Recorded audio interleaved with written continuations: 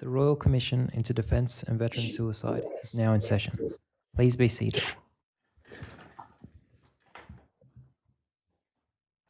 Good morning, Mr. Everybody. Good morning, Commissioners. This morning we will hear from Dr. Angela Maguire, who is a clinical psychologist and Principal Research Fellow at the Gallipoli Medical Research Foundation. Thereafter, there will be a short break, followed by a panel being a defence transition panel. And then after the luncheon adjournment, there will be a further panel being a DVA Defence and Commonwealth Superannuation Corporation transition panel. I may commence now by calling Dr. Maguire. Dr. Maguire, do you solemnly declare and affirm that the evidence you will give will be the truth, the whole truth, and nothing but the truth? I do. Thank you. Commissioners, you'll recall that on the 9th day of hearing Block 1, you heard evidence from 6 representatives from the Gallipoli Medical Research Foundation, of whom Dr. Maguire was one. Dr. Maguire will now give evidence concerning the findings of the Military Families Research Stream at the Foundation, the impact of service on the life of the veteran, contextualised within the family, the impact of service on the life of the family, and then finally recommendations for policy development and strategic service planning. Operator, would you please display the tender list bundle for the tender list for Dr. Maguire? Commissioners, as this tender list, you'll see there are a number of documents there, commencing firstly with Dr. Maguire's CV. That is an updated version of her CV, followed by a PowerPoint presentation that she has prepared for the purposes of this hearing, and we may, in the course of the evidence, refer to some slides from that presentation. And there follows a number of publications by Dr. Maguire and other authors. Of those publications, I note the documents at lines 6, 8, 9 and 14 have been tendered on a previous occasion, and I tender now the balance of the documents there. Thank you. They'll be accepted and allocated the next lot of consecutive numbers. Thank you. Dr. Maguire, if I may now turn to you. In 2000, did you obtain a Bachelor of Arts with honours in psychology? Yes, I did. And in 2005, did you obtain a PhD in the field of cognitive psychology, focusing on false memory? Yes. And in 2013, did you obtain a Master of Clinical Psychology? And Yes. each of those awards you obtained from the University of Queensland, is that correct? That's correct. And tell me, is it correct to say that in 2019 you commenced employment with the Gallipoli Medical Research Foundation? That's and correct. In 2020 you were promoted to lead its Military Families Research Stream? That's correct. And tell me, Dr. Maguire, is it also correct to say that your academic work has also focused on human learning and memory, and your clinical work on complex trauma? That's correct. Thank you, Dr. Maguire. Now, of course, you'll recall that in hearing Block 1, you gave evidence as part of the panel to which I just referred from the Gallipoli Medical Research Foundation. And during your evidence, and forgive me for paraphrasing you, but nevertheless, you said, you stated that the Military Families Research Program at the Foundation investigates the impact of military service on families and develops evidence-based and evidence-informed solutions to improve quality of life and health and well-being outcomes for veterans. And you also stated that the approach at the Foundation shifts the focus from viewing veterans and their family members in isolation to viewing them within their family. Do you recall that evidence? I do. Thank you. And tell me, in implementing the aims of the Foundation, has that led you to lead 2 projects? Yes, that's And correct. is the first of those projects the Australian Defence Community Needs Assessment? That's one of the projects that I led. And tell me, the second project, was that the Families Within a Veteran Model of Care project? Families with a veteran, a model of care, that's correct. Now, both of those programs you addressed briefly in hearing Block 1. On this occasion, we'll ask you to look at those in more detail, but particularly the second. But before coming to the second, might recap briefly the first of those projects being the Australian Defence Community Needs Assessment. Before coming to some questions, operator, might you please display exp.trauma 001.0017.0022.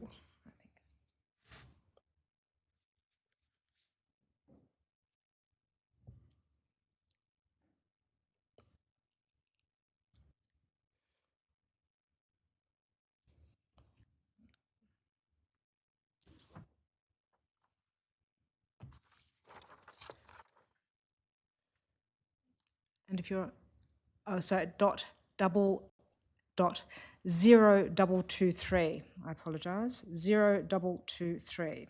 So let me repeat that. exp.001.0017.0223.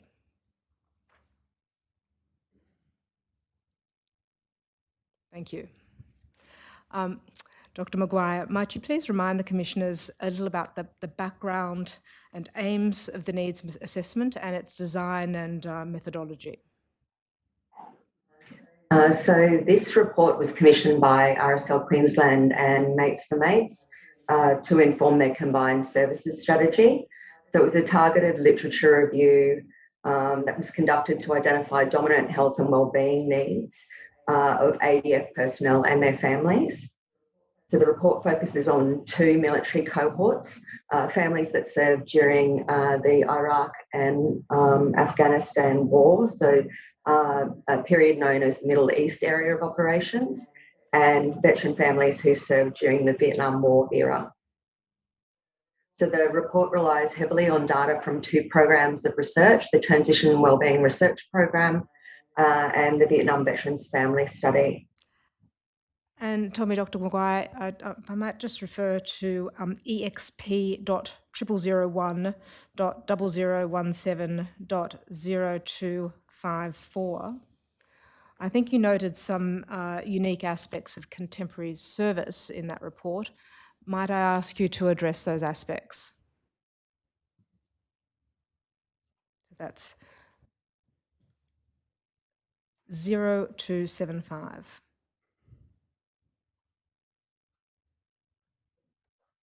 Sorry, 0254. I found it.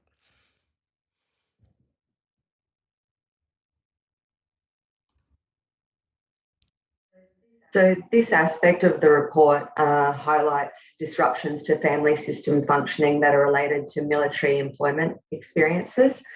The idea that these disruptions generate opportunities for the development of resilience or dysfunction in veteran families, and the idea that military families are exposed to a combination of risks that they don't share with civilian families, so cultural differences relating to military culture, veterans' repeated work-related absence from the family system and adjustments within the family system to accommodate those absences, periodic work-related residential relocations due to postings, relatively high rates of occupational exposure to trauma, and relatively high rates of work-related injury and illness.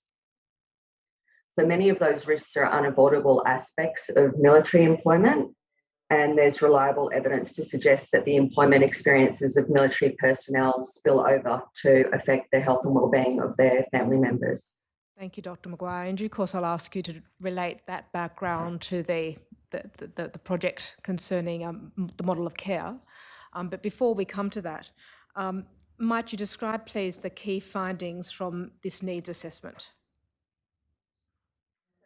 So that was broken into 2 cohorts. There was a different focus for the contemporary cohort of veteran families versus the Vietnam veteran family study. So in the contemporary cohort, the Transition and Wellbeing Research Program found that certain subgroups of veteran family members had higher levels of health and wellbeing needs than others. They found that civilian reintegration mainly appeared to affect spouses, partners and minor children in veteran families. So family members that were most likely to be co-residing with the veteran when they were going through that period of transition. Military service appeared to positively affect relationships with immediate and extended family members and the financial situations of spouses and partners, and appear to negatively affect mental health for all family member subgroups and spouse partner employment.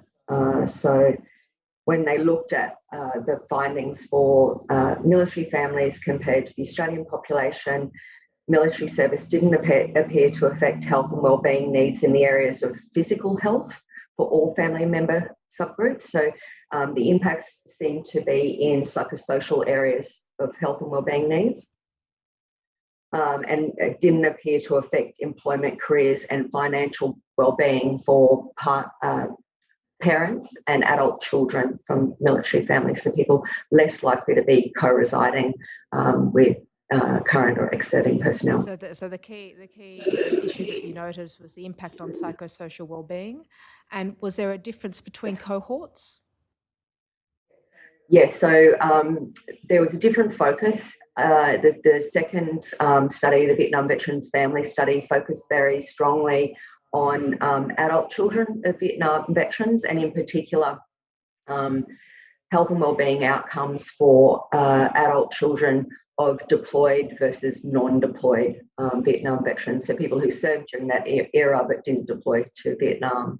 And what they found were higher rates of emotional and behavioural issues in adult children of deployed Vietnam veterans relative to those that didn't deploy. Right, thank you. And I might ask you to address the recommendations, because I think you made a number of recommendations in that needs assessment. Before doing that, though, I will call them up on screen, and hopefully by giving the operator the correct number on this occasion. So if you could please display exp.00001.0017.0275.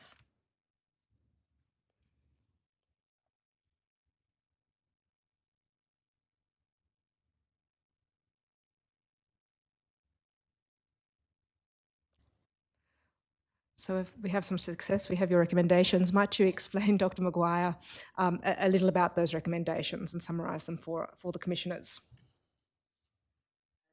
Recommendation 1 is about focusing on transition periods to provide more intensive support during higher periods of need.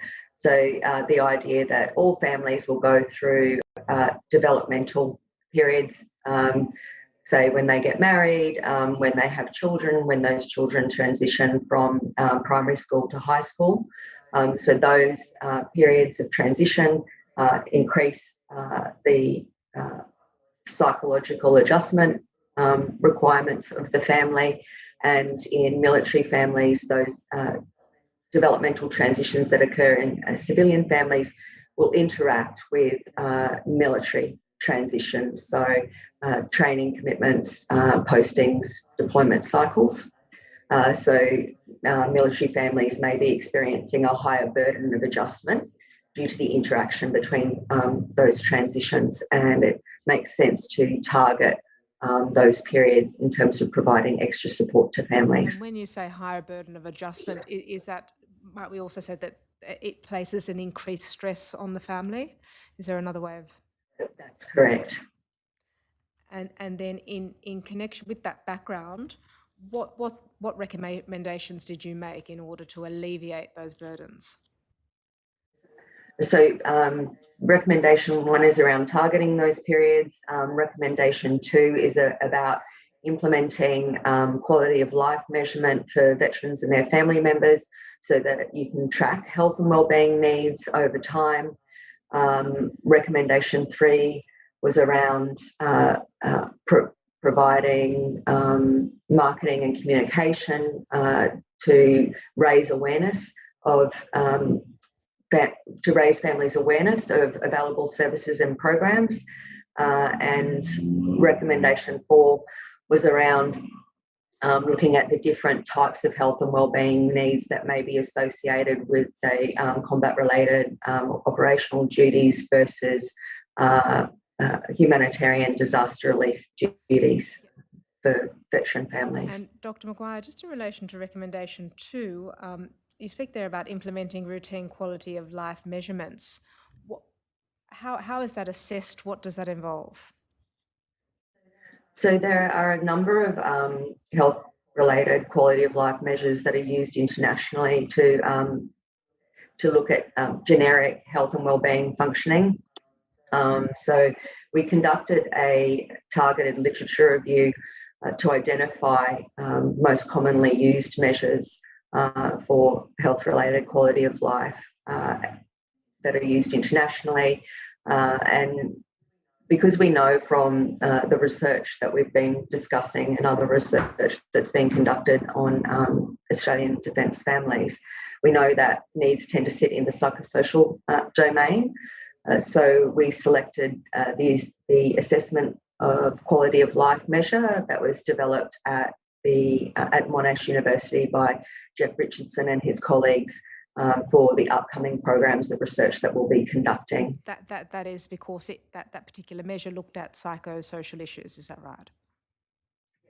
Yeah, it does a very good job of tapping psychosocial dimensions, whereas other health-related quality of life measures don't necessarily have as many dimensions in that area. So it was one of the reasons why we chose that measure for our future programs of research. Thank you, Dr. Maguire. So you can see that there are 4 recommendations shown on screen, the general recommendations, and I think there are another 4, whether or not there are 8 in total, of specific recommendations in different areas. That's correct. And tell me, in relation to this needs assessment, is that distinct from the other project being the Families with a Veteran, a Model of Care? Yes, it is. This one is looking at population level data for Australian Defence Force families across 2 different cohorts. So looking at quantitative data for those families, and the Families with a Veteran project. The primary component of that project was a qualitative study that focused on a subgroup of Australian Defence Force families that have complex or multi-agency needs, so needs that span health, social and economic domains. Thank you. But having said that, does the needs assessment nevertheless provide some sort of background to the Model of Care project, and if so, how? I think it provides a broad context for health and wellbeing needs in the Australian Defence community. And then the second project focuses in on a particular subgroup of families that may have higher levels of need than others. Thank you. And to the extent that earlier you referred to the new unique features of the veteran family, did those features form a part of the study or form a background to the study, being the Model of Care project? Yes, so many of the participants, veterans and family members who participated in that study had needs that span health, social, economic domains of functioning. So particularly serious or severe needs and that were interconnected. Thank you. And I will ask you to explain in a little moment that the concept of complex or multi-agency needs. But before coming to that, might you provide the Commissioners with or explain the genesis of the project and provide an overview? So the project was commissioned by RSL Queensland and Legacy Brisbane. It was delivered in partnership with Mates for Mates and Open Arms, and overseen by a steering committee that included representatives from the Australian Defence Force and the Department of Veterans Affairs. So the project was developed to targeted there was an identified problem with service coordination for families with complex multi-agency needs, and they were looking to develop a local solution for those families. Thank you. And the title of the project warrants note, it's Families with a Veteran. Might you explain the approach that informs the title and whether it says something about the nature of the project? So that title was specifically or deliberately developed by the steering committee to emphasise the focus on the family unit rather than the individual in isolation. So as an acknowledgement of the dependency between functioning of individual family members. Thank you. I think that consistently with your evidence on the last occasion, that you don't look at the veteran in isolation, that you have to look at the veteran within the context of his or her family. That's correct. Now, might you orientate the Commissioners, please, to the key outputs of the project? First, is it correct to say that your initial findings were distilled into the Stage 1 report that the Foundation published in July 2020? That's correct. And operator, might I ask you to display, please, exp.0004.0017.0127.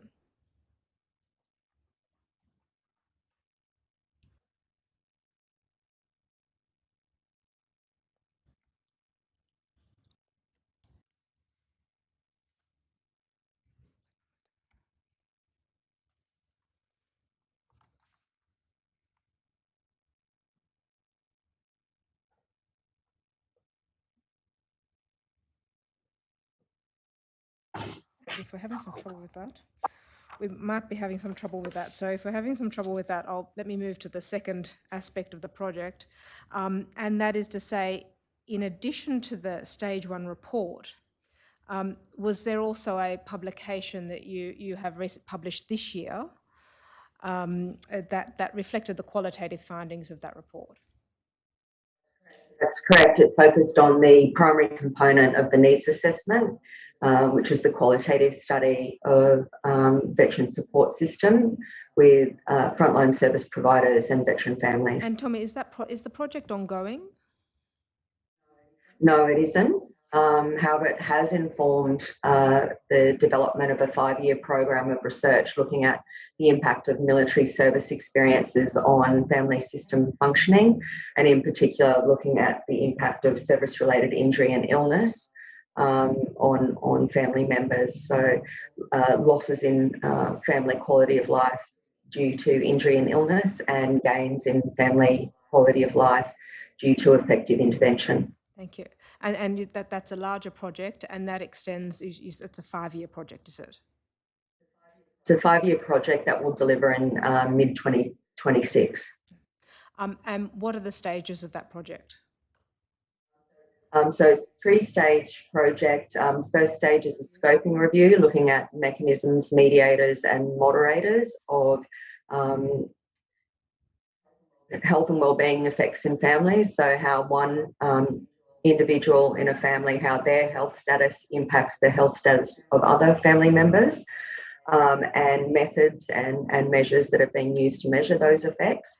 And then return with a view to selecting methodologies and measures we may be able to use in phase 2 of the research, which will be mixed methods, looking at the extent to which those methods and measures are appropriate for measuring impacts within family systems. And then the third stage, it will be a proof of concept for that approach. Thank you. And returning then to the model of care project, might you describe the particular features of the families with lived experience of defence service that warranted investigation? And I think you've mentioned complex needs and multi-agency needs.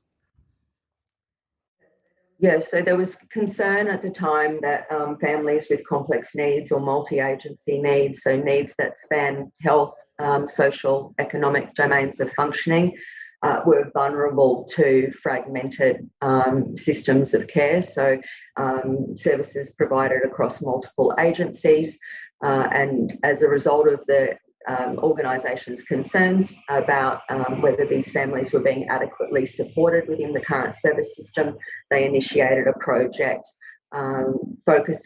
this project, which was to focus on providing better service responses for these families. And could you explain perhaps the difference between, you've used complex and multi-agency needs. Are there nuances in those expressions, or do they cover the same issue but from different perspectives? I guess the term complex is to highlight the interconnected nature of the needs, so that then it's not just one mental health issue. Somebody may have a mental health issue, a physical health issue, they may be experiencing financial hardship, they may be vulnerably housed, they may be underemployed or unemployed. So it's to highlight the interconnected nature of those needs and the breadth and depth of need. And because of the way the health and social care system is structured in Australia, for example, those needs tend to be multi-agency needs. So often one service will not be able to provide programs required to address those needs. And is it not uncommon to find such complex or multi-agency needs within defence families? That one might have need to access psychological services as well as rehabilitation services, physical rehabilitation services, for example. So we don't have good estimates of the percentage of military-connected families or veteran families that have complex needs. Some work was done in the Australian civilian community, but that was back in 2012. And the best estimates they had at the time of families with complex needs within general Australian population was around 5%. Experiencing significant vulnerability, significant disadvantage. So Transition and Wellbeing Research Program provides us with some data on focal health and wellbeing needs in veteran families. However, we don't have estimates as yet of families that are spanning different domains of functioning. It may be possible to use that data to come up with some estimates. And just so the commissioners might have a good understanding of what a family with complex needs might look like, are you in a position to give an example? Yes, so along the lines of what I was just saying, you may have, say, a veteran with service-related injury and illness. Their partner may be underemployed because they have significant caregiving responsibilities. So they may be working, for example, casually. So they have the flexibility to take care of their partner. That may have an impact on the amount of income that's coming into the family. So they may be experiencing financial hardship. They may be vulnerably housed. The children may be coping with the relative incapacity of one parent while their other parent is over-functioning to maintain the family unit. So those kinds of challenges. So it seems from that then that burden of care is an issue. And could you speak a little bit about that and the coordination of that? So in families with complex needs, as we've been talking about, you're integrating care potentially across multiple agencies and multiple services. So the coordination that's required to do so can be quite burdensome. The extent to which different service providers are in good communication with each other around staging treatment can influence the burden of care coordination for families. Different agencies may have different processes that they use. In terms of coordinating care, there may be different eligibility criteria for accessing services and programs. They may change across agencies. So all those kinds of issues navigating services. And might you describe for the commissioners the project's methodology? So we conducted a needs assessment using a co-design approach that was designed to directly involve services and families in the development of the model of care recommendations. So the needs assessment included background research on service and program offerings, meetings with service executives and managers, a qualitative study of veteran support services with frontline service providers and veteran families, and literature reviews on various topics that were relevant to the project. Thank you. And operator, might I ask you to look at, to bring up exp.0004.0019.006 and then take us to page 0011 in that document.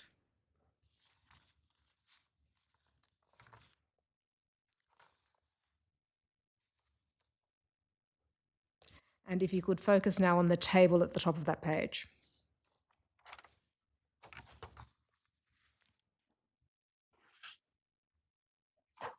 And there are some themes there. Just before I come to the themes, I think you described that the methodology is one of phenomenology, and that's focused on lived experience. Is that right? Correct. It focuses on people's lived experience of the study topics. So what they experience and how they experience it, and focuses on describing rather than explaining those experiences. Thank you. And as to the study topics and themes, you see them there. Might you provide for the Commissioners just an overview of those topics and themes? So there were 4 study topics that we were interested in: health and wellbeing needs in veteran families, service access barriers and facilitators, unmet needs and gaps in service provision, and practical solutions for improving service delivery. So the thematic analysis that we conducted of the qualitative interviews and focus groups produced a series of themes that were guided by those research questions. And you can see those themes organised under each of the study topics in the table. Thank you. And we might now look at each of those topics and themes and the qualitative results corresponding to them. Doing that seriatim through the topics. Turning first to the question of health and wellbeing needs in veteran families. You've looked at 2 issues there: the veteran family experience, and then complex needs and caregiver burden. Dealing first with the veteran family experience, I'll ask you to tell us a little bit about that, but by reference to a quote, I think, from one of your study participants. Operator, might I ask you to bring up document exp.000019.0104, and if we can go to page 0110 in that document.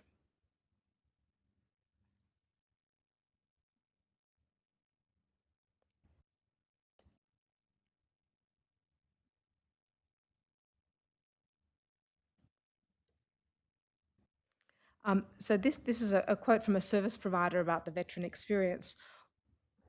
What can you tell us? What have you identified by reason of your research about veteran family experience, both from participants who are both veterans and also service providers? So participants in the study highlighted how military culture and unique aspects of the veteran family experience both positively and negatively impacted the functioning of their family systems and their social networks. So here the emphasis was on postings and deployment cycles, service-related injury and illness, military discharge and civilian reintegration. So these features of the veteran family experiences were reported to impact their access to occupational and social opportunities, their access to health and social services, and their quality of life. And the impacts on the family system and their adjustment were seen as enduring, so affecting families both whilst they were serving and during that post-discharge period of civilian reintegration. And Dr. Maguire, might you explain to the Commissioners some of the positive aspects of service and also some of the negatives that were identified by participants?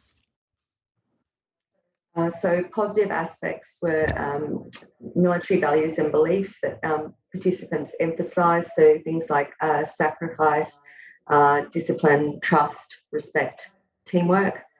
There was emphasis on the training-based opportunities for promotion. High levels of remuneration were also considered very positive aspects of military employment, and priority access to health and social services.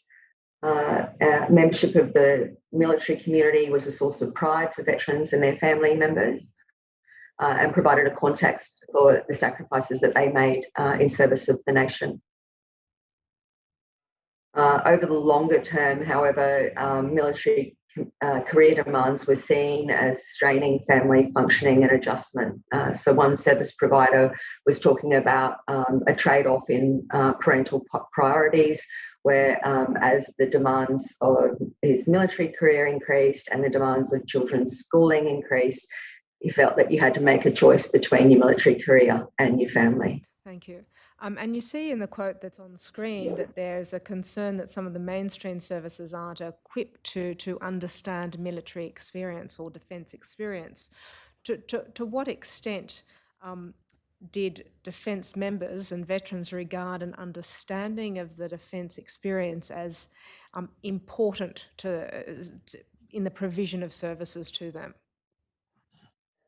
It was seen as extremely important. An understanding of military culture and an understanding of military lifestyle was highly valued by veterans and their family members, and they preferred to engage with services that, who had that understanding.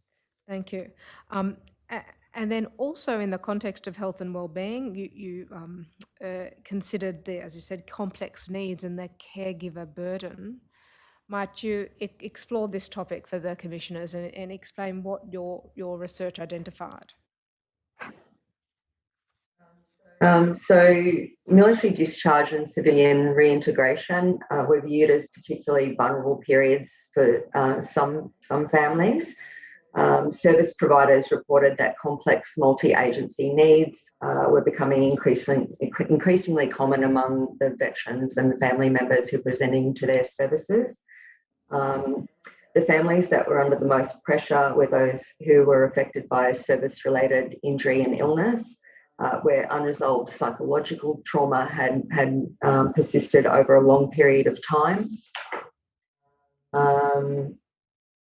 Spouses of veterans with complex multi-agency needs were experiencing very high levels of caregiver burden and significant impacts on their quality of life. So they described performing multiple roles as carer, advocate and case manager for their veteran partner, plus their roles as a partner and a parent, and for those who are employed, their occupational role. So children in these families were coping with one parent who was over-functioning to maintain the family unit, while the other parent was quite affected by service-related injury and illness. Thank you. And you mentioned that service providers have noted that the number of veterans with complex needs has increased. Did I understand that correctly? Their perception was that they were seeing more families with complex needs. So when we asked service providers who are involved in the project to provide some estimates of the percentage of families they were supporting that had complex needs, we got very diverse estimates depending on the role that the service provider was in within an organisation. So for those who are providing mental health services, advocacy, case management, referral support to families that were affected by mental illness, they estimated that up to 100% of the families that they were supporting were affected by complex needs, and 5 to 30% of those families were actively in crisis, whereas other service providers who had much broader exposure to the service user base for an agency gave estimates of complex needs in these families as low as 5%.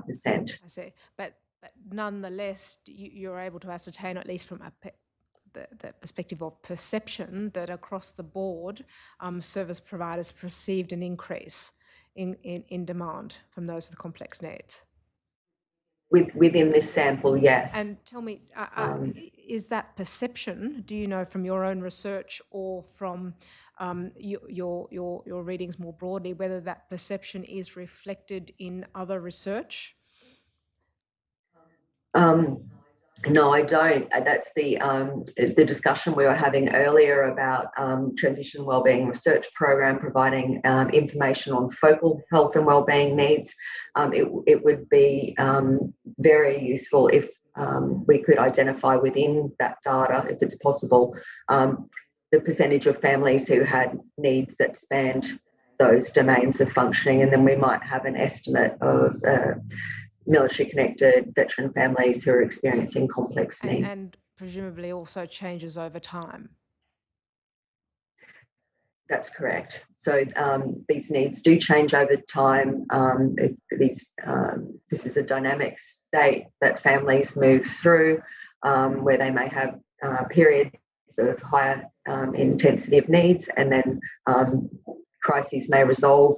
They may receive effective treatment, and then the level of need within the family unit or within individual family members may drop. And presumably that's a change over time within the family, as you're saying, but also is there relevance and change over time within the population when you're looking at the population as a whole?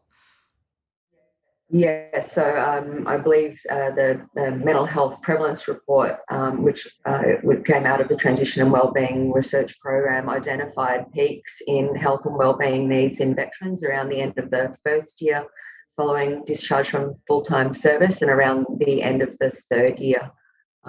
So one of the recommendations from the report that we did for RSL Queensland and Mates for Mates was to monitor health and wellbeing needs in veterans and their families over a 5-year period to pick up those peaks in health and wellbeing needs. And you think you consider then it's important to be able to identify those peaks in order to be able properly to provide services?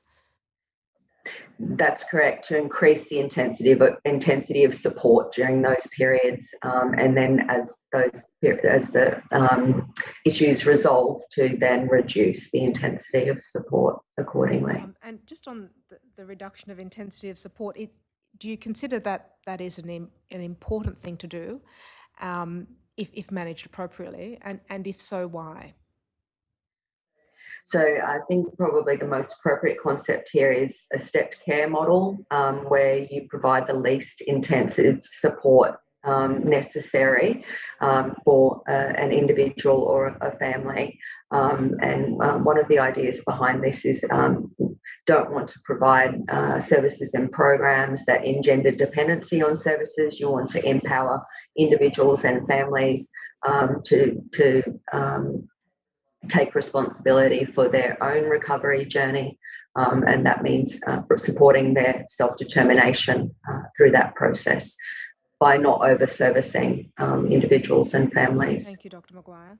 And now I might just take you back to some of your evidence just a little moment ago about the impact on spouses and partners of veterans with multi-agency needs. Did you also observe that they themselves then required assistance from multiple agencies as a consequence of that impact, or was that not part of your study? Wasn't directly part of the study. There's some evidence from the Australian Defence Community Needs Assessment report that we conducted, that targeted literature review. There's evidence within the Transition and Wellbeing Research Program that there were impacts on spouses and partners on their psychosocial health. Thank you. So that's the topic of health and wellbeing needs in veteran families.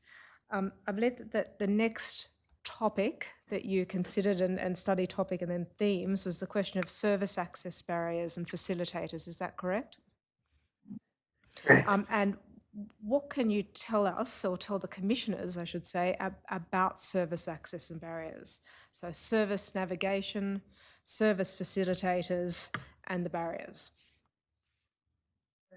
So the barriers and facilitators tended to relate to factors that affected service provider and service user capacity to navigate the veteran services network, and the impact of social, economic and cultural influences on help-seeking behaviours in veteran families. So in terms of service navigation, service providers felt that veteran families had a higher level of access to free services and programs than did civilian families, but they made a distinction between their level of access and their capacity to navigate the crowded service network. In terms of facilitators, case management and care coordination, advocacy and referral support were viewed as access facilitators, Some service providers identified health literacy as an access barrier for some of the service users they were supporting. So the service providers then took on the role of accessing services for these families, so advocating for them on behalf of other services that they were referring them to. And what do you conclude, Dr. Maguire, are the most prevalent barriers to access of those you've identified? So I think that the ones that participants were most concerned about were navigating eligibility criteria across different services and programs and across different agencies. So different organisations having different funding models, using different definitions of family, meaning that some families would have access to services at one organisation and then not family members may not have access at another organisation, so that other organisation may only provide support to the veteran but not to their family members.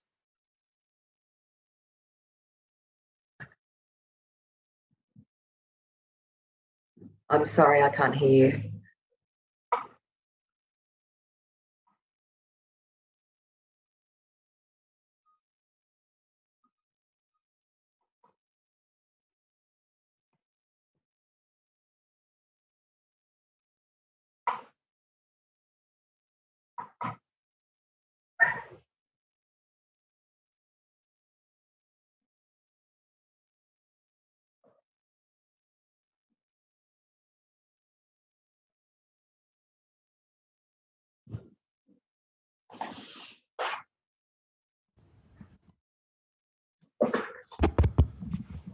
Mine's working now, I think. Yes, mine's come back online too. Dr. Maguire, can you hear me now? I'm sorry, we had a slight technical hiccup, but we're back online now. Now, I think we were looking at, I had asked you what you regarded from the research and what had been identified by participants as being the most prevalent barrier. And you mentioned the fact that one family with no change in circumstances in the moment or no change in needs, nevertheless might qualify for one service, a particular service, but may not qualify for another. Is that correct? That's correct. And families finding that confusing or difficult to navigate.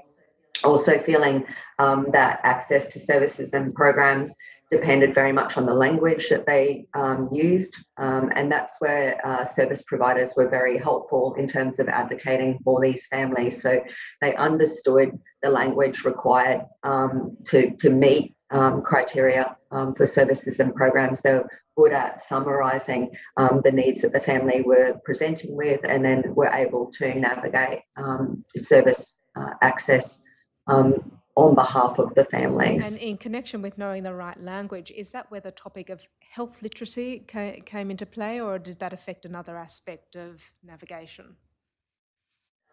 Absolutely. That was an issue with health literacy. But in contrast, there were other families where they had relatively high levels of health literacy. So people within the family unit had worked in health and social services themselves, but they were still having trouble navigating services and programs. And tell me, even within then the one program or the one service, were there changes in the way the services were delivered? Did you identify changes that meant that a family might qualify at one moment, but then may not, at a later period of time, may not qualify? Was that an issue that you identified or no?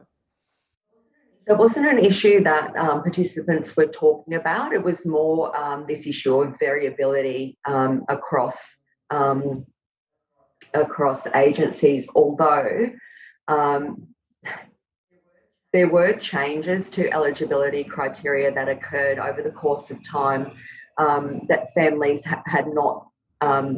were not aware of. So if an agency broadened the definition of family member, if they started providing services to family members or extending services to family members that were previously only available to veterans, families weren't necessarily aware of those changes, and so then didn't seek services. And we actually referred 3 of the veteran family participants to services on that basis. So they weren't aware of changes to eligibility criteria. We were, and were then able to refer them to those services as part of the project. Thank you. And I think you've touched a little on the topic of service facilitators, but might you expand on that a little bit more for the commissioners? It was mainly in relation to service providers helping families navigate access to services and programs.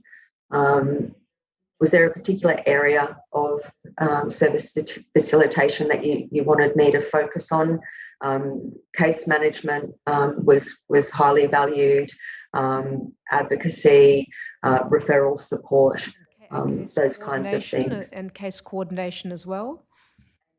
And care coordination. So support for all of those activities were highly valued by families and helped them engage with services and stay engaged with services. And did you identify anything in relation to the flexibility of the delivery of services that was relevant? Again, that was highly valued by families. So things like telehealth, where families could combine crisis phone counselling with planned face-to-face appointments, were particularly valued by families. Thank you. And tell me, Dr. Maguire, what can you tell us about the socio-economic and defence influences on help seeking? And you've mentioned something that you've mentioned before, a little about the culture of defence. Did that impact on the ability for the veteran, the ability for the veteran's family to access services? So people talked about things like stoicism and stigma as cultural features of these families that may influence help-seeking behaviours and access to services. So in terms of stoicism, family members and veterans appeared to have endured prolonged pain and hardship without complaining, without displaying the impact. So this could be a cultural feature of veteran families that could place them at higher risk when they're experiencing complex needs.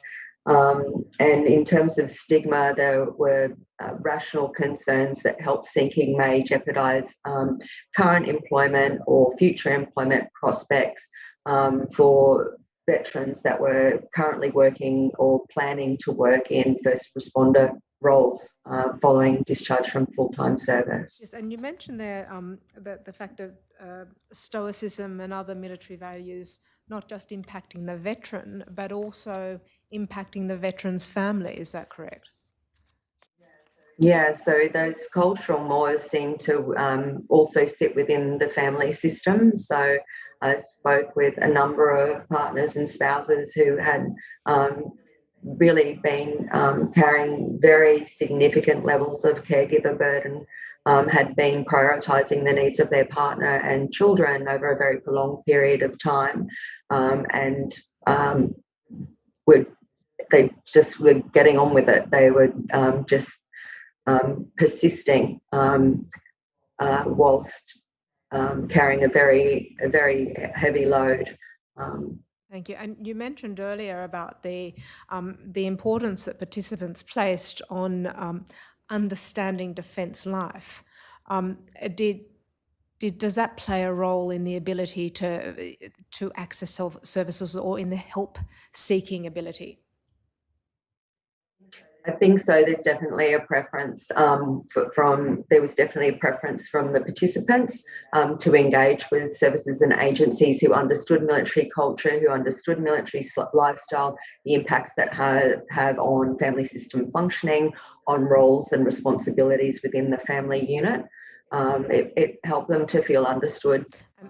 And it helped develop rapport in the early stages of treatment. They felt that they didn't have to explain so much the situation that the family was in and some of the challenges and issues that they were facing. Thank you. And in terms of explanations and relatedly, the provision of information, did you identify anything in your study relating to how information was provided to services and how that was managed in families, whether veterans as gatekeepers or the like? So some participants talked about veterans as gatekeepers of information. So that might be information about their own health and wellbeing status. So veterans not necessarily sharing their health and wellbeing status with family members. That veterans were being provided information about services and programs, but that information wasn't necessarily flowing to the family.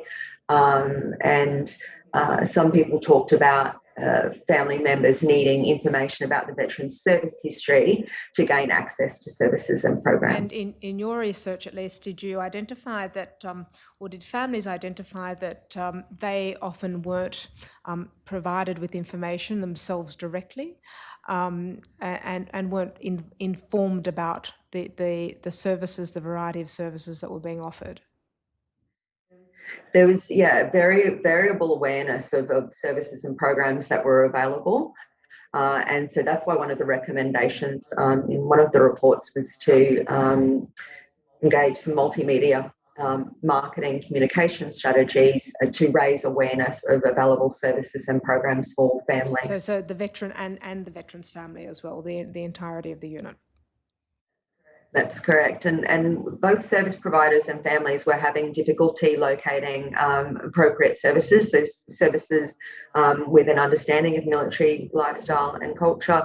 They were using Google to try and find appropriate agencies, and they were finding that process challenging. And one of the things that they were concerned about was whether was finding a trusted agency to engage with. And Tommy, was that an issue too for veterans and their families when they were moved from place to place? So there were different postings and they had to, say, uproot and move to another location. Did that become an issue?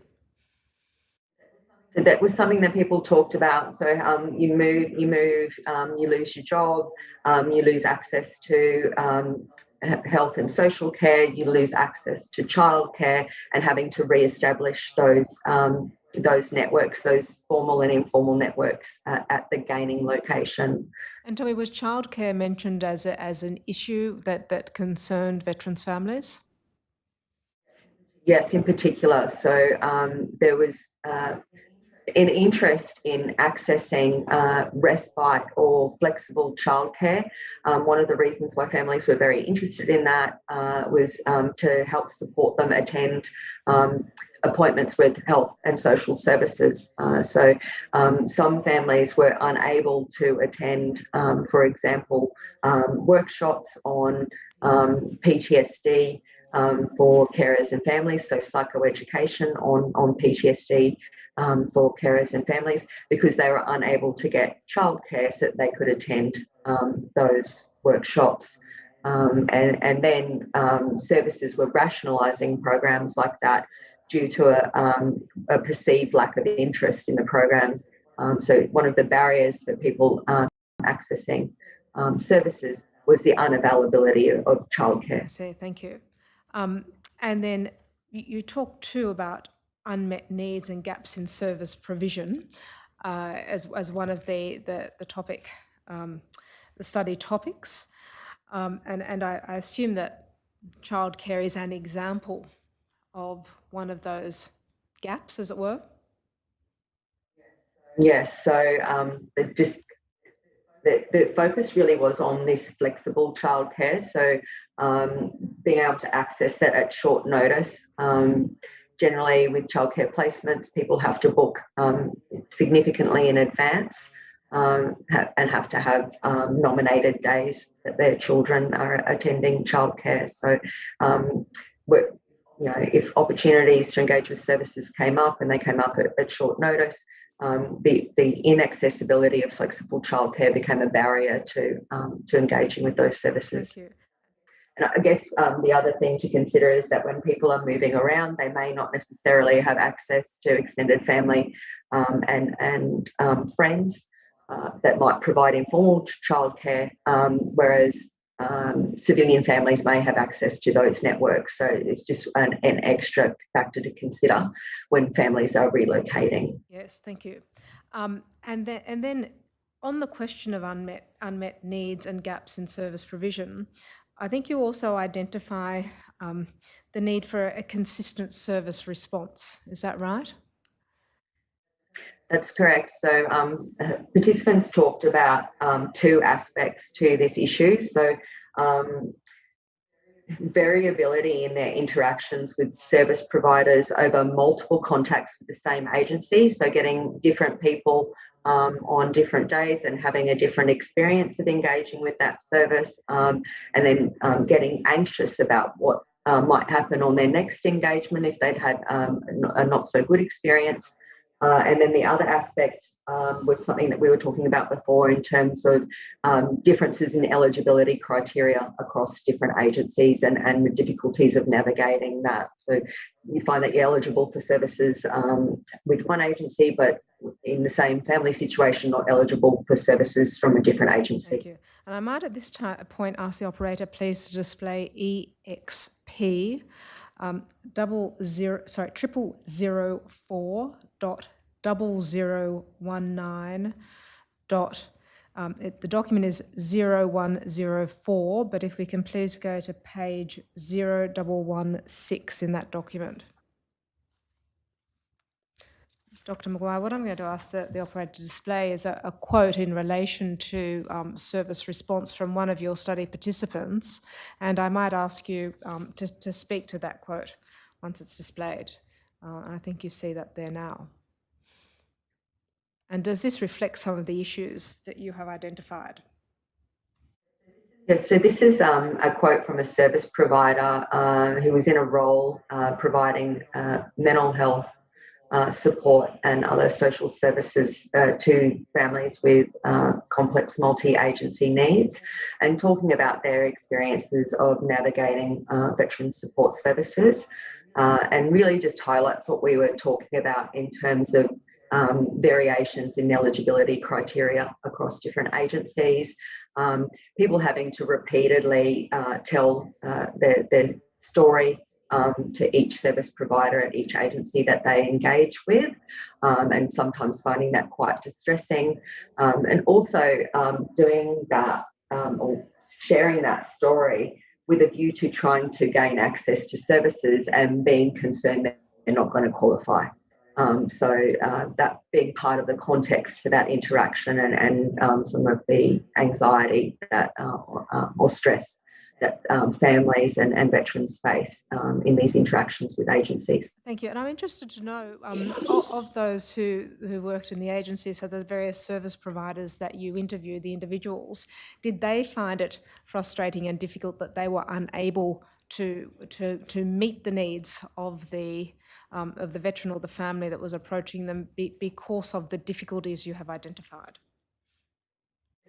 Yes, so one of the things that they were expressing was the same kind of frustration that veterans and families were experiencing, so that when they were in that advocacy role, trying to engage wraparound care of multiple agencies in the care of one family, they were also having challenges navigating the service system. So some of those providers were frustrated themselves with not being able to get appropriate integrated holistic care in place for the families that they were supporting. Thank you. And I think you have said that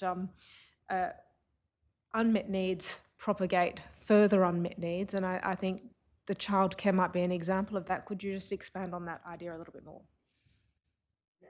Yes, so that was along the lines of what we were talking about earlier, in that so families may want to access particular services and programs. They don't have access to flexible childcare and then can't engage with those services. And then one of the flow-on effects of that is that agencies or organisations get the impression that those services aren't required by families, or families aren't interested in engaging those services, when it's actually that it's a childcare barrier that's stopping people from attending, not a lack of interest. Thank you. And you have just prior to that answer, you mentioned conversely the importance of holistic support. And I think also in the research you've undertaken, you say it more broadly as timely and holistic intervention. Might you explain that issue to the commissioners and how it can assist veterans and their families? So some families, a veteran had been engaged with, say, a GP and a psychiatrist over a long period of time. And so they were having support in relation to their health needs, but didn't have in place support in relation to social economic needs. And in some of these families, veterans' functioning was deteriorating over time, as were the functioning of family members.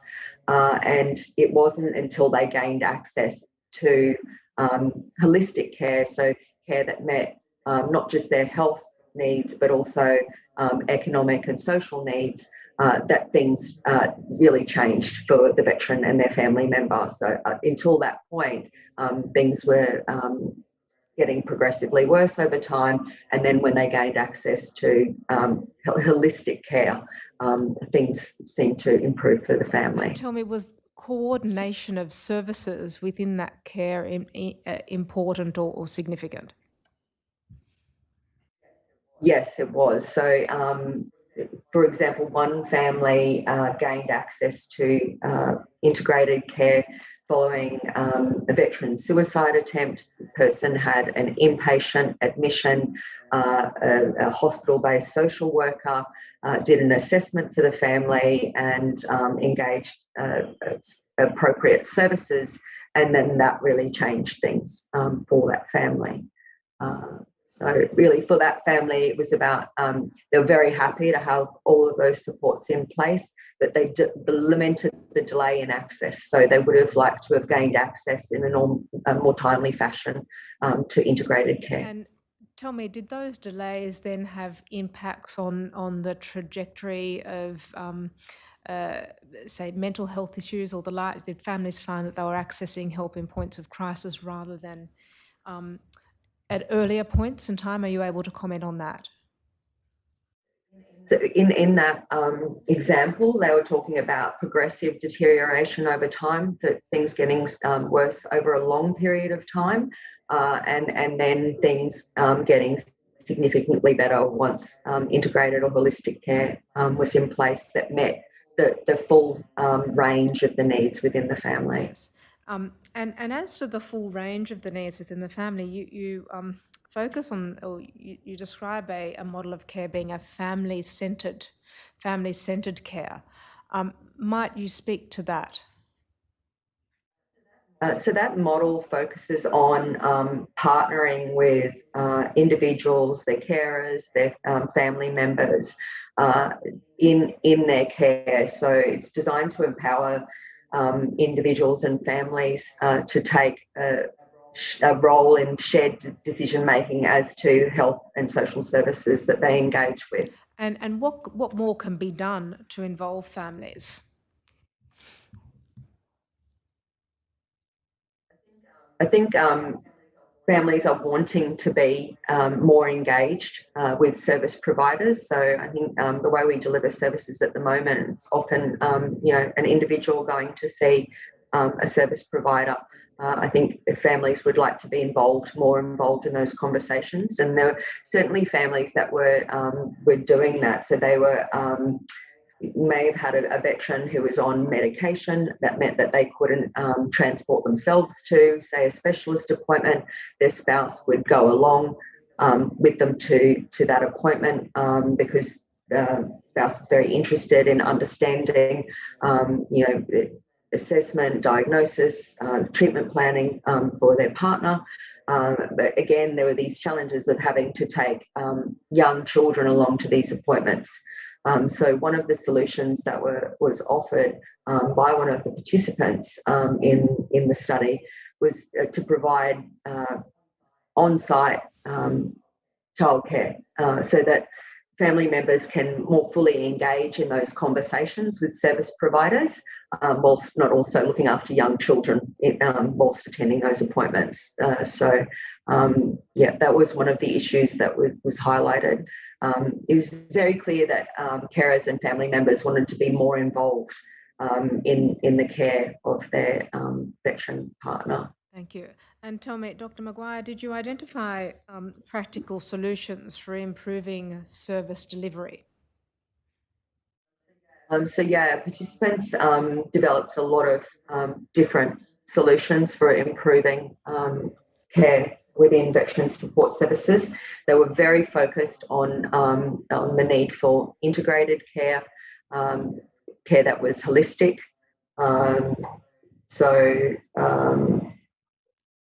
And I think one of the things that they talked about was the need for better transition planning. Planning for discharge from full-time military service well in advance of that happening, so that there was some continuity of care from military environment to the civilian environment in terms of health and wellbeing supports that would be required for people who were discharging out of full-time service. What were some of the challenges that that veterans encountered in transitioning? So one of the areas that participants were quite focused on was their readiness for civilian employment environments and their expectations of those environments. So one of the solutions that a participant offered for managing that transition was people taking leave while they're in full-time service and establishing or maintaining networks, social and occupational networks in civilian environments. So they identified that as being a very good strategy for a successful transition, was to maintain or set up occupational and social environments in the civilian community whilst still serving and then return to full-time service. And conversely, was it important to veterans and their families also to maintain connections and have services that facilitated connections with the defence community?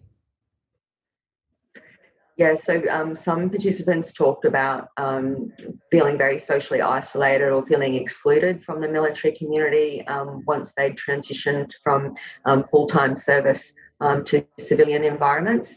And so I think there's a real need there for providing social connection opportunities, and participants are very interested in family-centred social connection opportunities. So where the focus was on the family, not just providing support to the veteran or just support to the spouse, but that it had a family context to those social activities. Yes, and tell me, with the question of continuity of care, might you expand a little bit on that topic, and what are the risks if an ADF member does not have that continuity of care? Were you able to identify anything? So, for example, if somebody was medically discharging, that it was very important that the information relevant to their health and wellbeing was being passed across the Defence, Department of Veteran Affairs, ex-service organisation environment, just to make sure that there was that continuity of care in terms of the health and social support that they required. So when people had those kinds of arrangements in place, that transition was easier for families and for veterans. Thank you. And so one of the examples that somebody gave was if you were to have somebody who were to help coordinate that process or coordinate care across the transition pathways from military to civilian environments, it might be good for that support facilitator or care coordinator and family members to attend the last unit welfare meeting of service providers that were supporting a veteran within the defence environment to facilitate the sharing of information across those pathways. thank you. And just on that issue, you've talked about employment and employment opportunities. Is it also important in navigating the appropriate employment? Because I think you identified something in relation to first responder roles, for example. Might you speak about that a little bit for the commissioners? So my understanding from participants is that first responder roles had features of military roles that were highly valued by veterans.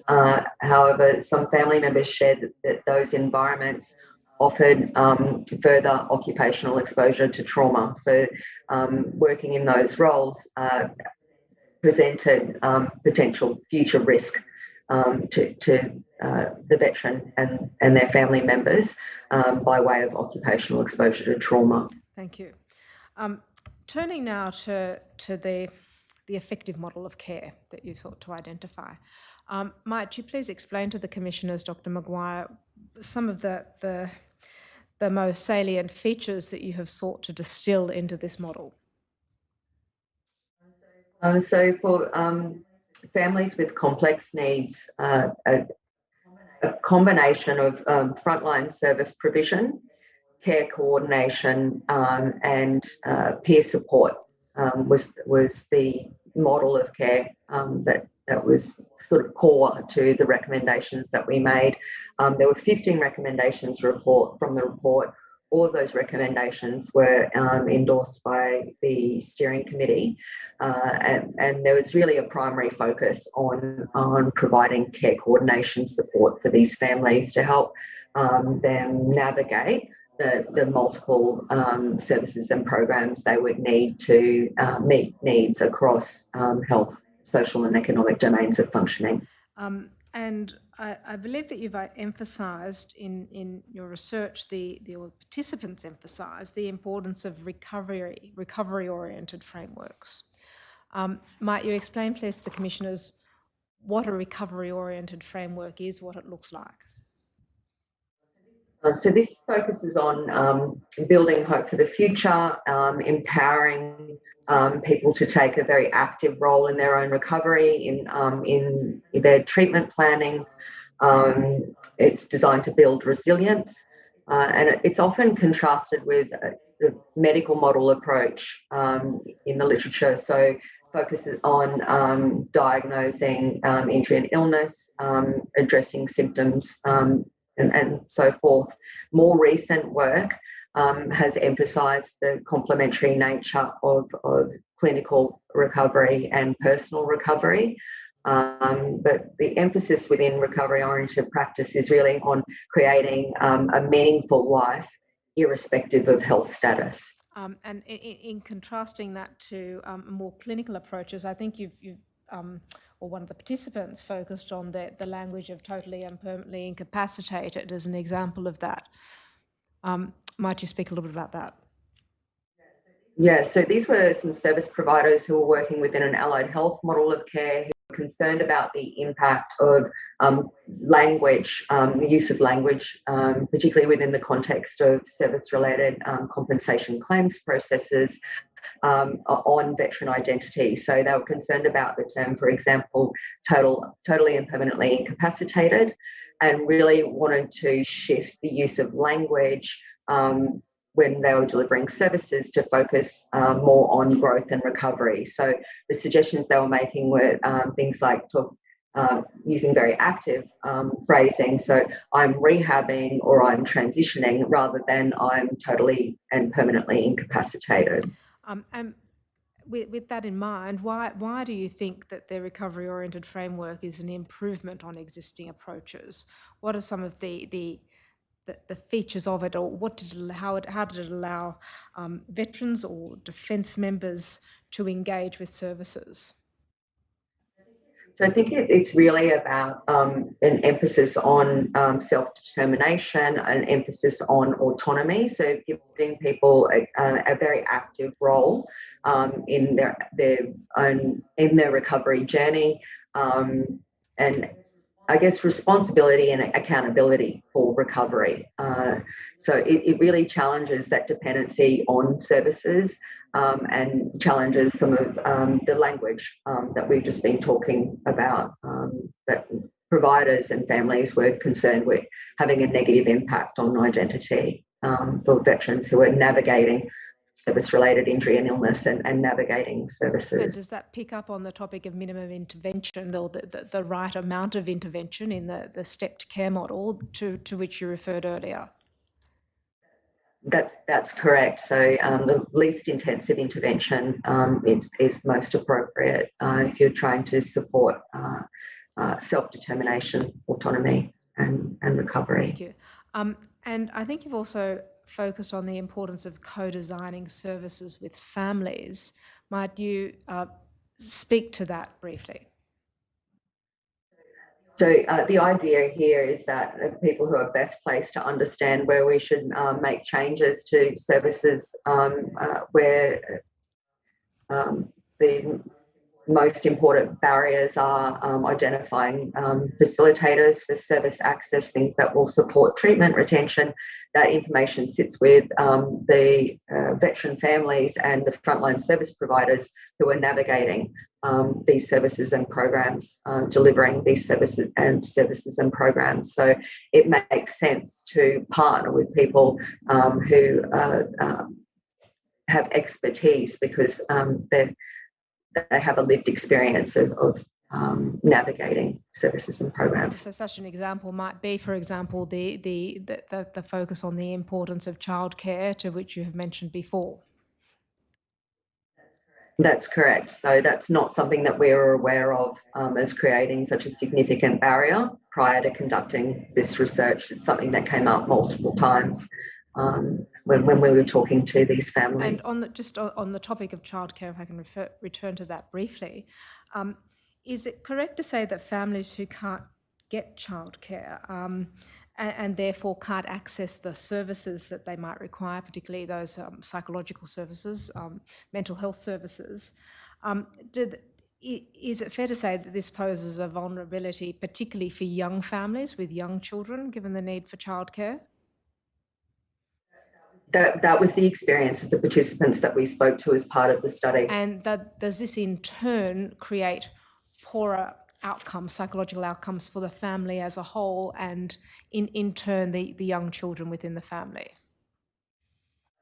I think if it's impacting help seeking and it's impacting capacities to engage with services and programs, yes, it's creating a risk. Thank you.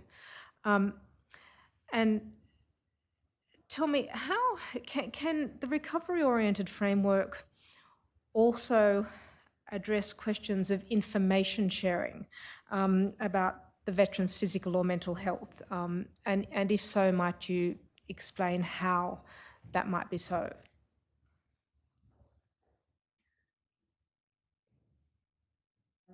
I'm not sure that they're so directly related. I think information sharing is probably it's a separate issue. I think there is an emphasis within recovery-oriented frameworks on the individual. So it really is up to, I guess, an individual within a family system, the extent to which they wish to share information about their health and wellbeing status with other members of their family. I think that's why family-centred care becomes very important as a concept in this context, and how you might navigate confidentiality and privacy provisions within family units between family members. I think talking with families and individual family members about the value of sharing that information within the family unit would go some way towards supporting those processes. Thank you.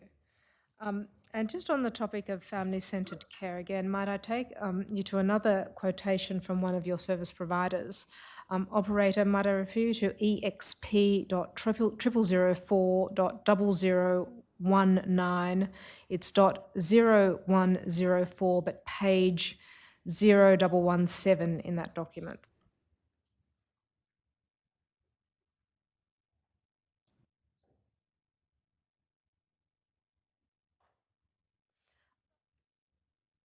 So I'll just give you an opportunity to read that quotation from the service provider, Dr. Maguire, and if you might comment on that, or if there's anything further you wish to say in relation to family-centred care with regard to that.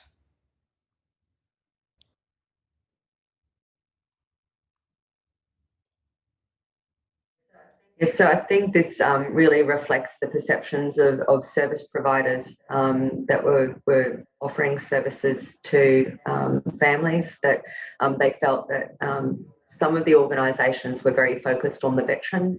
Families were seen in a support role, not necessarily engaged as part of delivering services and programs. And really what they were wanting to see was more balanced engagement between the services, the agencies, the organisations who are providing support, and the family as a unit, rather than dealing with individual members of the family in isolation. Thank you.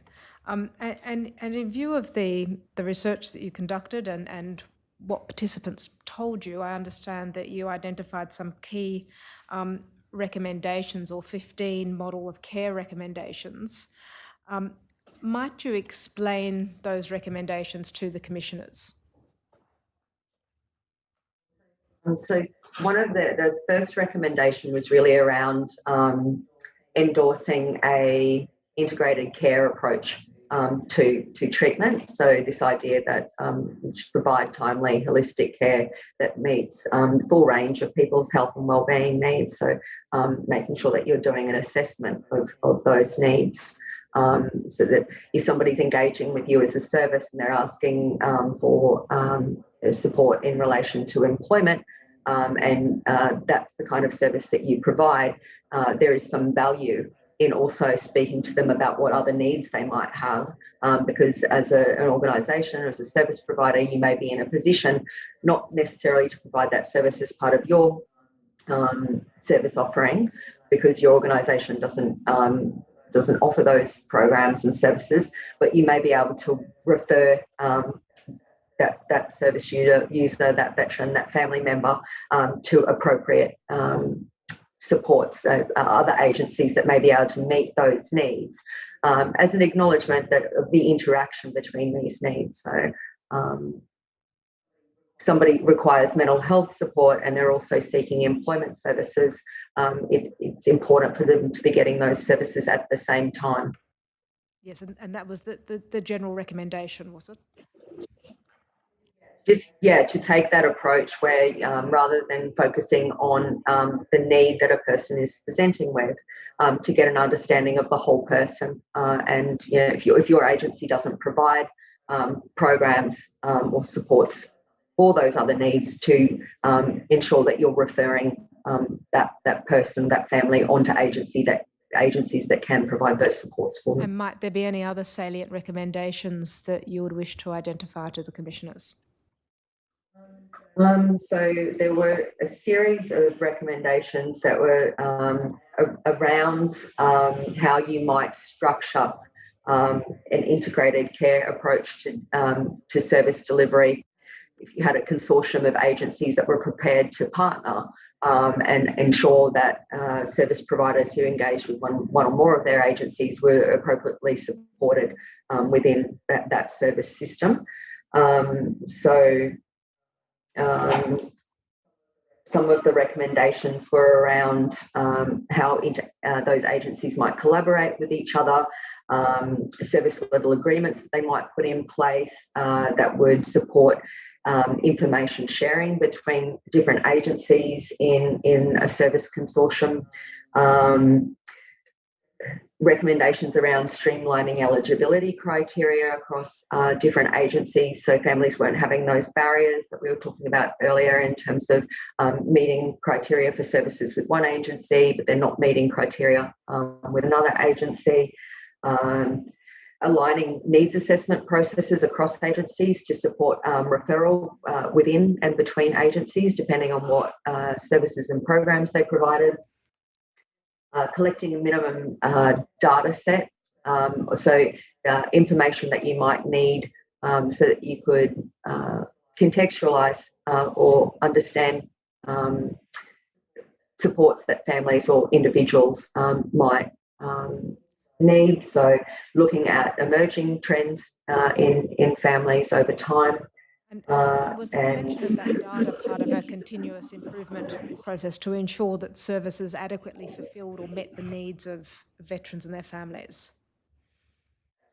That's correct. So having a holistic understanding of the health and wellbeing needs families were presenting with, being able to monitor trends in those needs over time, and then using that information to appropriately plan services and programs that are designed to address those needs. So it just allows services to prioritise programs based on dominant health and wellbeing needs in veteran families.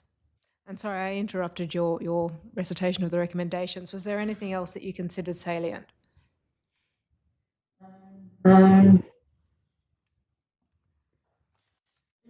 Just this idea that you might be able to put in place a brief interagency referral form that allows people to be referred within a system of services and allows information to be shared between different providers employed by those agencies. So again, addressing that that issue that came up earlier around families having to repeatedly tell their story.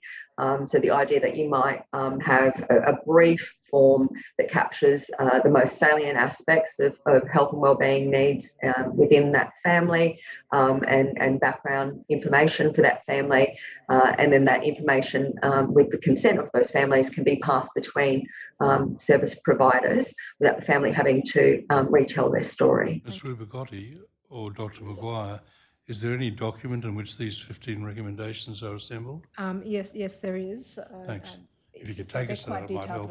I can for the transcript, I'll give you a reference, Commissioners, to exp.0001.0017.0186. They start on that page and they go through to 0193. I won't have them displayed because there is some detail in those pages, but certainly they warrant consideration at a later date. Thank you. Thank you, Dr. Maguire. And was there anything else you wish to focus upon in connection with the recommendations? Thank you. And tell me, do you know whether these recommendations have been implemented in any manner, and if so, how? So I understand that RSL Queensland has transitioned to a revised service delivery approach where when veterans and family members contact that organisation, they do a general intake assessment that looks at needs across different domains of functioning, and that process is optional, but a lot of people are opting into that. And what they've found is that on average, people who are contacting their agency, they're identifying 3 or more needs on average when they're engaging with the agency. So they're tracking the success of that change in their service delivery over time. And that's an ongoing monitoring process, is it? That's correct. Now, Dr. Maguire, as you would understand, that the work of this commission and the focus of this commission is systemic issues and how they relate to suicide in the defence and veteran population, and of course suicide prevention. Might you speak to that topic and explain how your research work, the work you've undertaken, how it relates to the topic of suicide prevention? So I think putting timely holistic care in place for these families so that they're well supported is going to be protective in terms of risk in these families. So I think anything that reduces psychological distress within individuals or family members is going to assist with in terms of providing protection for those families. So that's how I would see this work having an impact on managing risk within veteran families. And I think earlier you mentioned that the work identifies or may allow agencies to identify opportunities to intervene. Is that relevant? And if so, how? Yes. So I guess if you've got a family who's engaged with multiple agencies and they enter a period of crisis, trusted service providers, service providers that are trusted by the family may be in a position to disclose the level of distress that they're experiencing, and so the more trusted service providers that are appropriately engaged in terms of meeting their health and wellbeing needs, I guess the more opportunity there is to intervene. And the idea then being that you catch an individual before they progress along the continuum, the suicide continuum.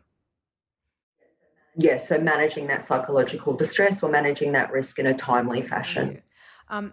And tell me, Dr. Maguire, if you were tasked with making a recommendation, or what would you regard, or what would you prioritise based on your experience? What do you think is the most important, based on your research, issue to focus upon? So based on the research that I've done, it really would be providing care coordination support to these families to reduce some of the burden of care coordination that's being carried currently within the family system, mainly by spouses and partners, and I think in other cases by parents. So that's something I'd really like to see, to provide support to families with complex multi-agency needs to reduce some of that burden, help them navigate these services, help them get timely holistic care in place. Thank you. Commissioners, do you have any questions? Thank you. Commissioner Brown?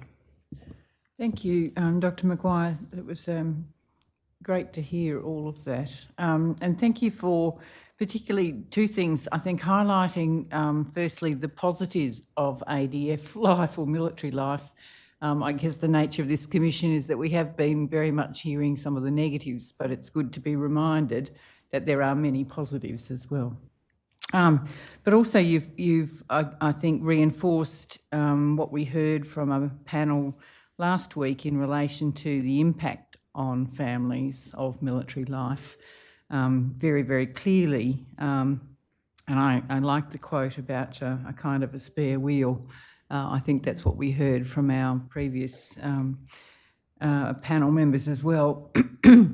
And also you highlighted, I think, the issue for spouses, that they're not only partners, but they often have these other roles as carer and advocate and case manager. And I guess sometimes we don't necessarily stop and think about the complexity of the role that they take on, because each of those has different elements to it. But my question, I have two questions really. One is firstly in relation to the recovery-orientated model, which I have to say I'm a very strong proponent of. But you talked about the importance of promoting recovery versus dependency and the impact of language, and it immediately made me think about the gold card and the TPI kind of status. There's been a lot of discussion, debate, contention around the issue of gold cards and whether they should remain or not in previous reviews. I guess the challenge is, it seems to me, and this is just a personal opinion, but it seems to me that many people desire to hang on to the gold card because it offers some kind of guarantee for the future, and because they may have felt let down by services, by government, and don't necessarily trust that they will be provided for if they don't have the gold card or that TPI status. I'm just wondering, if, have you thought about that issue versus kind of moving from that to more the recovery-orientated model where you're actually promoting the self-determination and recovery and empowerment? Do you have a view about, how we can kind of bridge this huge divide between those two things?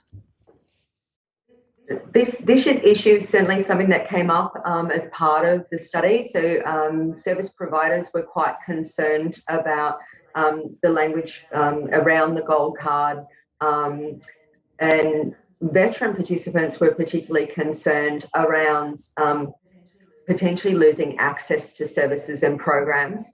That if they recovered and then in the future they faced further challenges in terms of their health and well-being, they were concerned about not being able to get access to services and programs they might need in the future. So they were caught in this very difficult place between wanting to get better and really wanting to invest in their recovery, but also being very concerned that if they were to need support in the future, they might not be able to access that. So I think there's a real tension there. And it's something that both service providers and veterans were very concerned about. Do you have any thoughts as to? It's a very difficult issue to navigate. Yeah. It's a very difficult issue to navigate, I think, because those concerns are very genuine. What if something happens to me in 5 years' time? Like, what if I have a relapse or something? Or what if, I have an additional injury? What will that mean in terms of providing for my family, financial support in the future? So I don't think they're easy issues to resolve. Thank you. I thought you might have the the gem for us, but it certainly is an issue. The other question I have relates to, I guess, the implications of all of this to the service provision landscape. And I guess you gave us some indication, for example, like at the level of RSL and their agencies, how they're changing their approach to service delivery based on this. But when I think about the breadth of service providers out there, particularly to the ex-serving community, but also to the current serving community, I mean, there's somewhere between 3,000 and 5,000 ex-service organisations or organisations that provide veteran support. There's Commonwealth services, Commonwealth funded services, there's state and territory services. And I think just about the mental health landscape and how complex and fragmented and difficult to navigate that is. And we haven't, over probably 30 years of mental health reform, managed to significantly impact on the experience of people trying to navigate care in just that sector. And you're talking here across broad sectors: physical health, mental health, social care, financials, etc. So I'm just wondering, more broadly than just what agencies might do within their organisation, what else do we need to think about?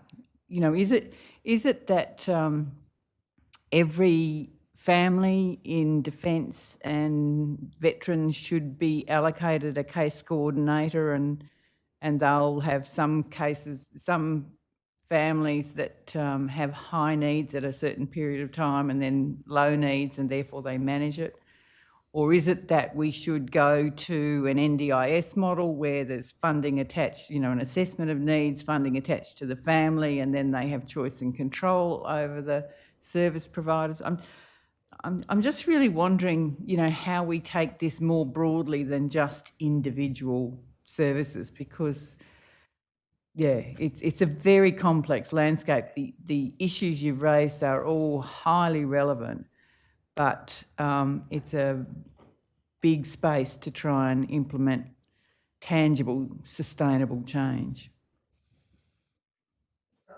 So I think both of those suggestions are really valid, depending on the timing, where the family is in their journey from the military environment to civilian environment. So participants, when they were talking about practical solutions for improving service delivery, talked about family assessment at the point of discharge as one of the things they'd like to see happen. And to complement that, assertive outreach to veteran families up to 18 months post-discharge. to assess needs within those families and connect them with appropriate services based on that needs assessment. So I think that may be most appropriate when people are first moving from full-time service into civilian environments. And then I think the other suggestion that that you raised around NDIS and tracking families and the level of need within families over time may be more appropriate when people have moved beyond the defence environment further along that trajectory of civilian reintegration. Thank you. I guess I'm just struck in response to your comments that you talked about the study that found, at the end of the first year, end of the third year, higher level of need, and certainly understand the immediate kind of impact of discharge and potential, move back to civilian life, potential relocation, maybe, what have you. But I'm also mindful of the statistics that tell us that the duration, well, the length of time since discharge from service doesn't alter the risk of suicide. So if we think looking at it through a suicide lens, we would need to go beyond just that first 18 months. There would need to be some way of maintaining a connection when it's needed. Well, maintain a connection that you can use when it's needed. Yeah, that's exactly why we were talking about a 5-year surveillance period following discharge. So whilst participants from the study, the qualitative study, we're talking about 18-month assertive outreach post-discharge. The data that came out of the Transition and Wellbeing Research Program, in particular the mental health prevalence data that looked at the functioning of veterans who transitioned in the 5-year period from 2010 to 2015, was showing those peaks in health and wellbeing needs at the end of the first and the third year. Some of it was to do with delayed onset PTSD. Other things were to do with difficulty finding employment or maintaining employment after they'd left, and psychological distress associated with that. So absolutely, the quantitative data is suggesting that a 5-year surveillance period would be appropriate. But also some of the families that I spoke to as part of the Families with a Veteran project had by objective definitions, quite successful transitions out of defence. So had moved from defence environments into first responder roles. And successive first responder roles, but in those roles, the veteran had further exposure to occupational trauma, and then much, like say 10 years after discharging from full-time service, that was when they were really starting to not function so well and starting to see quite significant impacts on the family. Thank you very much. Thank you, Commissioner Douglas. Thank you also for your evidence. It's very helpful, thanks. Do you have any idea of the proportion of families with complex needs in the Defence Force, either generally or in the bases where you conducted your research? So we don't have estimates of complex needs in military-connected or veteran families. We have the estimates of focal health and wellbeing needs that have come out of the Transition and Wellbeing Research Program. It would be very interesting to see if that data could be reanalysed and provide us with some estimates of complex needs in these families. So they looked at separate domains of functioning. It would be really good to see if we could get some estimates around families that were ticking multiple domains in terms of health and wellbeing needs. The best estimates we have for the general Australian population go back to 2012, where they were estimating that about 5% of Australian families were experiencing entrenched disadvantage and were vulnerable and had multiple needs across health and social and economic domains of functioning. We've also come across perhaps an example of a problem that mightn't be unique to the military, but is probably more common in it than other occupations, where you have, say, a disabled child who needs particular treatment, but because of the postings within the military environment, may start off at the back of the queue for treatment, and by the time there's a further posting, hasn't arrived at the top of it, and then goes to the back of the queue at the next posting, and so on, so that you don't really have that child being treated properly for perhaps some years. Have you come across any examples of that? That was something that was discussed by service providers who participated in the qualitative study, concerns exactly along those lines about posting cycles disrupting access to health and social care, and that impacting healthcare for children with high needs. Any potential solution for it? My understanding was that some service providers were talking about Defence Community Organisation helping to connect families to health and social care or to childcare in advance of a posting. So I think they're now called Defence Member Family Support. So I understand that they were, some service providers were talking about the value of the support that families were receiving through DCO or DMFS to engage health and social services in advance of posting, and to get children onto priority lists for childcare in advance of posting. Thanks very much. Thank you, Dr. Maguire. I don't have any questions, but I just wanted to thank you again for your evidence. It is very valuable for us in our deliberations. Mr. Ribagotti, are there any matters arising? No, Commissioner. Is the witness then to be excused from her summons to appear? That's right. So, Dr. Maguire, you're excused from your summons to appear. And again, thank you for your evidence and for all you do. Thank you very Nothing much. further, we'll adjourn. Thank you, for morning Commissioners. tea. All rise.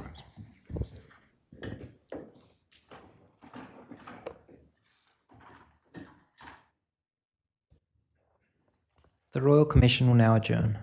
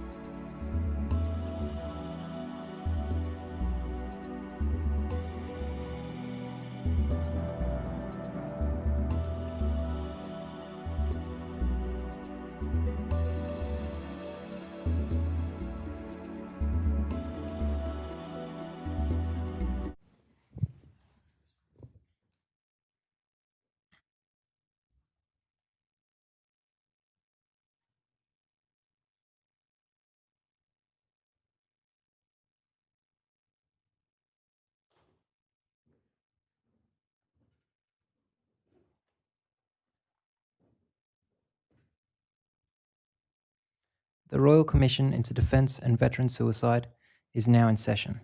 Please be seated. Morning, Mr. Singleton. Good morning, Commissioners. The balance of the day will be taken by two panels, both looking at the issue of transition. The first panel, whose panellists are already present, comprises representatives of Defence, the Department of Defence and the ADF, and will be examining these issues from a defence perspective.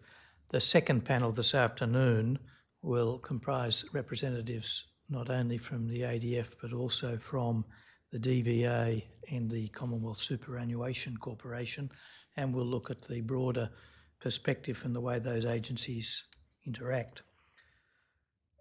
The panellists this morning, who are, as I've mentioned, present from our left to right, are Major General Stothard, Ms. Metschke, and Air Commodore Coy. I would ask that they be sworn or affirmed.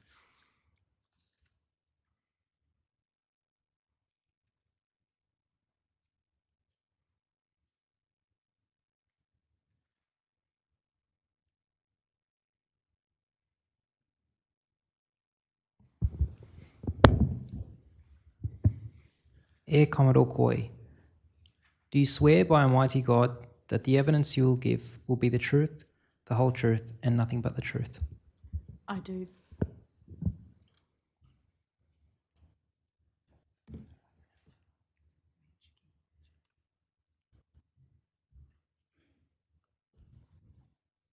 Angela Metschke, do you solemnly declare and affirm that the evidence you will give will be the truth, the whole truth, and nothing but the truth? I do.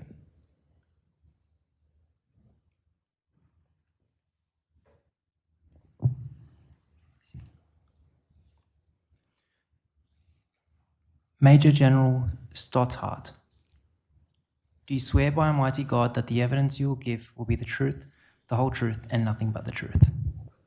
I do. I'll just introduce the witnesses and then we'll deal with the tenders. Major General, could you tell the Commission, your full name? Wade Bradley Stothard. Ms. Metschke, could your full name, please? Angela Claire Metschke. And Air Commodore, could you give the Commission your full name? Karen Nina Coy. Thank you. I'd ask the operator to bring up the tender list for this session.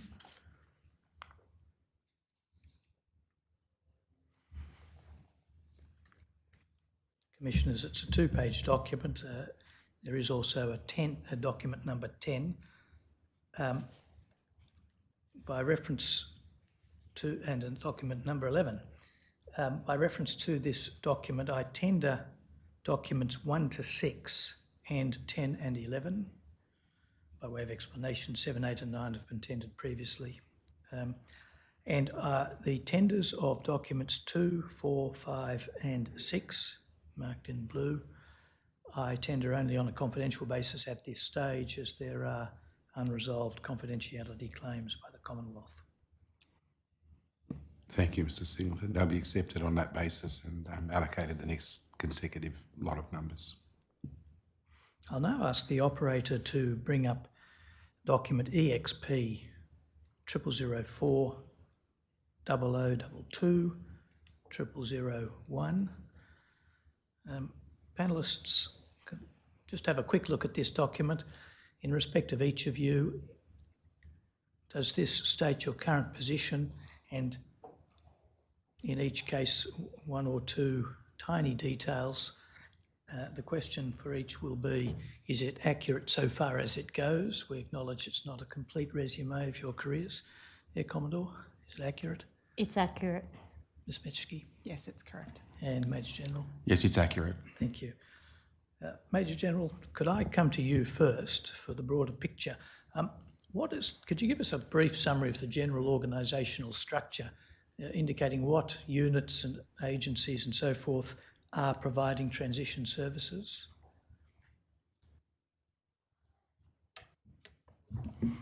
Thank you. Each member of the Australian Defence Force is a member of the services of the Australian Defence Force, the Navy, the Army, the Air Force, and their respective unit chains of command are responsible for executing that command authority of those individuals in those units, which implies the welfare and well-being of those individuals and their employment on operations, deployments and exercises. So each member of the Australian Defence Force has a unit chain of command and a command team that is responsible for their welfare. That includes aspects of transition and retention through the career life cycle of an individual. So in the first instance, a unit chain of command is responsible for welfare, and when there is consideration or clearly official declaration of a wish to transition from the Defence Force, the unit chain of command has a degree of responsibility for counselling and support, and indeed the unit chain of command is accountable for ensuring that the individual gains access to the services and support that they are required to be given to support an effective transition.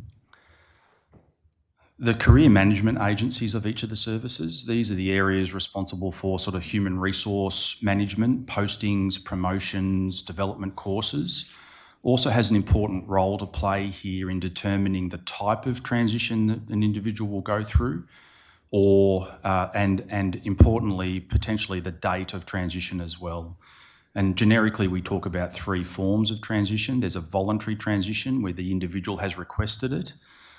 There is a medical transition where, for employability and deployability reasons, an individual may need to transition from the Defence Force. And then there's an involuntary administrative form of transition where, for a number of different reasons, not initiated by the member, for reasons other than medical, transition from the services may need to occur. Once a decision has been made about transition, either voluntary or medical or administrative, at the submission of that notification formally, either through an application by the individual or a decision by a delegate under our personnel regulations, it triggers a number of transition services that can be provided by both services and also the Defence Member and Family Support Branch. And those services involve counselling, coaching, formulation of a transition plan, assessment of transition readiness, and then the delivery of those programs or services to assist a member and their family to become ready for transition. We define transition readiness as containing three elements. Firstly, the administrative preparation for transition. Secondly, the emotional readiness and preparation for the transition from a military-centred life to one consisting of civilian-centred life. And thirdly, the knowledge and ability to reach in for support or help or further assistance as required. Mr. Singleton, I hope that's sufficient summary. Thank you. Just a quick question on medical transition. Does that always involve involuntary medical, or is it both voluntary and involuntary cases within that category? We do have another category, subcategory if you like. It's called a dual mode transition. So you might start off as a voluntary transition, and I should have detailed this. Our Joint Health Command is clearly responsible for medical care, and in every form of transition you need to have a separation health exam, and you might commence as a voluntary transition, but through the screening that will occur at that health examination, that they could find some sort of conditions that could shift that mode of transition into a medical transition. I think, have I answered your question there? That sounds like it. Would a person who wishes to leave for a medical reason be classified as a voluntary departure or a medical departure? If their medical condition prevents their employability and deployability against their standard required for their form of employment, that is a medical transition. So yes, some people may seek a medical transition, but that is not their decision. That is the decision of a delegate on the basis of medical advice on their employability and deployability. So you don't make a decision about a medical transition. That is made on the basis of other advice by a designated delegate under the personnel regulations. I hope I'm not being too technical there. That's fine. Of course, there are many ways to analyse and categorise and so on, but would this be right? There is a general responsibility throughout the chains of command and throughout the ADF for transition, but most of the people with those responsibilities have other responsibilities which are their primary ones, like commanding a battalion or whatever it may be. And on the other hand, there are specialists whose primary job is to facilitate transition in one way or another. Is that a fair enough, even if simple, dichotomy to express? That's an accurate assessment. Taking that second group, you've particularly mentioned Defence Member and Family Support, or DFMS, which is a unit within your purview. Is another one with specific transition-related responsibilities in the sense just described, is the JTA, also within your purview. Are there any other units that specifically deliver transition services because it's sort of their core business as distinct from delivering it as a part of their general command role? Yes, there are.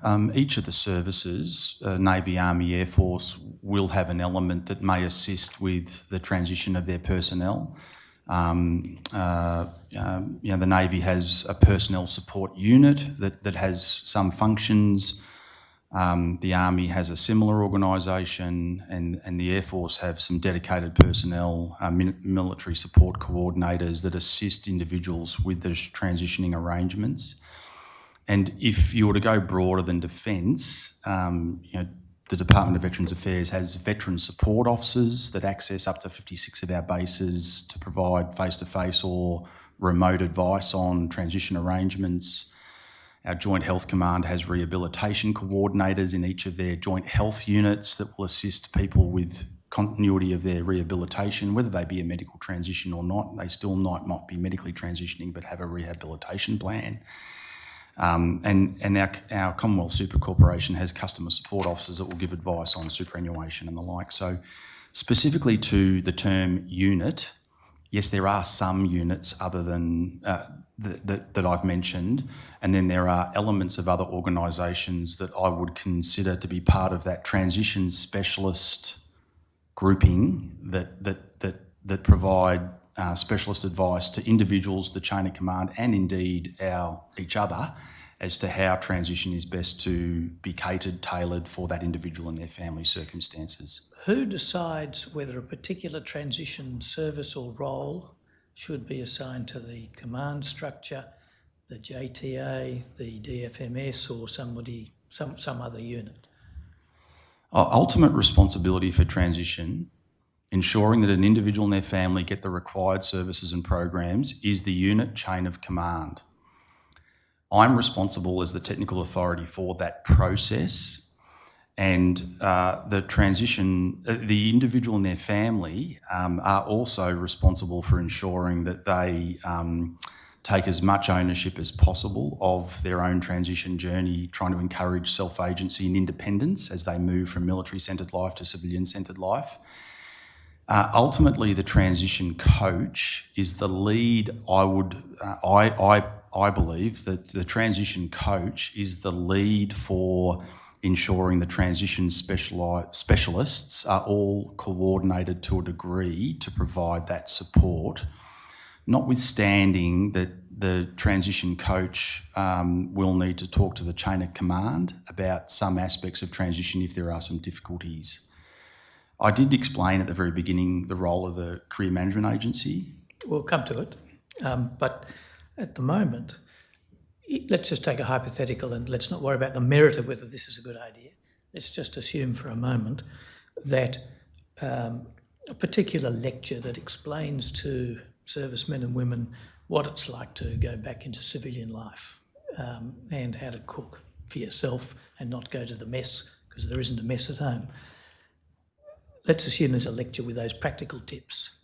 Who decides whether that lecture should be delivered by the chain of command as a part of ordinary training or other work, or should be delivered by the DFMS or the personnel department of the Navy or Air Force or Army? Who actually assigns the responsibility? I think there's a degree of if that was to be instituted formally as part of the transition process, that would be a decision, I believe, for me as the technical authority of the transition process, in concert with the chains of command at the service level, to say, as part of education, preparation and training for transition, we need to formalise this as a process. That is not to say that service chains of command may not have already determined that that is to occur, and it is occurring in some circumstances right now. Is it uniform across all three services and all elements of all three services? It has not yet been formally determined as part of the transition process or preparation for it. So there's a degree of autonomy throughout the Defence Force for individuals at different layers of the chains of command to inject training and education opportunities as they see fit. If it was to be instituted as a mandatory part of transition preparation, then I would need to make that recommendation to the relevant service chiefs and their chains of command to say we need to put this into our curriculum for the training and education progression of our soldiers, sailors, airmen and airwomen. So leaving aside authority or command authority to actually implement anything, in terms of designing the transition system, that is done under your purview. Yes. And I realise you've been in the position since December, and many of the specific decisions may have been made by Major General Fox, your predecessor, but when it comes to deciding whether a particular service, be it a lecture or anything else, should be done by the chain of command or should be done by DFMS or somebody else, are there any guiding or principles or organising principles that help you determine what kind of services should be delivered by specialists, as we called them a moment ago, or by the chain of command or by somebody else? Look, again, that would be another consideration. In terms of method of delivery, would be a further consideration. At its most technical level, we do things called a training needs analysis, where our education specialists will determine, I want to achieve this outcome, what is the best method for us to achieve that outcome? And then there would be a determination made about where those skills may exist, how long is required, what method of delivery would that be done by. So there is the process of a training needs analysis that could be more formally instituted. But at generic levels, it could be done by, it could be determined that without too much formality, that the best people to do that would be a coach or the chain of command. Preferably you want someone who's giving instruction or information to have some credibility and lived experience or some expertise in that area. So it could be somebody who has transitioned and transitioned back in, or it could be a coach that's an expert in the transition process. Again, that decision would be made in concert with the chains of command, either formally at a high level or even at local levels. Ms Mitski, could I turn to you? Does DFMS have a general program for informing ADF officers of the services that your section provides or organises? Yes, so we do that through two ways.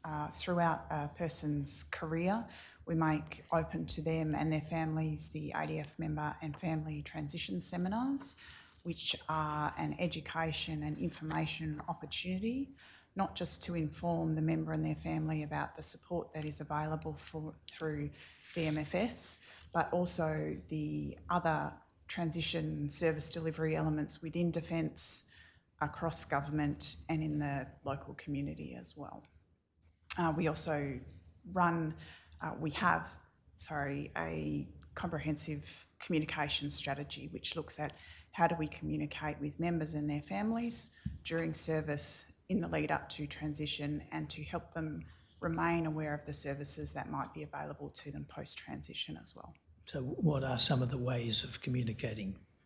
So with respect to the transition seminars, for example, we would be advertising them on base locally, because we know that many of our soldiers, sailors and airmen are not necessarily sitting in front of a computer all day, every day.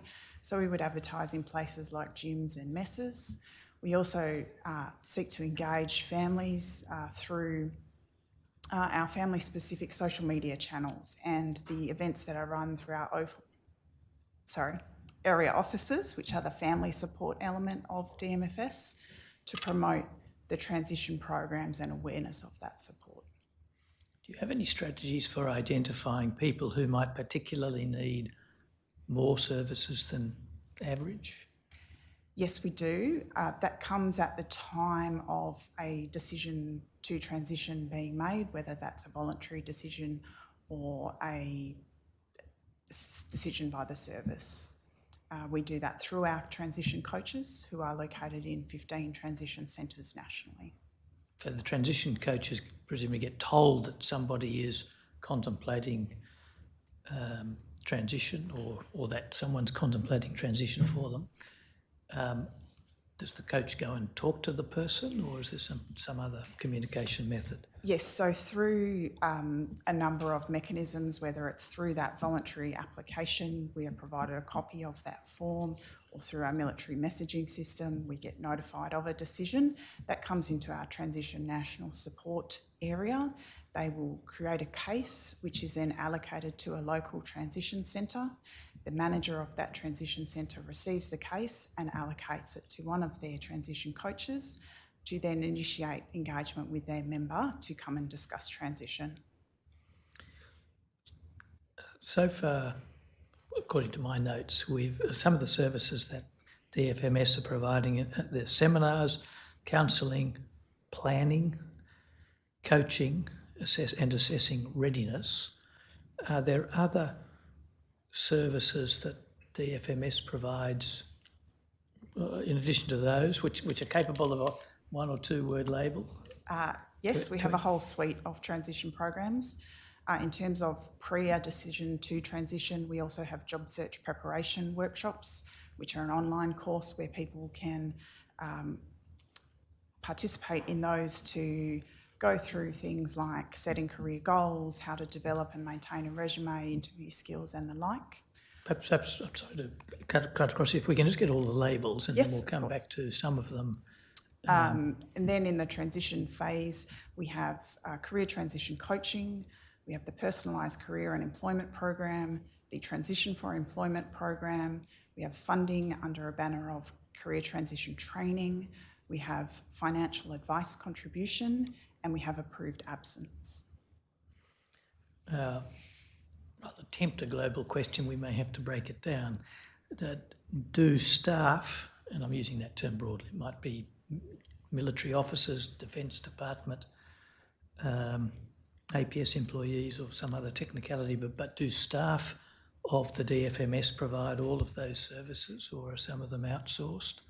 Some of those programs are delivered by an external organisation who are specialists in the delivery of those programs. Have you got an overall sense of who provides the majority of these services, DFMS or the external provider? The external provider supports our transition seminars. They deliver the job search preparation workshops. They're delivering the career transition coaching modules and the personalised career and employment program and the transition for employment program. Also, neglected to mention the ADF post-transition survey, which is an important opportunity for us to receive feedback, but also a mechanism for a member to reach back into their transition coach post-transition. Let me take the seminars, not specifically for those who are known to be likely to leave, but the seminars that I take it are delivered from time to time throughout members' careers, is that right? So we deliver them 30 seminars nationally on an annual basis. We have a mixed program at the moment of face-to-face and virtual transition seminars. And we'd certainly open the opportunity to welcome some of the Royal Commission team to perhaps engage with those seminars if it were appropriate. Are the seminars compulsory for members to attend? Since the 1st of February this year, they have been compulsory to attend within 12 months of transition, and we are able to offer that to people post-transition as well. So when you say within 12 months, do you mean 12 months before Yes, the 12 months discharge? prior to their transition date. Is it correct to say that there are other seminars more than 12 months before transition which are optional? It would be the same transition seminar with the same content that they are able to attend at any time during their career. All right, so I'll put it just so I can confirm that I understand it correctly. I realise I'm probably just repeating what you've said. There is an approximately standard transition seminar offered from time to time, and it's optional until it's known that someone's leaving soon, and then it becomes compulsory. That is correct. Presumably it's updated from time to time. Yes, each seminar is reviewed for its delivery, and we review the content on a regular basis to make sure it's delivering current information. Just to go quickly through some of the other labels we got, counselling, is that specifically for those who are known to be transitioning or likely to transition, or is it available for everybody? I think, are you referring to the transition coach and Well, the support that they provide? At one point we heard that there was counselling, planning, coaching and assessment for readiness. So there is this the counselling and the coaching effectively the same thing? I would suggest that All the right. transition coach has a role. Is the transition coaching available for everybody or only those who are likely to transition soon? Members can access a transition coach at any time in their career. However, once they have that decision to transition, they do need to engage with a transition coach, so that becomes a mandatory requirement, if you So like. it goes from optional at any time to mandatory towards the end. Correct. The assessment for readiness, is that specifically done around the time of transition or discharge? So we seek to engage with people as early as we can in their transition. The first engagement a coach would have with a member and hopefully their family would be a transition planning session where we work with them to develop an individualised transition plan. We would talk to them about what they need to do in terms of getting ready for transition. And that's probably more in the administrative sense. Prior to transition, so roughly a month to 2 weeks beforehand, we will have a final transition clearance and coaching session where we will discuss with them their readiness to transition, and we will engage with the chain of command regarding whether we think a member might need to be held longer before being allowed to transition. The primary decision about a member's readiness belongs to the chain of command, however.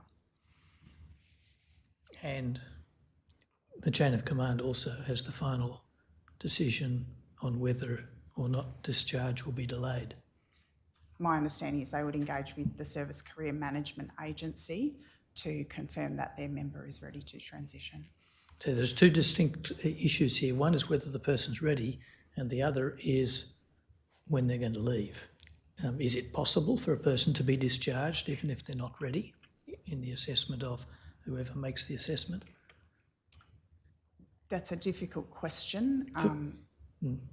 I should have said this at the beginning. For those who want to jump in from should feel free to do so as politely as possible to the person speaking.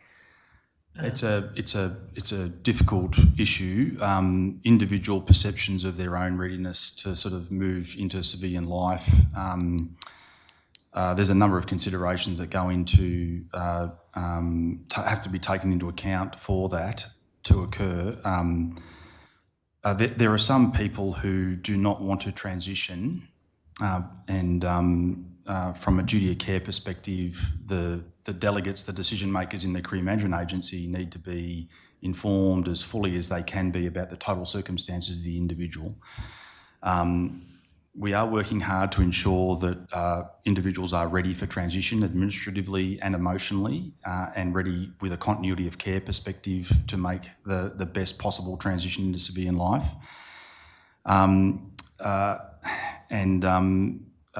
Is it possible for someone, to directly answer your question, is it possible in our system for someone who is not ready, as you've termed it, for transition, to be transitioned? I think that scope still exists in this human system that we have at the moment. I could also just outline one circumstance that I do hear of not infrequently, where individuals who have resisted transition, say on a medical basis for some time, and have been successful in delaying or preventing a medical transition decision through appeals and medical reports and advice. Subsequently, when a transition does occur, their quality of life may have been reduced because they have continued to serve as best they can, even with restrictions placed on their service, because they've sought to delay their transition. So you have a circumstance where the duty of care may be quite difficult. The individual wants to stay, but the duty of care from the service and the best long-term lifetime wellbeing approach may be the best thing for those individuals is to transition and be supported through that transition, even if a degree of acceptance has not fully been forthcoming. These are difficult decisions, and there's a number of considerations that need to be taken into account. Continuity of care, lifetime wellbeing, service need are fundamental considerations that need to be prioritised on a case-by-case basis. You describe a very difficult circumstance. But I'll just come back to who does the assessment readiness? Not by name or position specific. What sort of qualifications or training does the person doing an assessment readiness have? Ms. So in terms of our transition coaches, who are not necessarily doing what might be called an assessment of readiness, they are Certificate 4 qualified career development coaches, and then we have an additional suite of training that we may offer throughout their development as a transition coach around mental health first aid, accidental counsellor, applied suicide intervention training, so that they have the skills to deal with a range of situations that they might find themselves in. So that's the coaches? That is the coaches. I was asking about the people who do the assessment readiness. Part of the process is to conduct an assessment readiness to see whether the person's prepared to leave. There's an emotional element. There's their knowledge element. There's a social element as well. I don't suggest that's a brilliant description, but that's what I'm referring to, the assessment readiness. What are the qualifications of the people who are doing those assessments? I might have a go if I could. Sure. You do need to be deemed fit for transition through our medical process. And so if you need significant ongoing care, or there's a degree of treatment that is still required, your transition may be delayed whilst that care is provided to get to a stabilised perspective from it. I understand that. I'm sorry to cut you off, but I'm actually just asking about the person who does the assessment. What qualifications, if any, are required for that person? Maybe it's a psychology degree, maybe it's an economics degree. It could be anything, but... Well, ultimately, the decision on transition and the transition date are by the delegates in the personnel regulations in our service career management agencies. They ultimately make the decision. The coaches are at the coalface with the chain of command. there's decision, there's coaching. Yeah. We've got a bit of information on coaching. There's the person who actually makes the decision, who might be a major or a lieutenant colonel. I've seen some papers that refer to majors making those decisions on delegation. Yeah. Is one of those two people the person who actually makes the assessment readiness?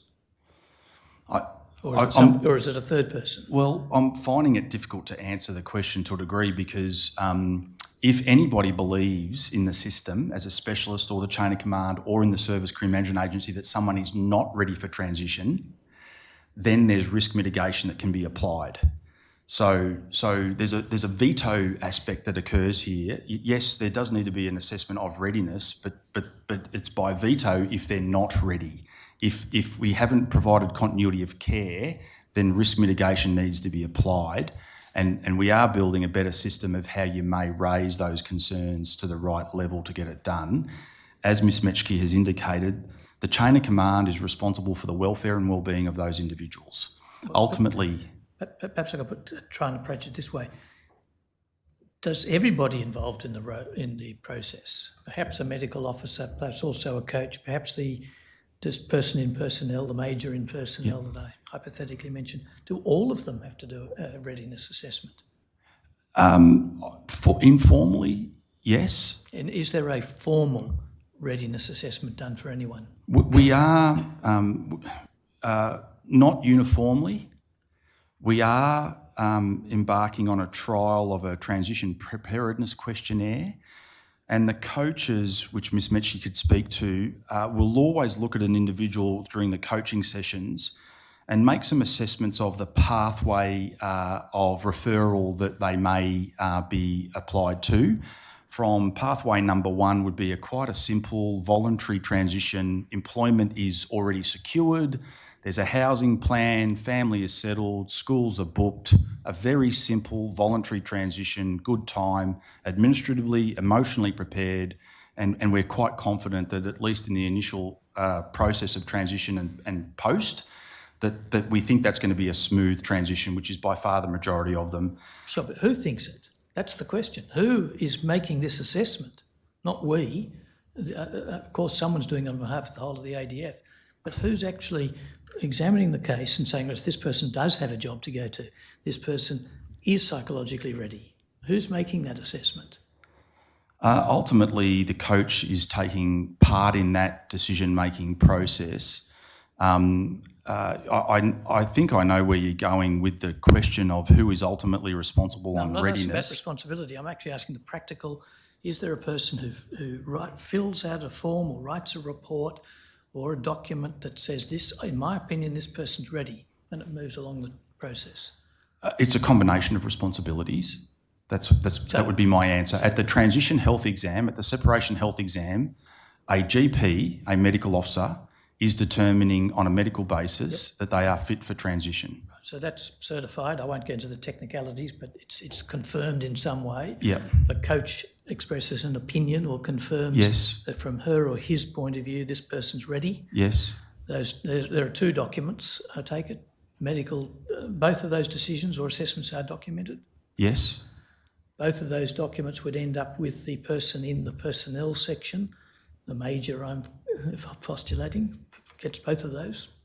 Well, the medical assessment done at the separation health exam is notified by Signal, a military messaging system, to the career management agency that they have completed their separation health exam and they're fit for transition.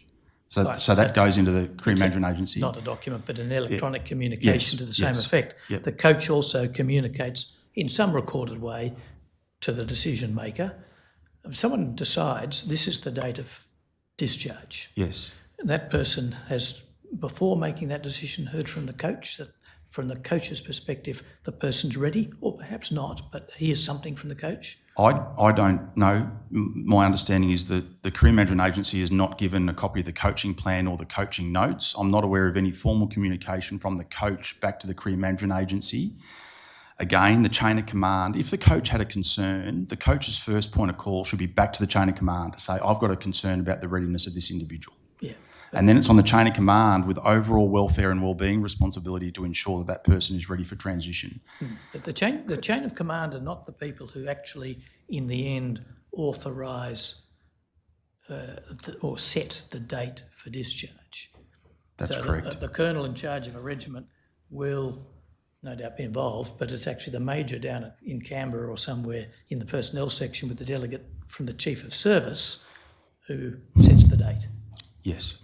And that person in the end is the person who pulls all the pieces together, the medical, the coaching and anything else, and says overall, either this person's ready for discharge or they're not, but they're going to have to be discharged anyway for whatever reason. It's at that level in the end that it's all brought together. Yes. Is it brought together as well as... Well, to the extent that it might be brought together, it's there, not before. Yes. All right. Can I, Ms. Meschke, I'll come back to you for a different service. Financial advice was one of the things that you mentioned.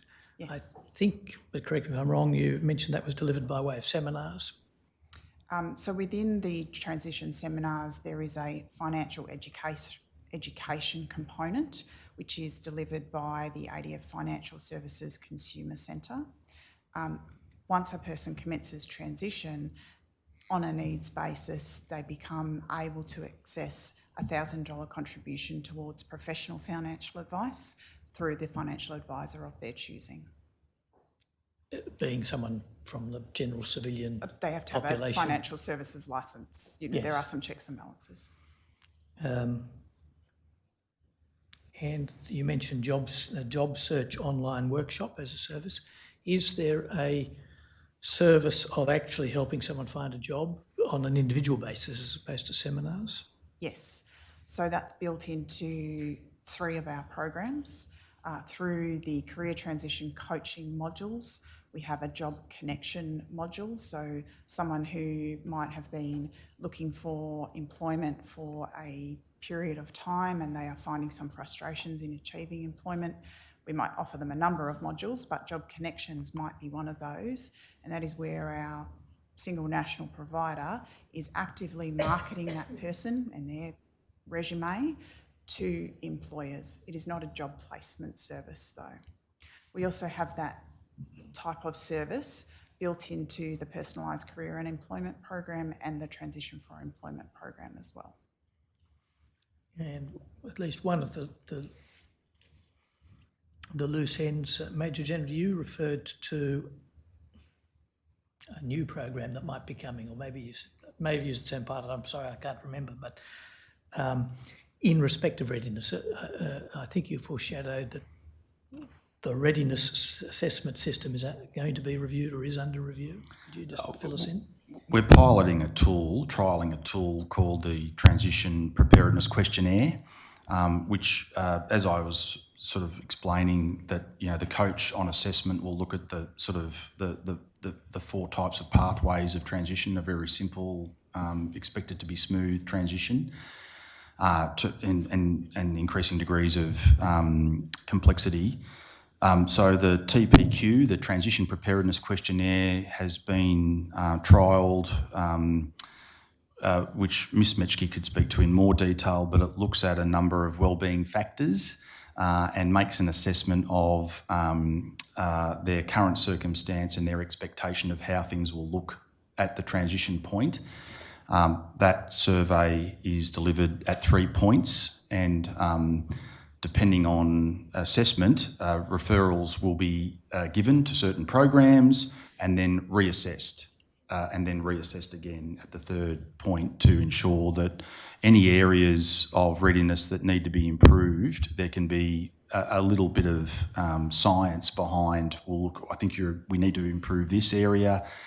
Let's look at some programs or some education to help you get ready for that aspect of life wellbeing that we can improve. So we are looking at a tool that will assist us with a more formalised system of readiness. Who's doing that work? We are doing that internally in member and family support branch. And is there a time frame or an estimated completion date for this study? The initial trial evaluation form we've just considered. I'm soon to make a decision on the next phase. At the moment, I'm inclined to expand the trial nationally and extend it by 6 to 12 months and then have an independent evaluation of its effectiveness and gain some advice on where we do go to next with it. But it is going to give our coaches a tool to advise the individuals and also the chains of command on readiness. We have also been looking at how we involve the chain of command more formally in these transition preparedness considerations. Gain a view of the individual and their preparation with their family from what the chain of command may know of the circumstances of that individual and their family as they've been in their unit for a period of time. So there's a number of initiatives that we're looking at as to how we may better gain an assessment of readiness. Now, I'm afraid, Air Commodore, some of my questions for you have been addressed, but let me have a go. Sorry to neglect you so far.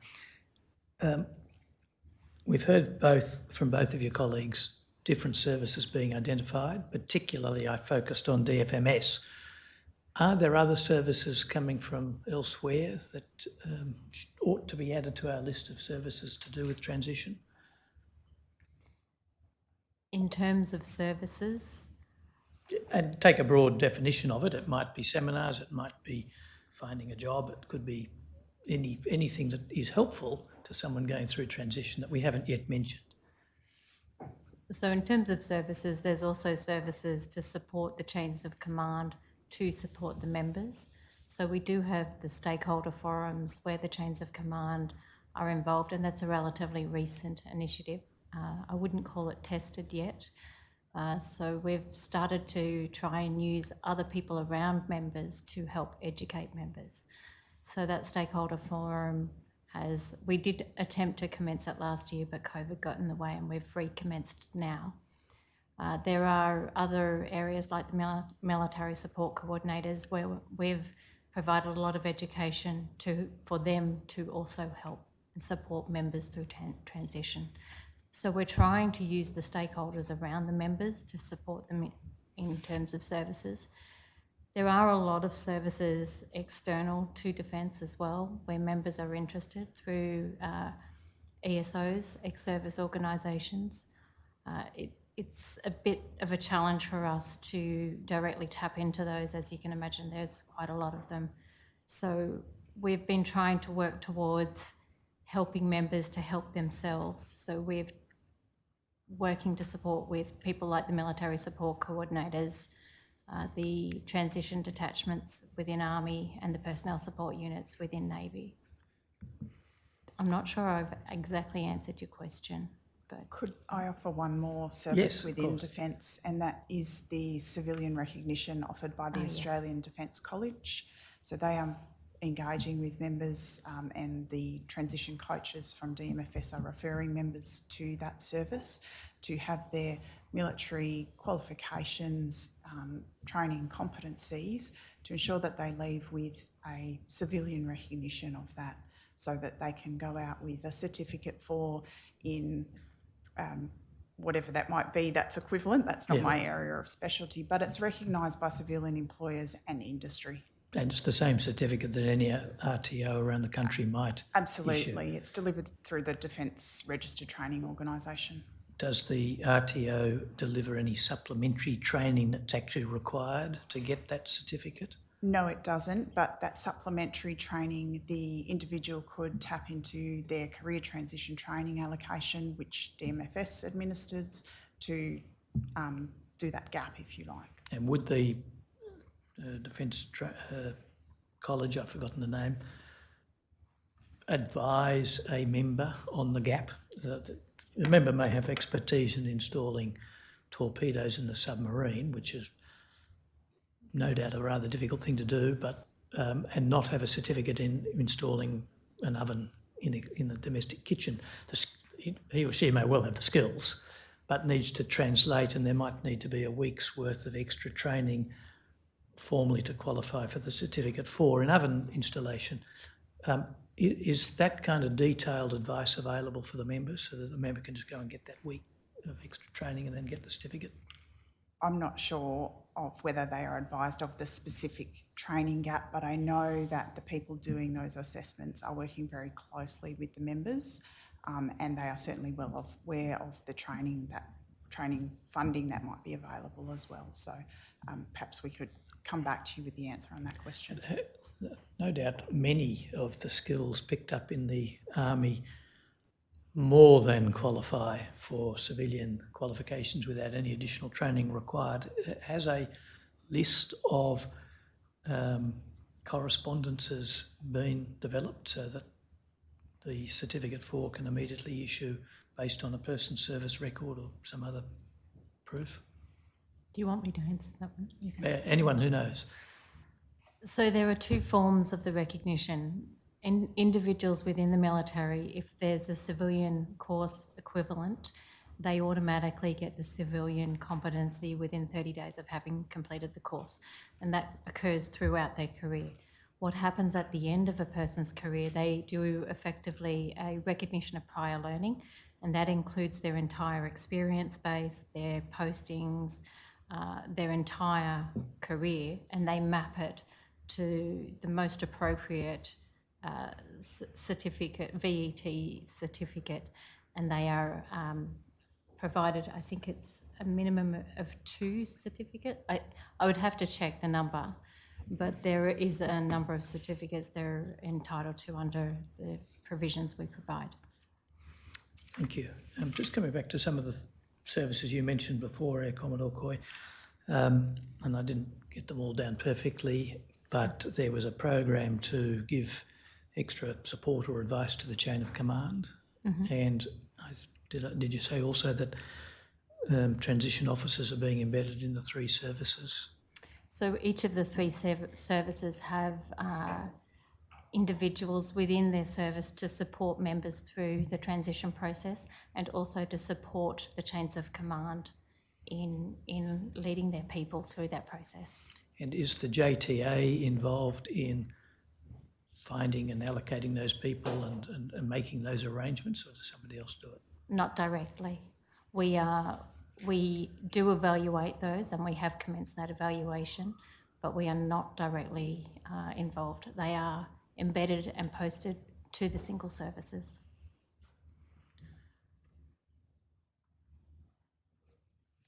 Was there anything more, Air Commodore, that you can add to the discussion about the role of the chain of command?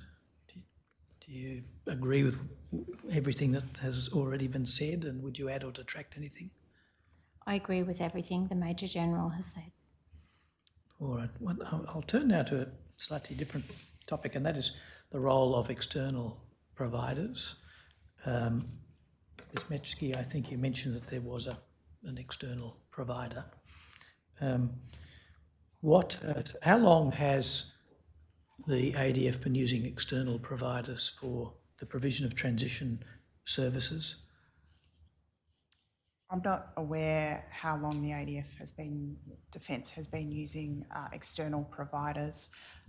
What I am aware of is that since I joined DMFS in 2017, that we have had a model which we use APS, ADF and contractors to deliver transition coaching or transition officer roles, and supported by an external provider.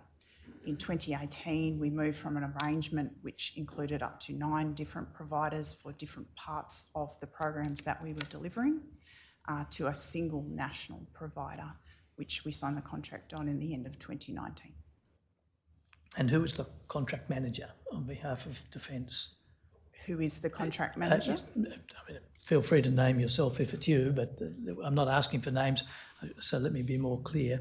What unit, maybe it's MDFS? DMFS, the Commonwealth representative for that single national provider is within DMFS.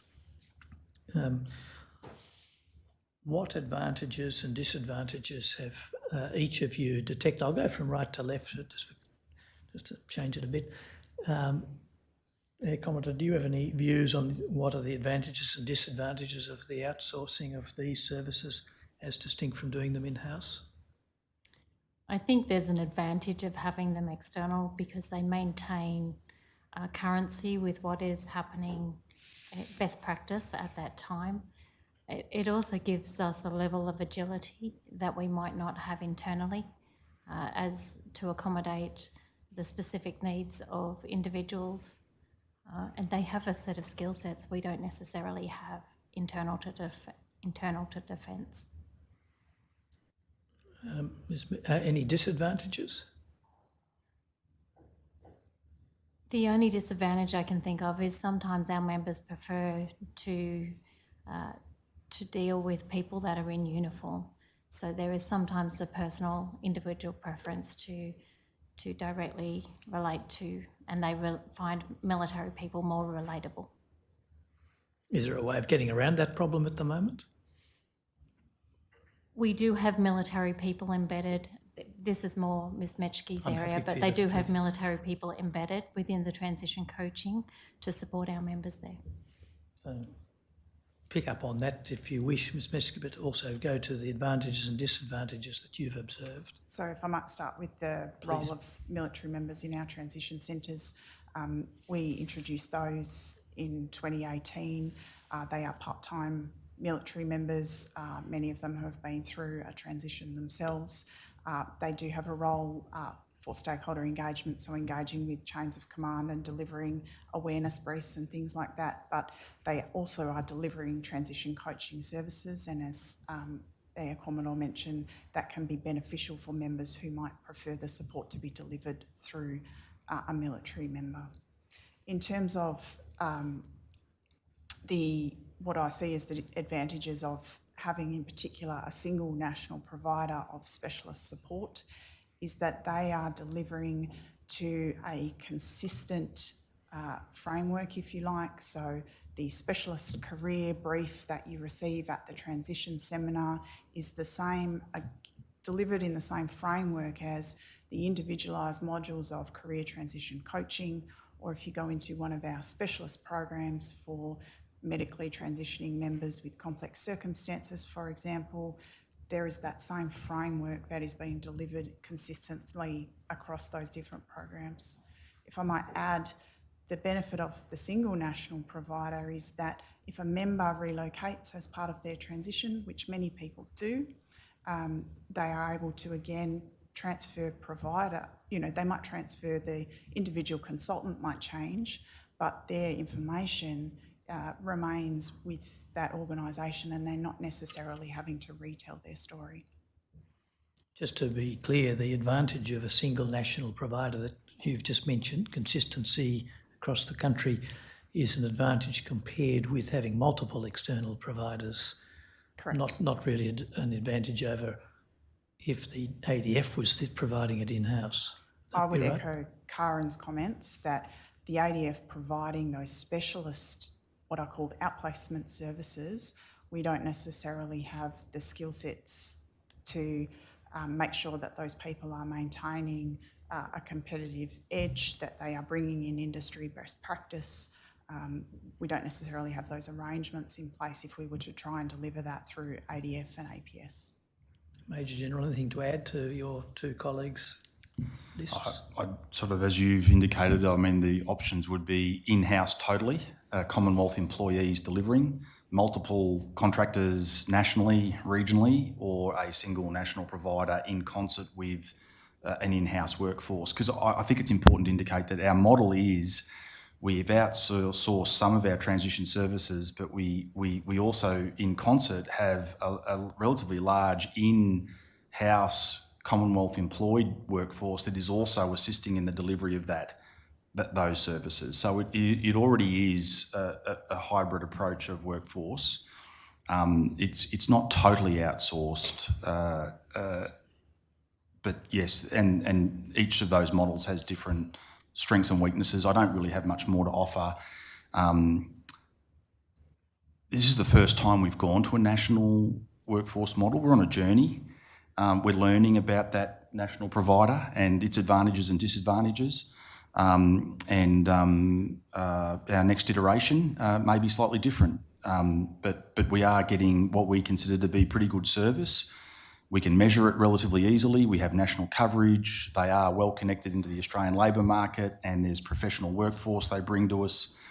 So yes, there are advantages and disadvantages of any model. We're on a journey of how we best deliver transition services.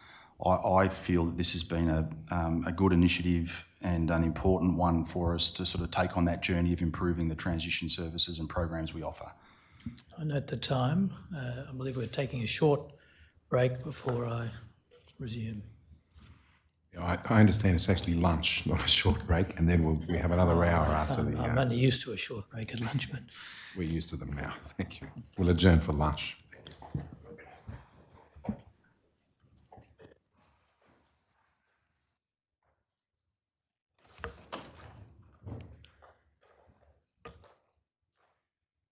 The Royal Commission will now adjourn.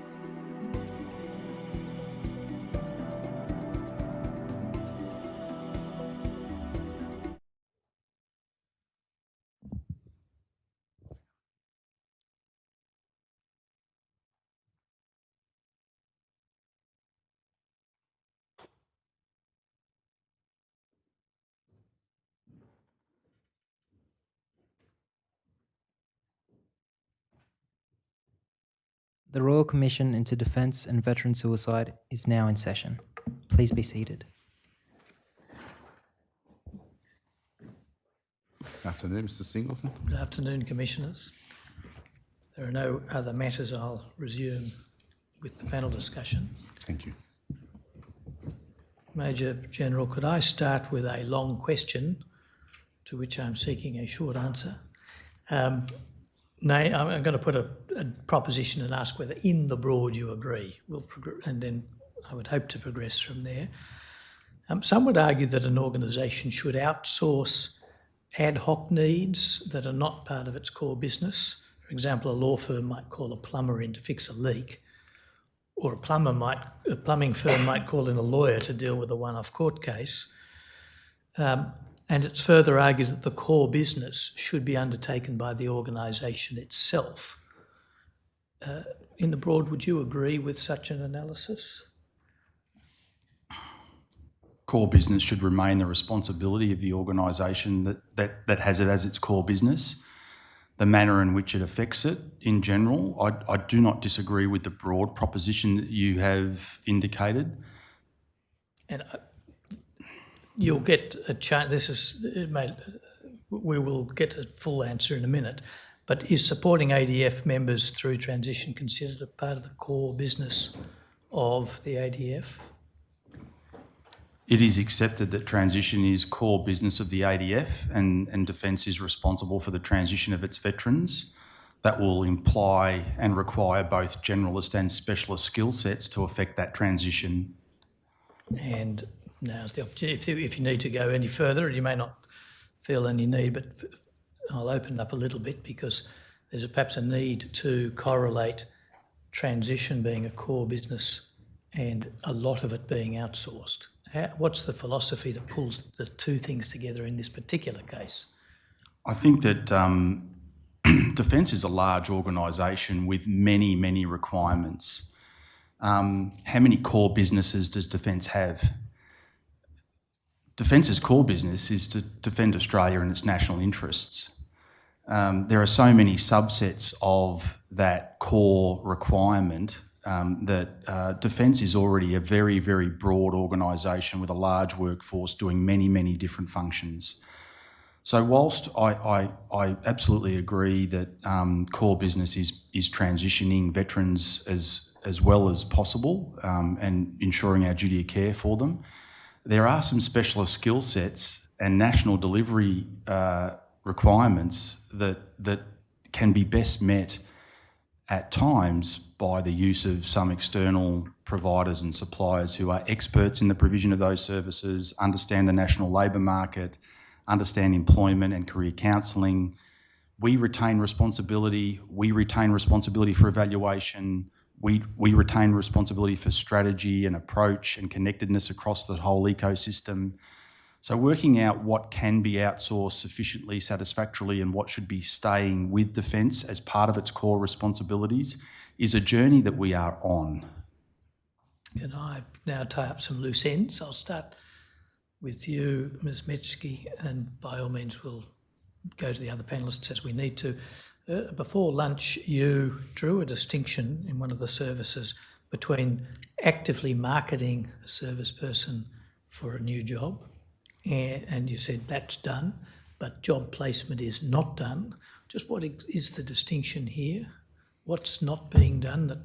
So what's not being done is what might typically be done in the civilian environment by a recruiter. So a recruiter being paid to market a person and paid on achievement of a employment outcome. So the companies that are placing our people through the Job Connections modules are not paying for that service. Are they delivering the same service but not getting a commission for it?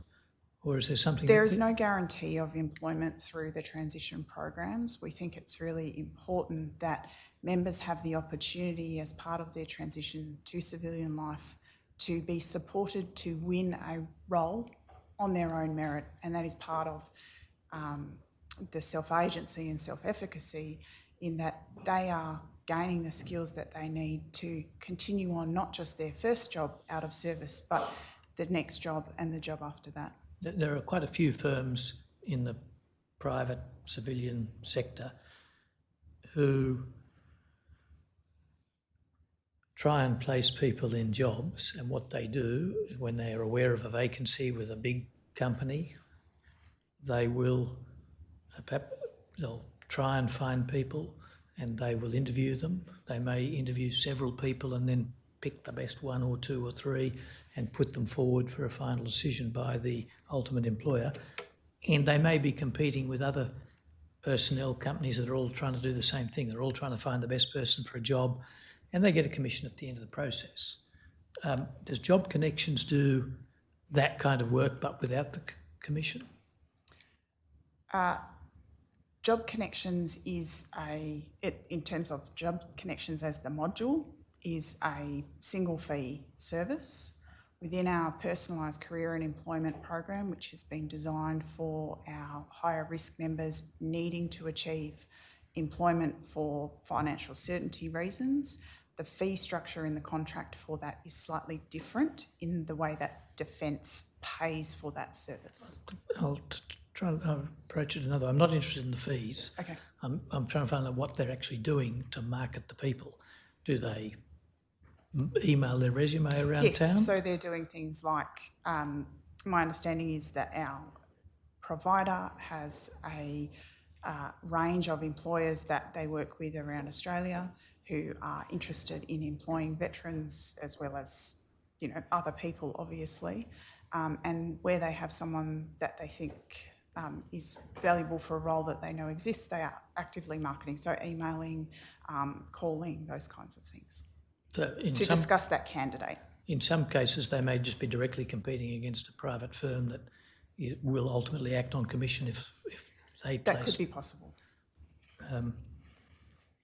Another loose end, transition coaches, do they have a role in retaining members within the ADF? That is, do they, in addition to coaching with respect for transition, present options for taking up another career within somewhere else in the ADF? So certainly for those members who are voluntarily transitioning, there would be a discussion about options for retention, and that might include serving elsewhere within the service spectrum or serving within another service. They don't own those levers, and I certainly understand that Command would also be having those conversations with their members. So I just make sure I heard, they don't own those levers, is that what you said? So we're not able to say that, yes, you would be suitable for a service transfer and make that happen. That would happen within the service career management agencies. So we can't facilitate that transfer, but we certainly talk to people about those different types of in-service career options. So if a member said, oh, that's a good idea, and I realise this is not a good example because I have no expertise myself, but if a person said, oh, that's a good idea, I wouldn't mind transferring to the Navy from the Air Force, because the coach has drawn attention to the fact that such transfers are possible and perhaps identified some skills that are common to both.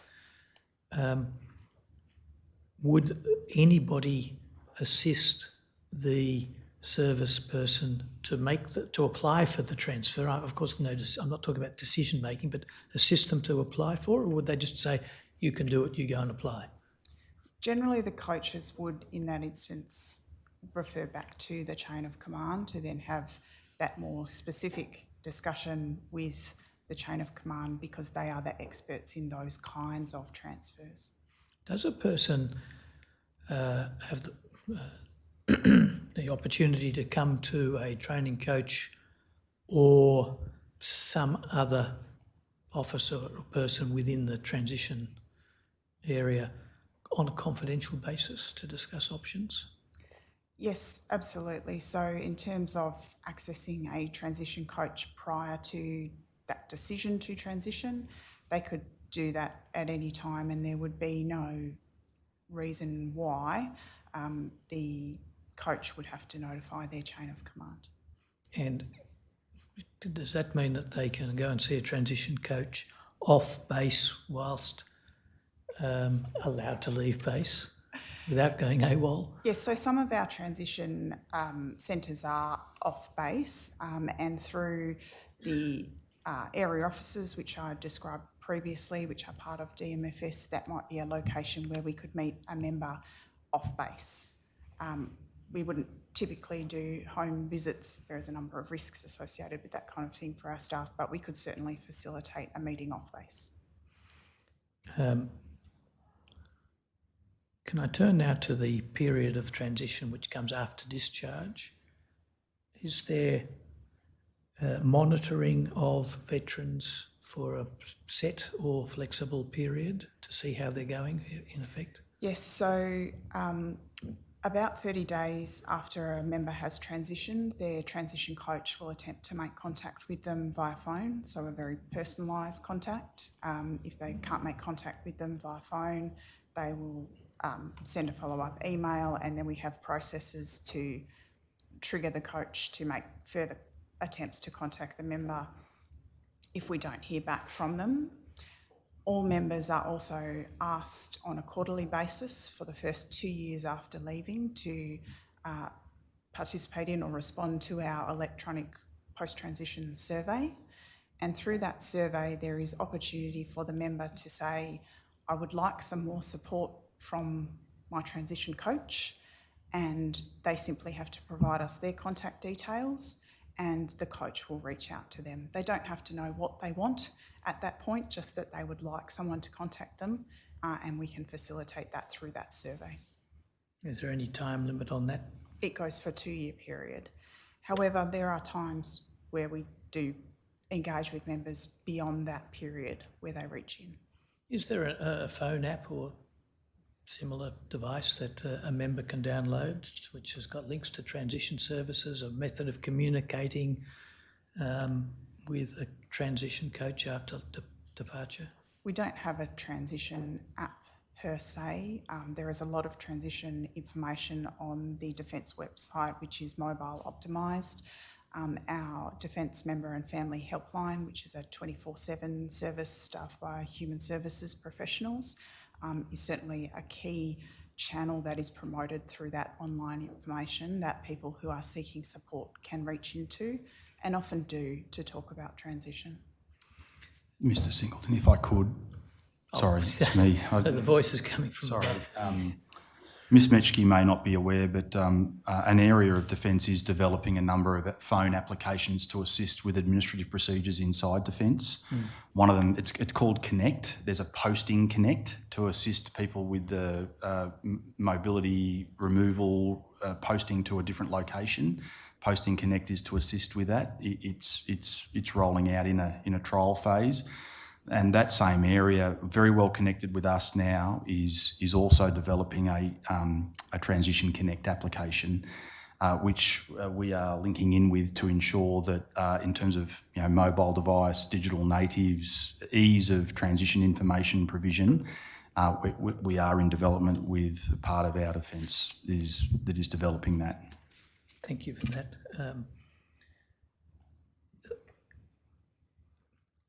One of the issues that we've heard about is that sometimes a departed or a discharged member gets a civilian job and loses it.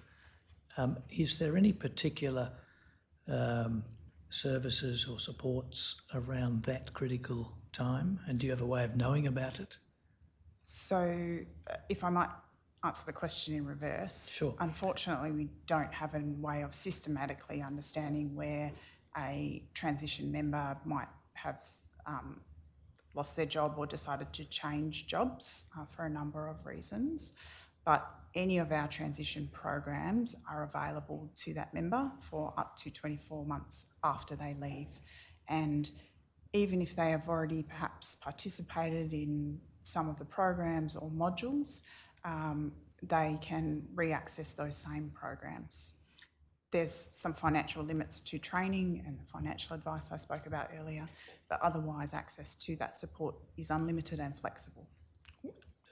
Assume for this and maybe some other questions that necessary consents from the serviceman or woman are in place. I'm not talking about sneaking around, but with the consent of a a veteran, is there any service whereby anybody, DVA or Defence, will attend upon a new employer and say, we note you've employed this person who used to work for us, and we're here to support them and you. If there are any difficulties in transitioning into the civilian workforce, we're here to help the two of you make it work. Is there anything like that? We don't offer a particular support or service like that. We do have something that is offered to members in terms of adjusting to civilian workplaces. All right. I might turn to you, Air Commodore.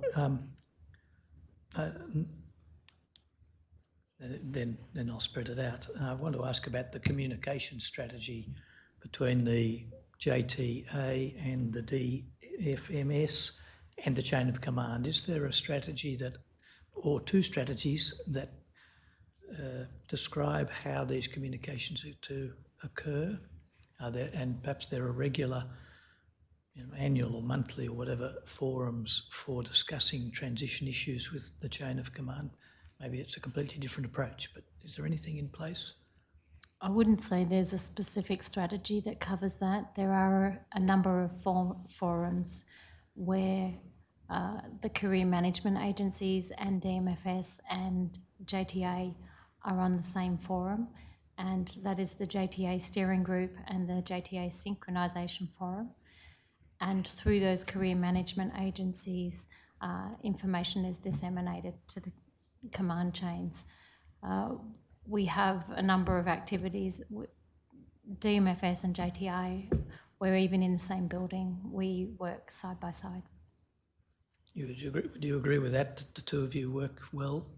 Yes. Or side by side? We I've do. perhaps added a word, but turning back to the chain of command, from DFMS's point of view, is there a broader communication strategy to try and keep DFMS coordinated with the chain of command at a strategic level? So we are actually developing that transition strategy right now with DVA and CSC. That's currently in the consultation phase. Does this project have a name or anything convenient? It's the transition strategy. Right.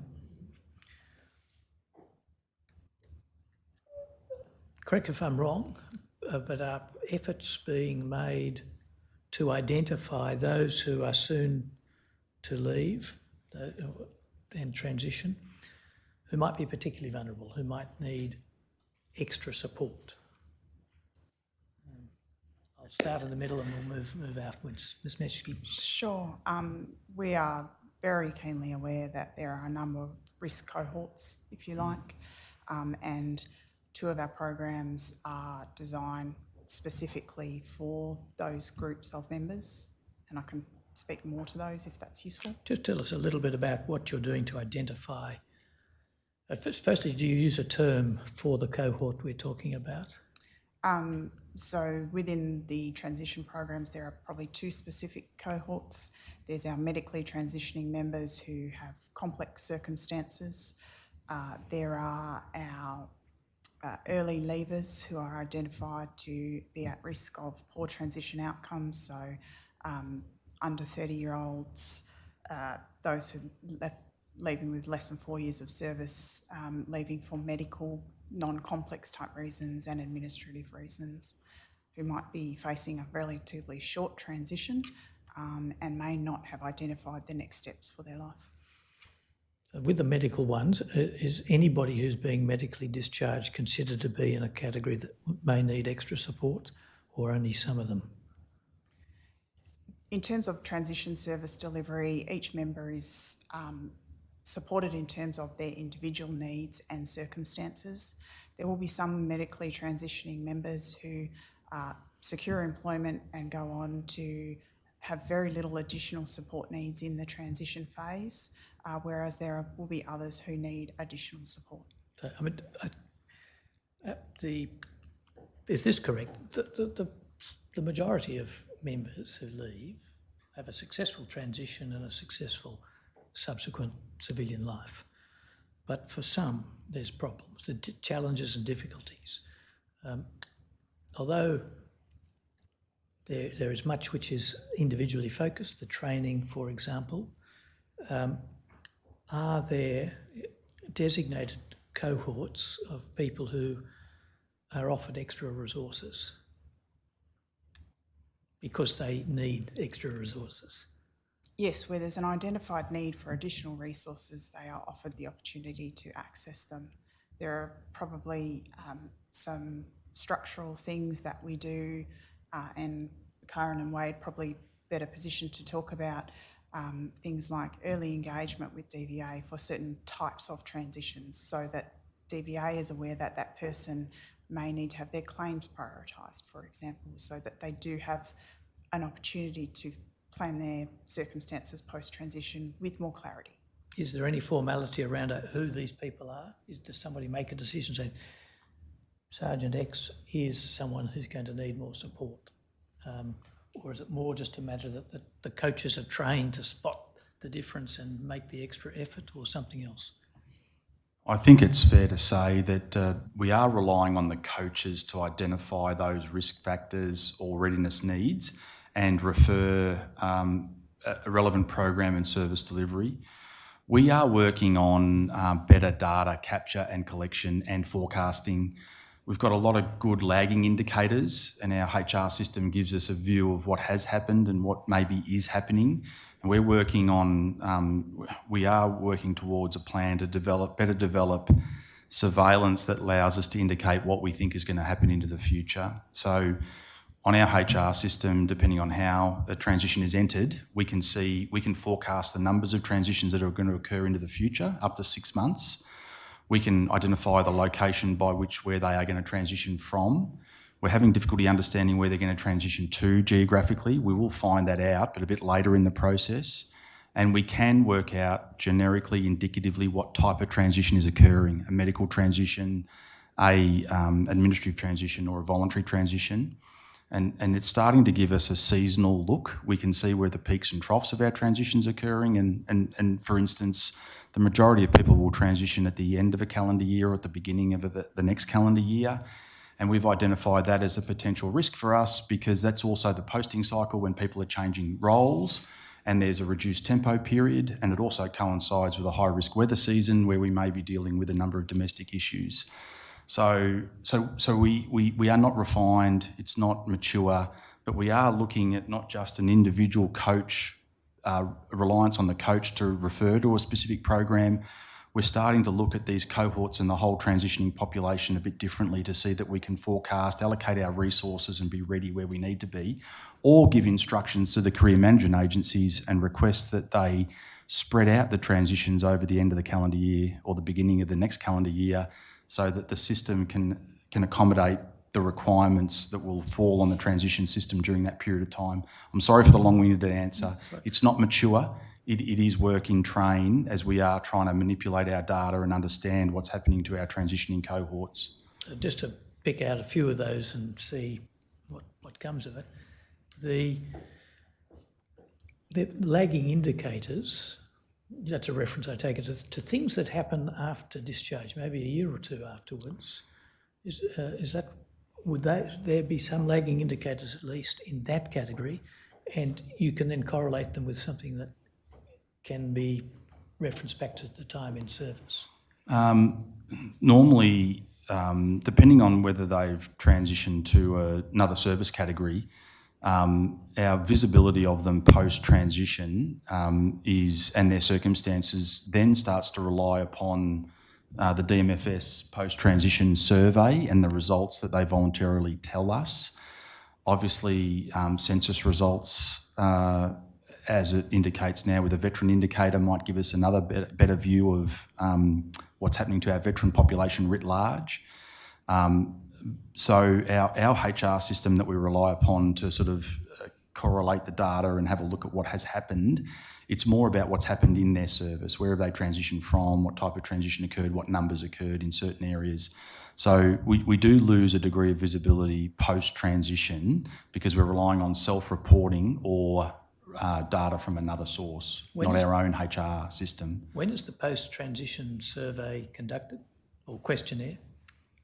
Every 3 months for the first 2 years, so at 3, 6, 9, 12, 15, 18. That's right. You can extrapolate. Thank you. So data from that survey could be correlated with intake forms to answer some questions about where they are transitioning to. You indicated, Major General, that you know where they're coming from, but you don't know where they're going. And it may be that 89% of them all go back to their original town. I make that figure up. of course. We think we can work further on where they're going to. That information is in our system. It's a matter of how it's put into our system and where it is. Our coaches will know where they're going to, but we need that into our HR system so we see it from a national perspective, from a centralised view. Look, I do think that, as I understand it, that we could join the data from the post-transition survey with what we know about previously. We have not crossed that bridge yet, but that would be a very interesting joining of two data sets for us to have a look at what that survey is telling us connected with what we know from within our own HR system as well. And what unit would be responsible perhaps for doing it? I realise no decision's been made, but indicatively, I the think JTA? a natural point for that would be the JTA. But if I could also just point out that a number of people transfer service category, so they'll join the reserve force, which means we will still have some coverage of them in our HR system because they're still providing a form of service, albeit not full time. And that will be an easier joining of post. They're still the same person, they've just changed their method of service, and we'll have a data set that will be easily interrogated. So two of the cohorts mentioned earlier some of the members might have particular difficulties in transition are the medically discharged, and another one might be the involuntarily discharged. And I think, Ms. Metzke, you mentioned some demographic indicators like under 30, perhaps a certain service period. Those are relatively objective and obvious, in the sense of blunt, indicators that would point to the potential for an individual to have challenges, not the certainty.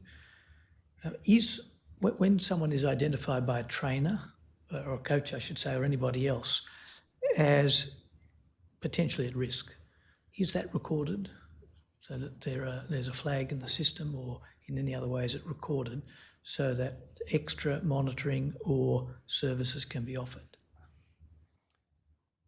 There's no specific flag for an at-risk member within our case management system. It's more a matter of the coach recognising the issue, or the potential, I should say, and organising the extra support then and there. So the coach will be aware of the demographic data, if you like, so age, length of service, type of service, and their reason for transitioning, which would allow them to discuss whether those programs would be of benefit to their transition. Is any work being done to find the not quite so at risk, but the next level of risk category? People who are not medically discharging, they're not necessarily specifically young or having any other obvious indicators, but is work being done, a study being done perhaps, to identify other at-risk groups? Mr. Singleton, I might take that one. Thank you.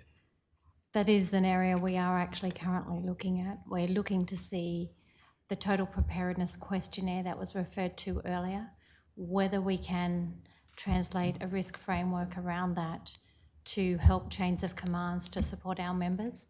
We're only in the early stages of that at the moment, but that is exactly where we are going.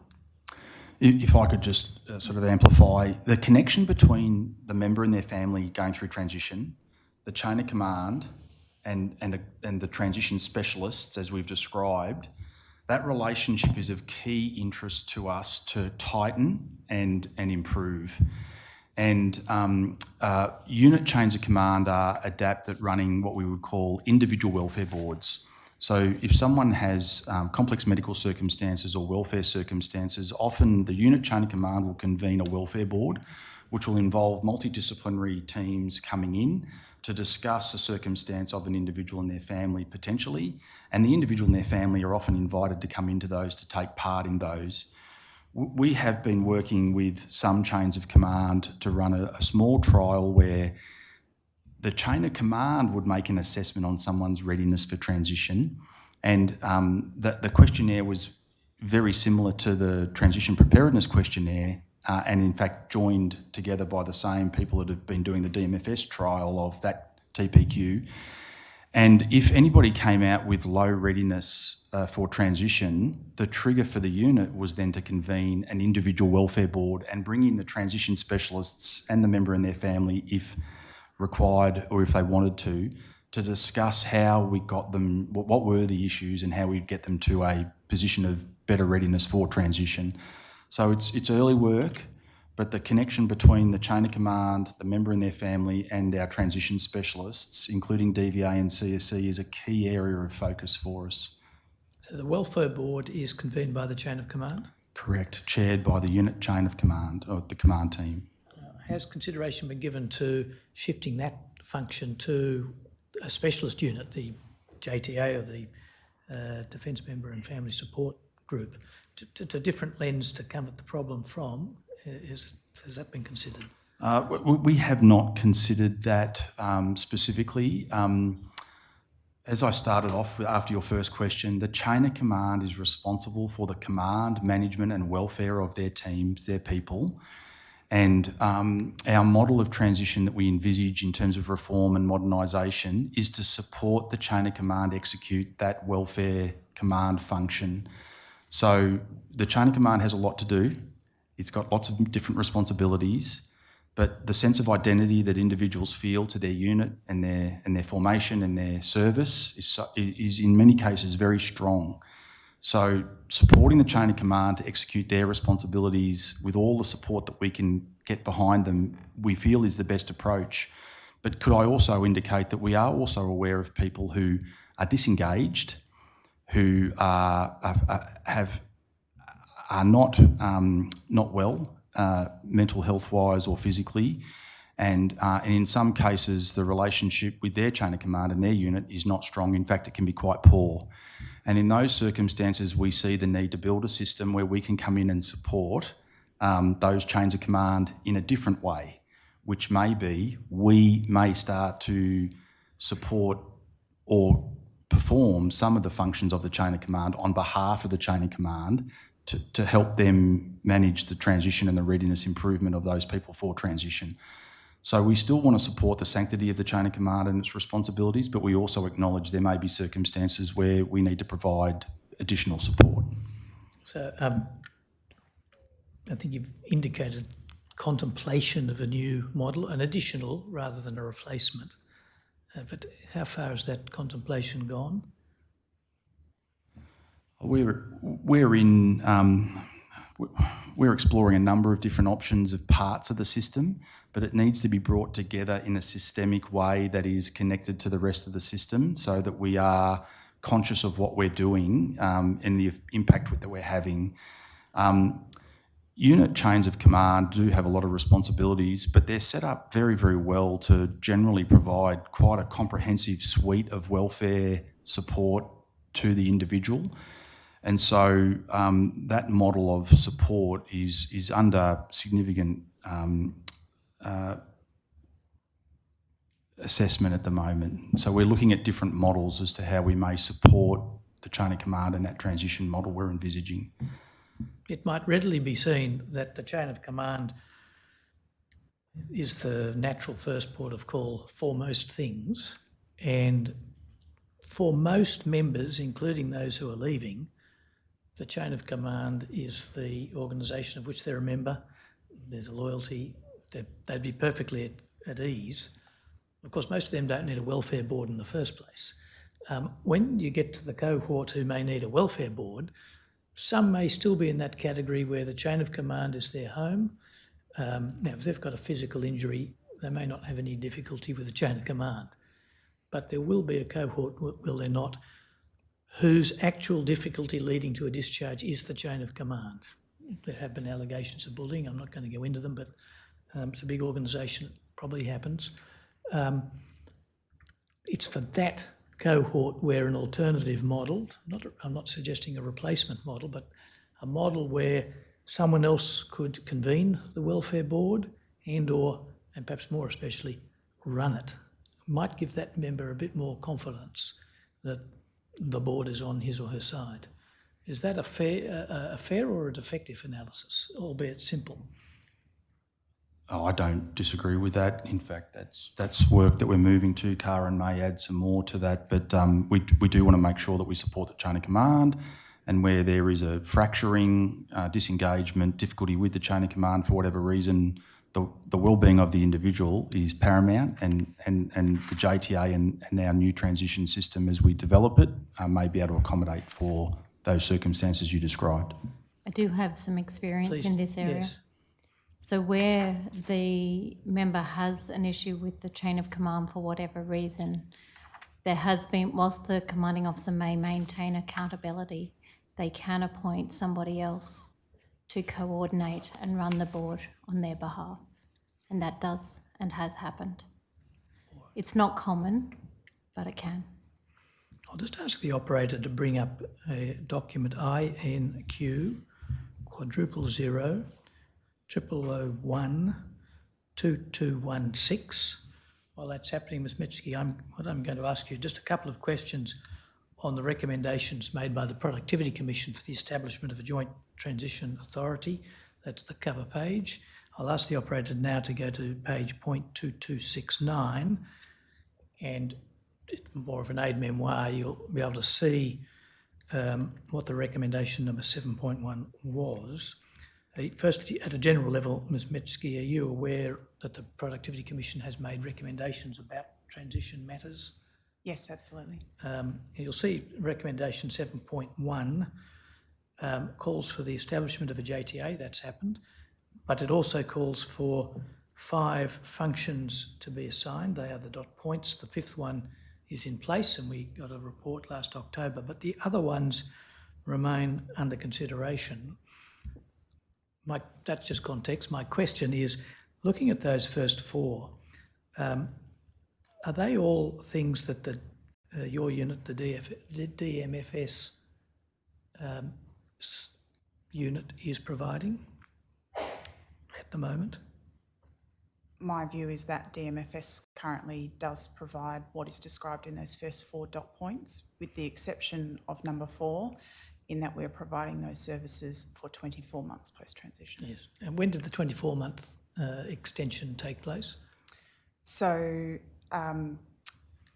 we formalised that in March of this year, but we had mechanisms to be delivering those services since August 2019 for that 24-month period. I appreciate, Major General and Commodore, this is a real favourite topic of yours, but what I'm proposing to do is skip through it quickly.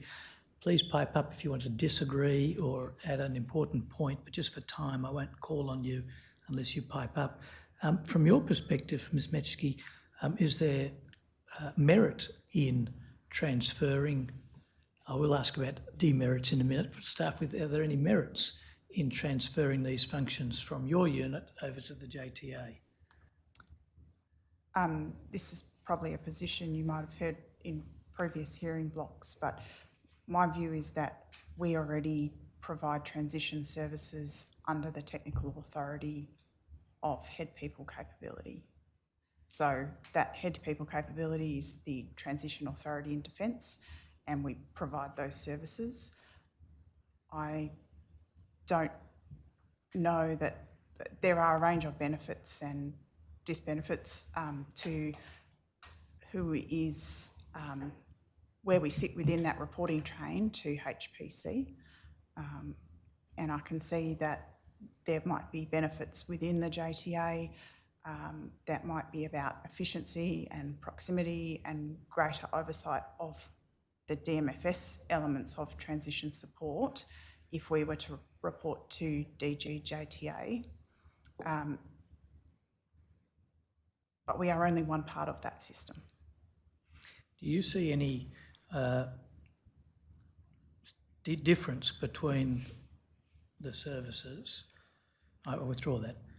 Could it make a difference to the way services are delivered to move it from one organisation to the other, that's one unit to the other, from this perspective that your unit has a broader focus? You're looking at a lot of family issues and member issues, of which transition is merely one. The JTA would have an essentially exclusively transition focus. Could that lead to an improvement, having that extra focus? It could. Have you got an opinion on whether it's likely to? I will come to the other two members in a moment on this final question, but I think in terms of moving or changing the reporting chain for DMFS, we have worked very hard to, since 2017 in our transition transformation, to engage families, and we have benefited through our close relationships with our colleagues in the family support area to engage families proactively and to be able to easily provide them additional support through those programs has been one of the benefits of being part of DMFS, and there would need to be careful consideration about breaking that connection or nexus in moving DMFS to the JTA. all right, we've got somewhat constrained times. I'll just check the timetable, but Major General, is there anything you want to add? Preferably briefly, but just on this focus of whether going from the wider focus of the DMFS to the more specific focus of JTA could improve transition experiences. I think it could, and the JTA is in an implementation phase. It's a number of models are under consideration. One of the observations I'd make is, in my time looking at the system, the issue is not single points of service delivery. The issue is connection between them and the difficulty for a veteran and their family to navigate the available programs and services that are open to them. In terms of policy and governance, an organisation with that focus, at least initially, is going to integrate and synchronise that system better. And we're actually actively trying to assure the system, now that we've documented it, is it happening as it should? Is there duplication? Where are the gaps? There's a lot to learn about the entire system. And then any one organisation that takes over responsibility for managing and delivering services, is it at the expense of the system focus and its integration and synchronisation of a number of different agencies and the services that are available for the veteran and their family? So I don't disagree with your proposition. The greatest problem I see is integration and synchronisation of the system across the whole ecosystem, as the PC report described. That's the biggest problem I see at the moment, and assuring those services and those programs and making it better, easily navigable for the veterans and their families. If any one organisation becomes responsible for service delivery, is that at the expense of the system-wide view? And these are considerations that are being examined closely. Any comment or anything you need to add to this little topic? I agree with the Major General and with Ms Mitschke. The one thing that I would amplify, and Ms Mitschke did mention it, is the transition services extend beyond DMFS. There are elements out within the services through the MSCOs, the transition detachments out in the services. So it isn't as simple as moving a chain of command of one element. It has to be in consideration of all of the transition services, which is why it is quite a complicated system. All right, we'll move now to the rapid fire question session. Could I ask the operator to scroll up so we can see recommendation 7.2? Ms Mitschke, this also has some dot points, 3 of them.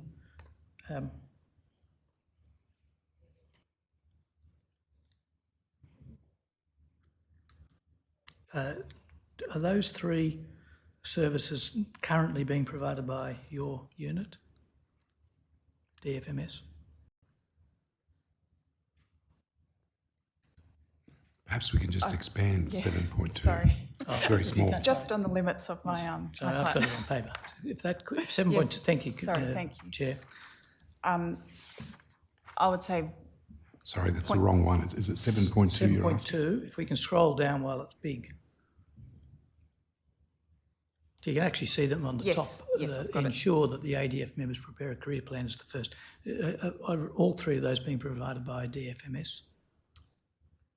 at this point in time, I believe we are absolutely delivering point 2 and point 3 or against those. Point 1 in terms of do we support members to prepare a career plan that covers both their service and post-transition career. We don't do that as a matter of course, although, as I've discussed earlier, people can come and talk to a transition coach at any time to discuss a potential civilian career. So something like the first dot point happens sometimes on an ad hoc basis. Would that be a fair Correct. summary? I'll ask the operator now to bring up document AWW quadruple 0001 0697. While that's happening, I'll ask. No, and now it came quickly. So now could we go to page 0706? Panellists, you may have recognised that that's the cover of the Transition Task Force report from 2019. And on this page, there's some summarised findings. I'll ask the operator to blow up or expand point number 9, second last point. Major General Stothart, there's a reference here to unpreparedness for loss of identity. Has consideration ever been given to setting up an official alumni organisation to which all members who want to be members would officially be members of an alumni organisation to keep in touch or for whatever other purpose? Not to my knowledge at an ADF level. There's a number of ex-service organisations for comradeship that many of us join while we're serving or post-service, but not an alumni from an ADF perspective. There's regimental associations, unit associations, ship associations. So there is an extensive network of ex-service organisations that may perform that function. But the short answer to your question is at an ADF level, not to my knowledge, to meet this specific purpose.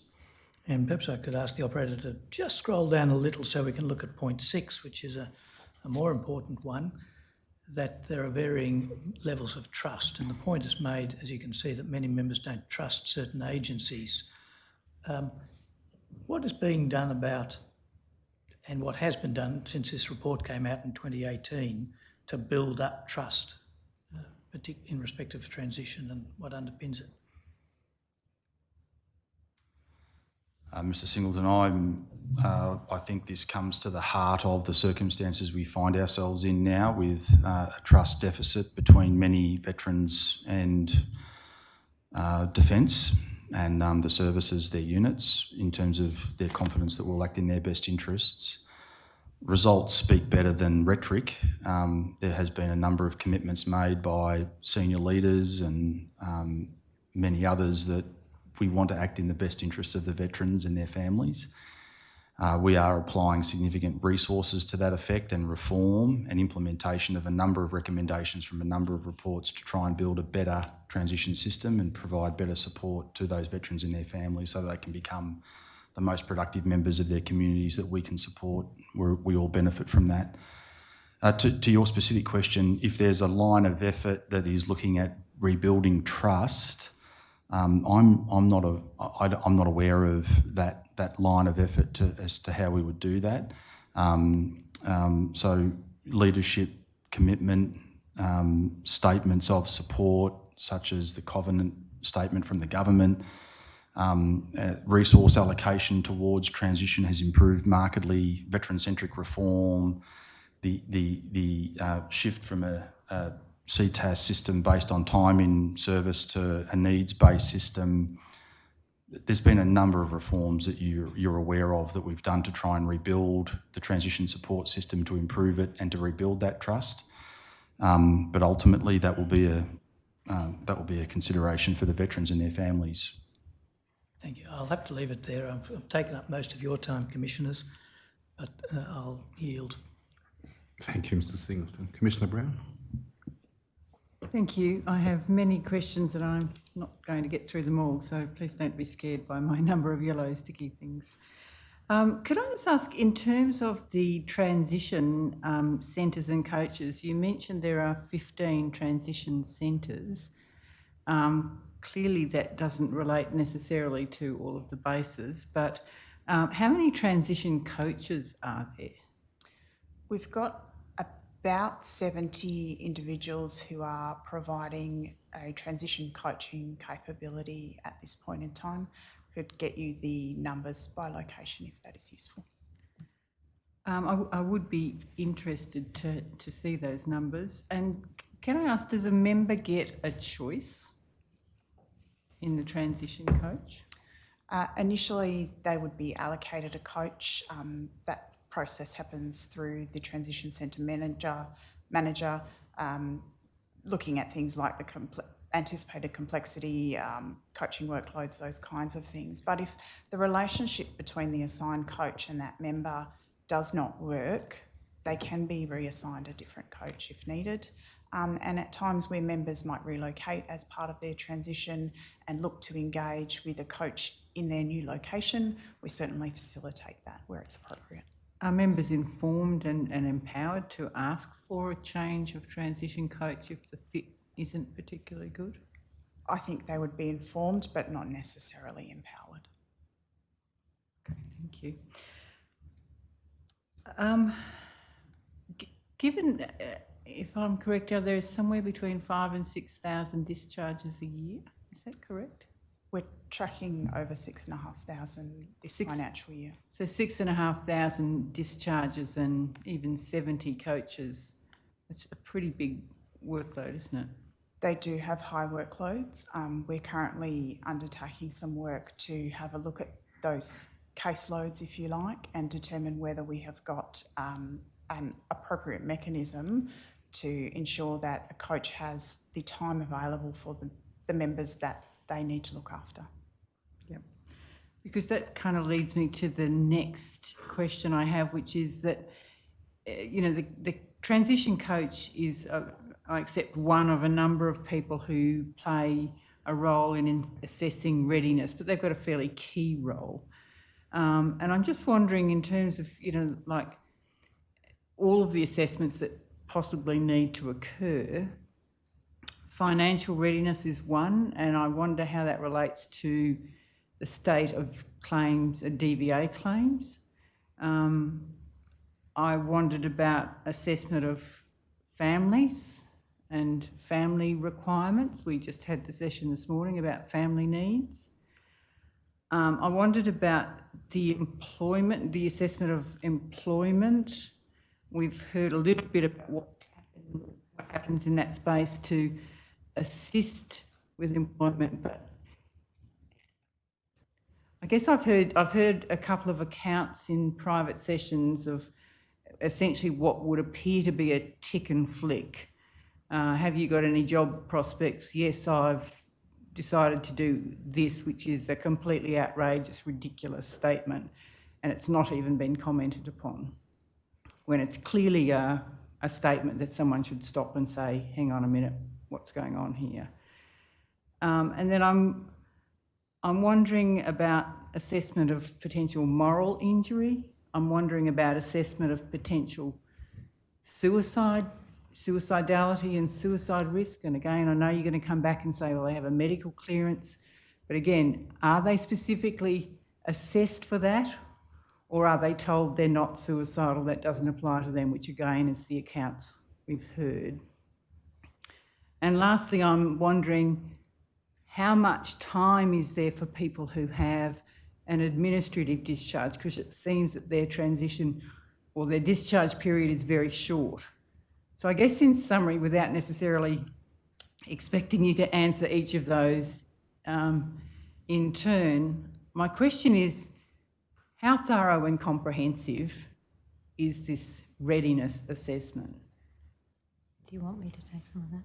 Sure. So the Major General referred to the TPQ earlier. That is based on the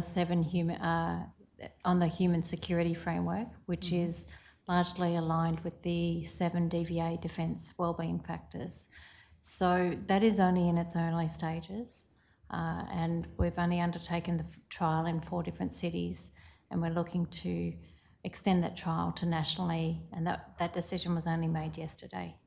So we're hopeful that that will help us in identifying the risks that you've just referred to. You are correct in that it has been a weakness in our system to date. In terms of the responsibility for the coaches making those assessments, they do, and it's still work in progress, they do refer, when they're identifying risks, they do have the capacity to refer the matter back to the chains of command. But that's also a work in progress.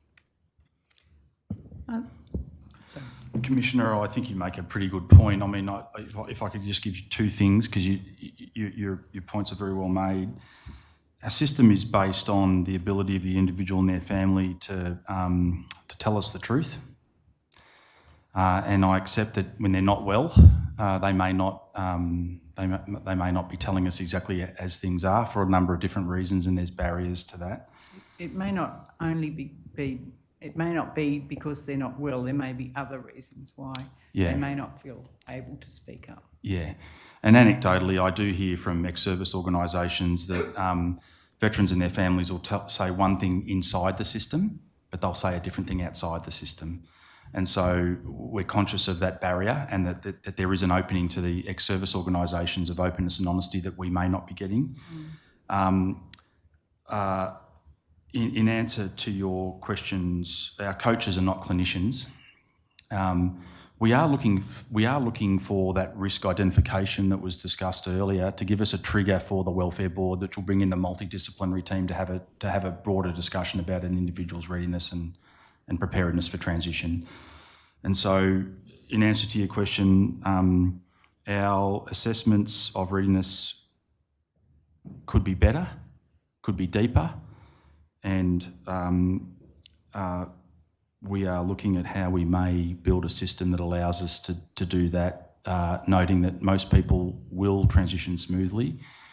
And to build a system that almost assumes that people are not well and are not telling the truth for whatever barrier of reason would present us with some interesting sort of difficulties. So we're looking for that trigger that would lead to a different form of transition assessment.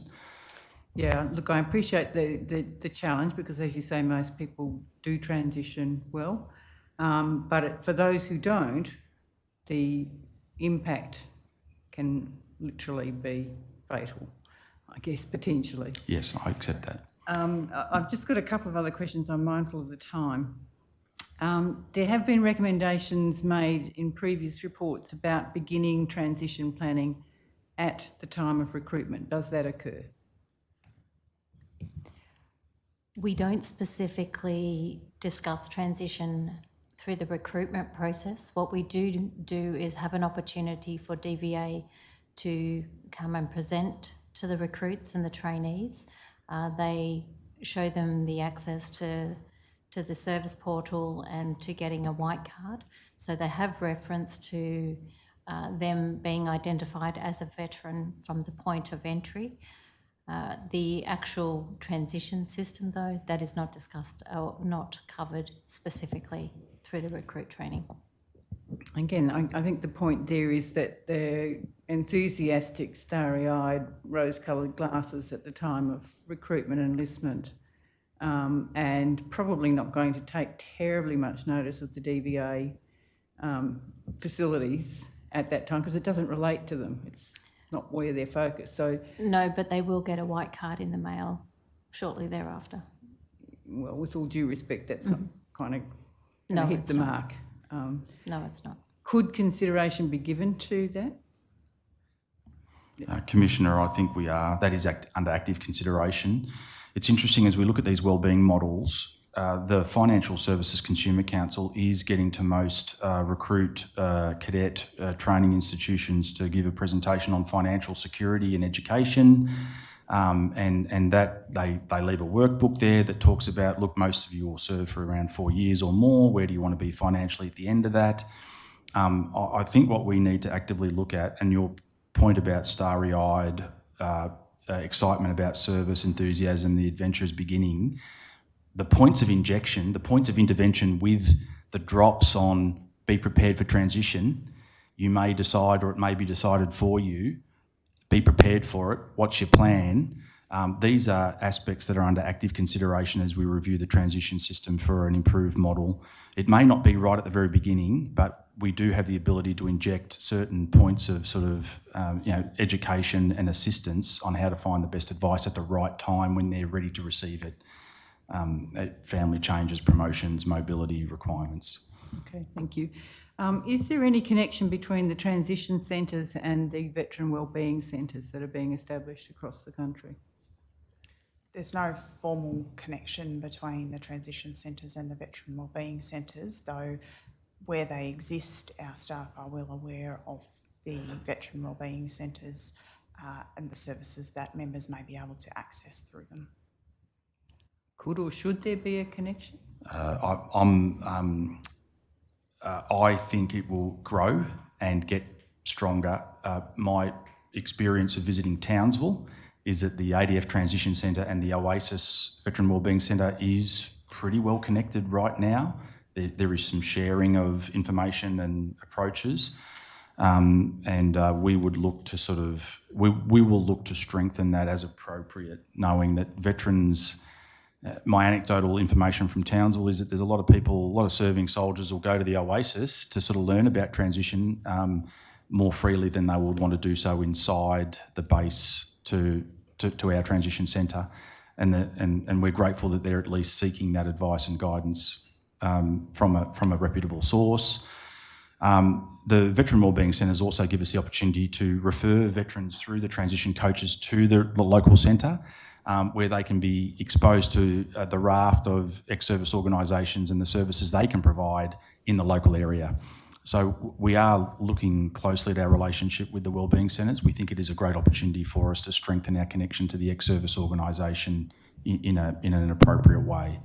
Okay, thank you. And my last question is just on that issue of building trust and the trust deficit that you acknowledged exists in some cases. Has there any exercise or activity been done to look at a co-design in that space with veterans, thinking about how you could actually build trust? Commissioner, in terms of like a specific an approach to rebuild trust, not that I'm aware of. Not that I'm aware of. Because you kind of indicated it's a difficult thing to do, not sure how you do it exactly. I just wondered whether you'd actually sought the input from veterans and their families.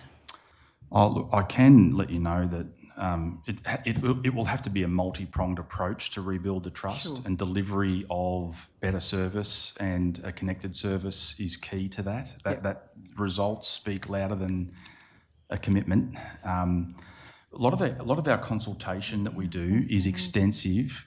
We run a consultation process for the Joint Transition Authority. The transition seminars are an opportunity for us to engage with veterans and their families.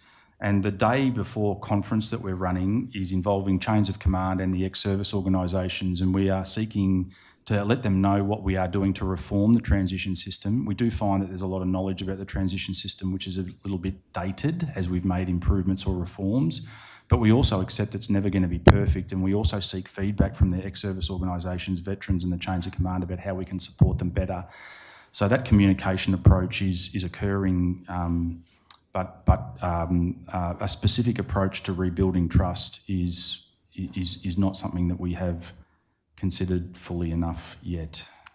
And thank you, but with all due respect, I guess I would just finish with the comment that there is a significant difference between, telling people kind of what you're doing, consulting them, and getting to this, the kind of final stage of a co-design or in fact a shared design. So perhaps it's something that you might consider. I'll leave it there. Thank you. Thank you. Commissioner Douglas. Can I take you back earlier when you were talking about recognition of prior learning? And it seemed to be described nowadays as a fairly smooth process leading to recognition at the civilian level of military qualifications. I get the impression from people I've spoken to during the course of the Royal Commission that that wasn't always the case, and some cynics might have thought that it wasn't facilitated because to make it too easy would mean that people would leave attracted by better salaries in the civilian world. Is that still a potential problem? I think that our culture towards transition is a key issue for us to address. That's both our chain of command's approach to those who seek to transition and also those who are transitioning and how they seek to do so. We want to be an employer of choice. We need to grow. We need to retain capability and people. So we want to keep as many people as we can.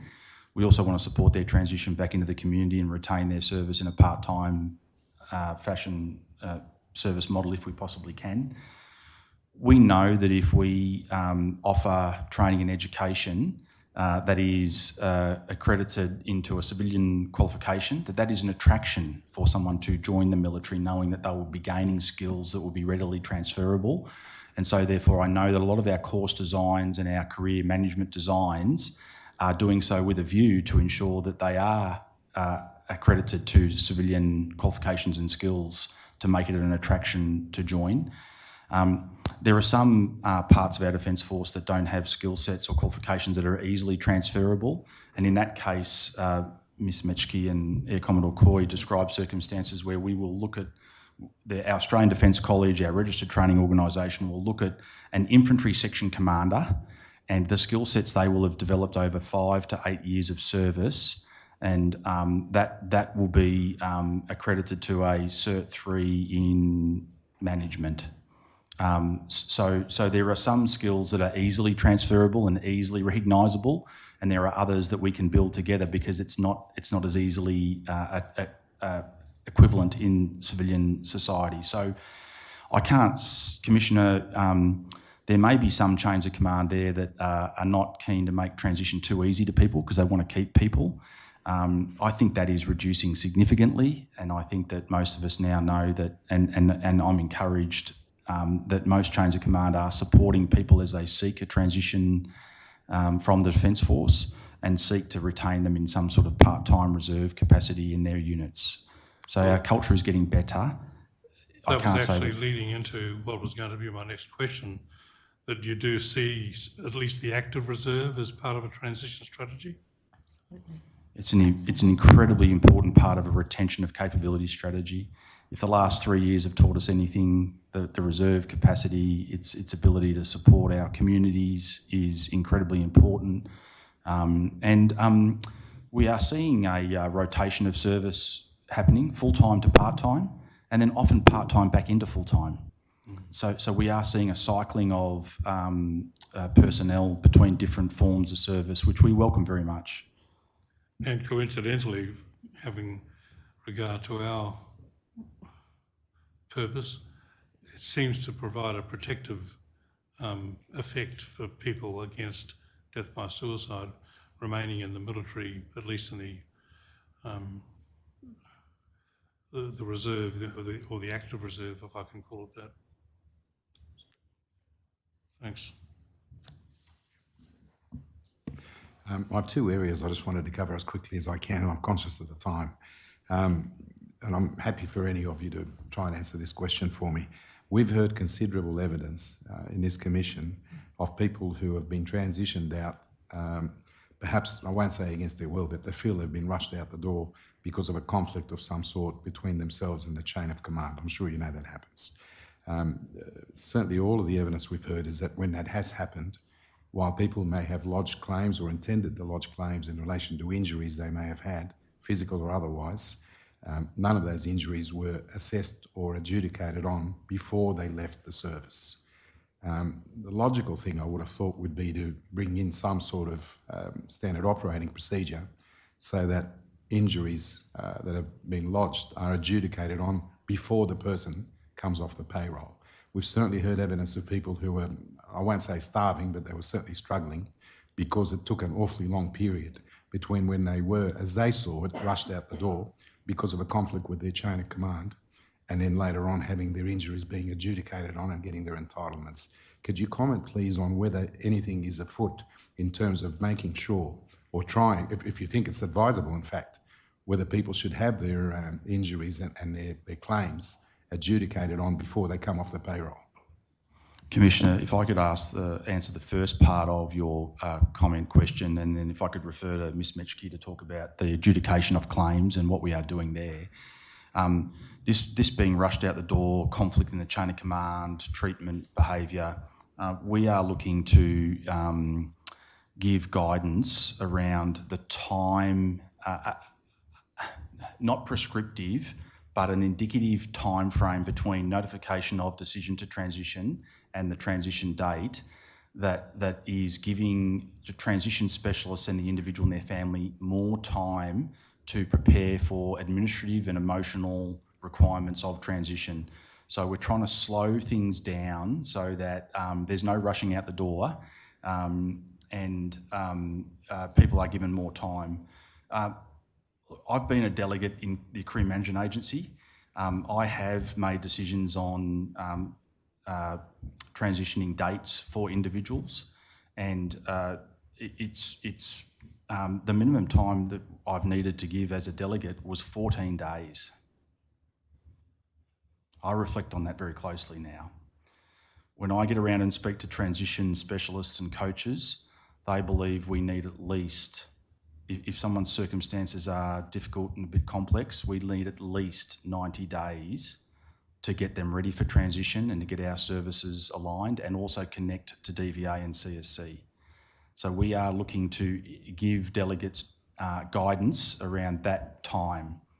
I feel that will allow us to get people better prepared and for us to meet our needs that we should provide for them.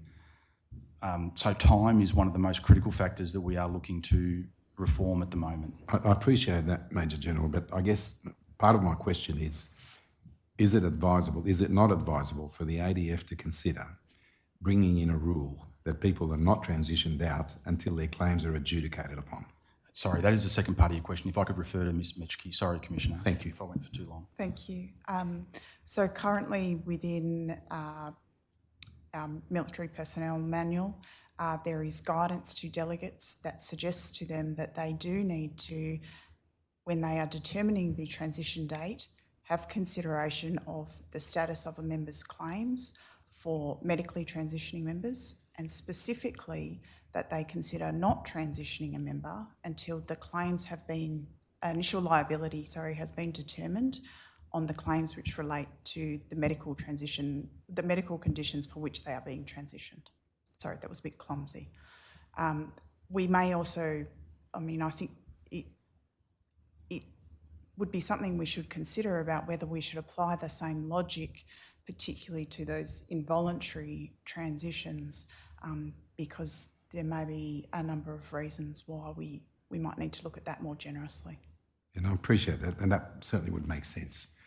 The other question, and again it might be for Ms Metchke, but we have heard evidence in relation to people who lodge claims once they discharge, and then it takes a fairly long time for the DVA to gather the material that is required to assess their claims for medical or other benefits from the Defence and ADF, and then to make a decision on their claim. We also heard evidence yesterday from the Air Commodore that the records of an individual are not automatic, who has been medically discharged, so the ADF is aware that this person has had a medical discharge, but his records are not automatically forwarded to the DVA to be considered because it's not necessarily the case that his claim may be related to his injuries. It just seems to have made sense that if somebody is medically discharged and the organisation is aware that he's left because of medical reasons, that his record is automatically forwarded to the DVA to save quite some months by the time he lodges the claim, and then the DVA comes looking for the information from the ADF or Defence. Is that something that you'd consider looking at, Commodore? In recent years, we've given DVA access to our Defence health record system. So they now, I think they have 50 licences to access our Defence records, Defence health records directly. I'm sure you can appreciate the mathematics. 50 licences, there's 50,000 plus claims outstanding at DVA at the moment. If I might make a comment, I think that is something that could be valuable. In terms of the preparing someone for transition, we talk to them about the documentation they may wish to transition with. So a copy of their medical record, which is facilitated through that separation health examination, that they log on to the personnel system through their self-service portal and access a copy of their record of posting, promotion and training, or seek someone in their unit to do it, return their ADF will. There are a number of things we recommend that people leave with to make it easier to do things like lodge claims after they have left. I appreciate that gives them the power to get the records for themselves. Would it not make sense for the organisations to forward the information rather than wait for the request? I don't think you can answer that now, but it's certainly something that we're going to be looking at. And I mean, we can see that there is a real commitment from the senior ranks to improving the situation. I appreciate that from your evidence today. But I mean, I have to say that I'm sure you realise that the evidence that this Commission has heard presents a vastly different reality on the ground. And obviously you're working on it. Thank you. Sure. Sorry, I can't not ask this question. You said, Ms. Mitchell, that there is current guidance around considering the status of claims and with a view that they not transition until initial liability is determined. Have you actually done an audit to see what the actual result is as opposed to the guidance that you give? I'm not aware of any audit being done. Thank you, Mr. Fordham. Are there any matters arising? No, thank you. Mr. Singleton? Nothing to ask orally. Might these, at least two of our witnesses, be excused for the day? Air Commodore Coy has the pleasure of being on the next panel in a few minutes. Thank all three of you for the evidence you've given today, and you're excused from the summons to appear for the witnesses that have finished. We'll adjourn very briefly.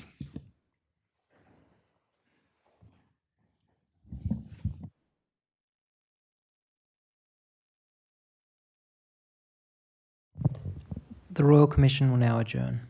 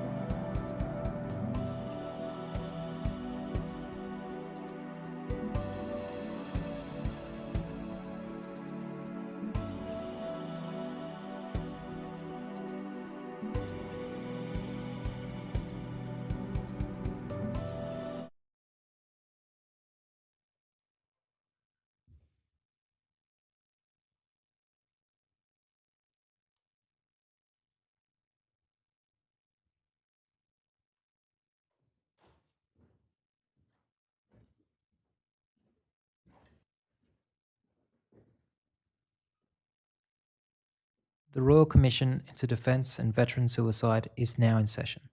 Please be seated. Mr. Singleton. Commissioners, the last session of the day is another panel to discuss transition, but this time from the point of view of the interagency work. On the panel this afternoon, from my left to right, Damien Hill is the CEO of the Commonwealth Superannuation Corporation. Leonie Noland is the Assistant Secretary for the Client Coordination and Support Branch at DVA. Kate Pope, whom you've had before, is the Deputy President of the Repatriation Commission, among other roles, and Air Commodore Coy is still here. Might they be sworn or affirmed?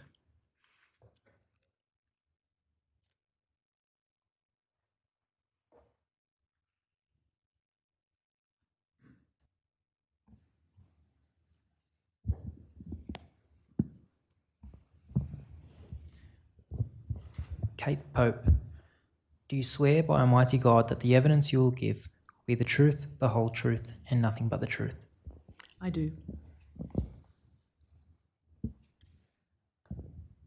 Leonie Nolan, do you swear by Almighty God that the evidence you will give will be the truth, the whole truth, and nothing but the truth? I do.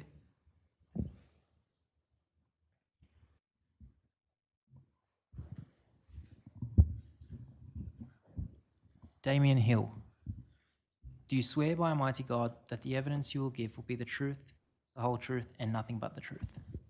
I do.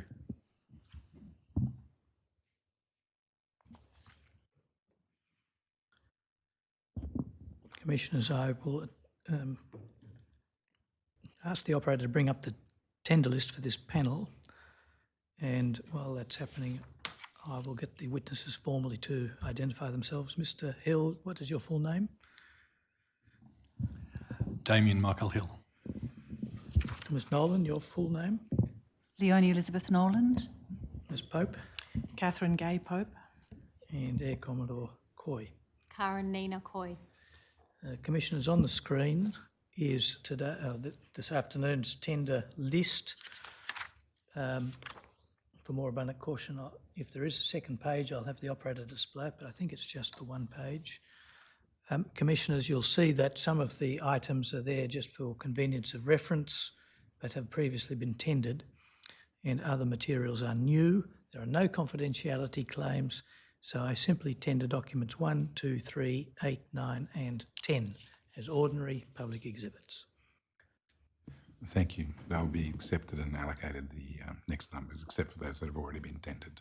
Thank you. I will ask the operator briefly to bring up the 10th of those documents, EXP 0004 0022 0001. Panellists, very brief references to each of you are here, just your current and a couple of other details about current position, a couple of other details. Does anyone on the panel recognise any mistakes? I appreciate it's not a full and fair reflection of your 4 careers, but any mistakes that any of you see? All right. Thank you all for that. Ms. Pope, could I begin with you? At the level of principle or high policy, what does the DVA conceive its proper role and scope to be within the current system of transition for ADF members back to civilian life? So we consider that transition begins with enlistment, and that there's an important opening of our relationship with what will be future veterans from the day that they enlist in the ADF, that runs through their period of service with us. It includes times when they may be injured or become ill. It reaches a peak, I suppose, at the point of transitioning out of the ADF, and then continues through their transition to civilian life and really until the end of their lives. Is there a philosophy that the DVA brings to define the nature of the work it will do? Well, I think evidence has been given previously about our focus on wellbeing, and that we're interested in whole of life wellbeing from, as I said, the point of enlistment. We talk about serving well, living well and ageing well. And we aim to support veterans and their families right through that continuum. As you may be aware, previous inquiries have recommended various changes. For example, the Productivity Commission, at least at one point, was recommending that responsibility for transition should move almost entirely to Defence. Has the DVA given consideration to these various proposals and maybe to its own thoughts to this extent? Has the DVA come up with any position on what changes should be made to its role in transition in future? Or is it of the opinion that the current role is the appropriate one? I would say that we're always considering what can be done better, and that concepts of well-being, of transition and of all sorts of things change over time, and so we continue to respond to new challenges that come forward, and they can be from changes in the nature of service and so on as to what our role should be. Specific to the Productivity Commission, some of those recommendations that go to the topic you're exploring have been responded to by government and some of them have not at this stage. Ms Nolan, is there any matters you would want to add to that little discussion? No. Thank you. Now, Mr Hill, could I turn to you? I want to begin perhaps by asking you to introduce the CSC to us. I think this is your first appearance. Could you just tell us, without focusing specifically on the ADF or its personnel, what are the main functions of the CSC? Yes, so the Commonwealth Superannuation Corporation is a Commonwealth corporate entity that was set up in July 2011. What we're responsible for under our Governing Act is, in effect, the administration of 11 superannuation schemes, covering both current and former members of both the public service and the Defence Forces. For the purposes of the Commission, 5 of them are regulated, so regulated by APRA and ASIC, and 2 of those are military-related schemes in ADF Super and Military Super. The other 6 schemes in total are exempt public sector schemes, and amongst those, for the purposes of the Commission, there are 3 that are military-based, including ADF cover. So 5 of your schemes are for military, or just of those 3 that are not the first 2 you mentioned, but the other 3, are they exclusively for the military? They're exclusively for the military. Including Navy and Air Force? Yes. And so that's about that 5 schemes for, I'll use the term the military to cover all the branches, but in terms of the number of individual people, what proportion of your client base would be ADF? The vast majority of them are public sector or former public sector schemes, so it's a minority. We can get the exact numbers to you if you'd like. Turning to the services or functions that you specifically have with respect to ADF members, obviously administering their 5 schemes is central. Are there other particular services or roles that the CSC, provide? Well, in administering those services, in effect, what we're providing are insurance superannuation benefits, so death and invalidity, and retirement benefits. They're the primary ones that we provide. Under that remit, of course, we provide various information services to make members aware of their entitlements, etc., as part of that administration. Are there any differences in the age qualifications for military personnel to get access to their superannuation funds compared with civilians? Not that I'm aware of. As you're aware, you're not the only organisation with a role in transition. Do you have can you offer us a description of where in the constellation the CSC fits and what its main communications are with other agencies?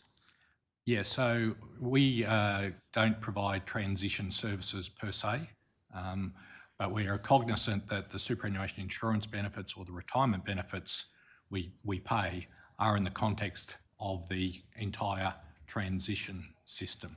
And so that's why we're connected, whether through the JTA or other mechanisms, with the other bodies here on the panel. All right, Ms Nolan, I'll turn back to you, and by all means, when I address a question to you that should go elsewhere, particularly to Ms Pope in your case, do just flick the question, and that applies to all four of you, of course. But I'll do my best to guess what might be the right demarcation. What services is the DVA providing to support people's transition from military to civilian life? I'm looking at this stage just for the headings, the X program, the Y program, and later we can go into detail on some of them, time permitting. But what are the main services? Okay, thank you, Mr Singleton. So our support for transitioning members, as my colleague described, begins with enlistment. So through our early engagement model, all enlisting members receive an email, actually from me, from my office, welcoming them to the ADF and advising them of the role of DVA in supporting them to access entitlements should they be injured or ill, giving them information about the role of the veteran support officers who are on-base advisors from DVA, as well as giving them information about non-liability healthcare, as well as information about open arms. That's the beginning. On transition, we also then provide a further email which comes from the Secretary of DVA, and that is congratulating people on their service, thanking them for their service, and then giving them further information about the range of services available, including our employment strategy through the Prime Minister's Employment Awards, and also providing a brochure called The Next Steps, which gives more detail about the services and supports available to veterans. Just a quick follow-up on that. You used the term transition. Upon transition, an email from the Secretary. That, on that occasion, the word transition equates with discharge rather than the long definition. It's right. when we're notified that a transition is occurring. So the other component of supports that we offer in that space is attendance at transition seminars, which I think my colleague from Defence mentioned earlier, some of which are virtual, some of which are face-to-face. So our veteran support officers present at those seminars to provide information about the range of services on offer, but also to encourage people to reach out if they would require an appointment with a VSO in order to discuss what their entitlements might be through DVA, and really to provide that human face and that human content in that transition process. All right, so just to recap so that you can get it, let's see if we can move forward. There's an email at recruitment or enlistment. There's an email either when transition begins or around about then from the Secretary. That's an email in, then an email when you're coming out. Then there's participation in the transition seminars. Are there other services that the DVA So there are a number of information sessions that are run by the VSOs on base in connecting with the serving members, but also with their command chain. And that's again to ensure that we have an iterative approach to advising members of their entitlements and of the role of DVA. We also provide information about the channels that are available to them through My Service, for example, which means that claims can be lodged through the program rather than having to actually engage with another human being if they don't wish to do that. Would this be fair, and please tell me if it's not, that most of or all of the services you've mentioned are effectively communicating to people in transition the services that are available to everybody, subject to their stage of career? That is correct, and we also do provide those information sessions to family members as well. It's just to develop the point a little bit.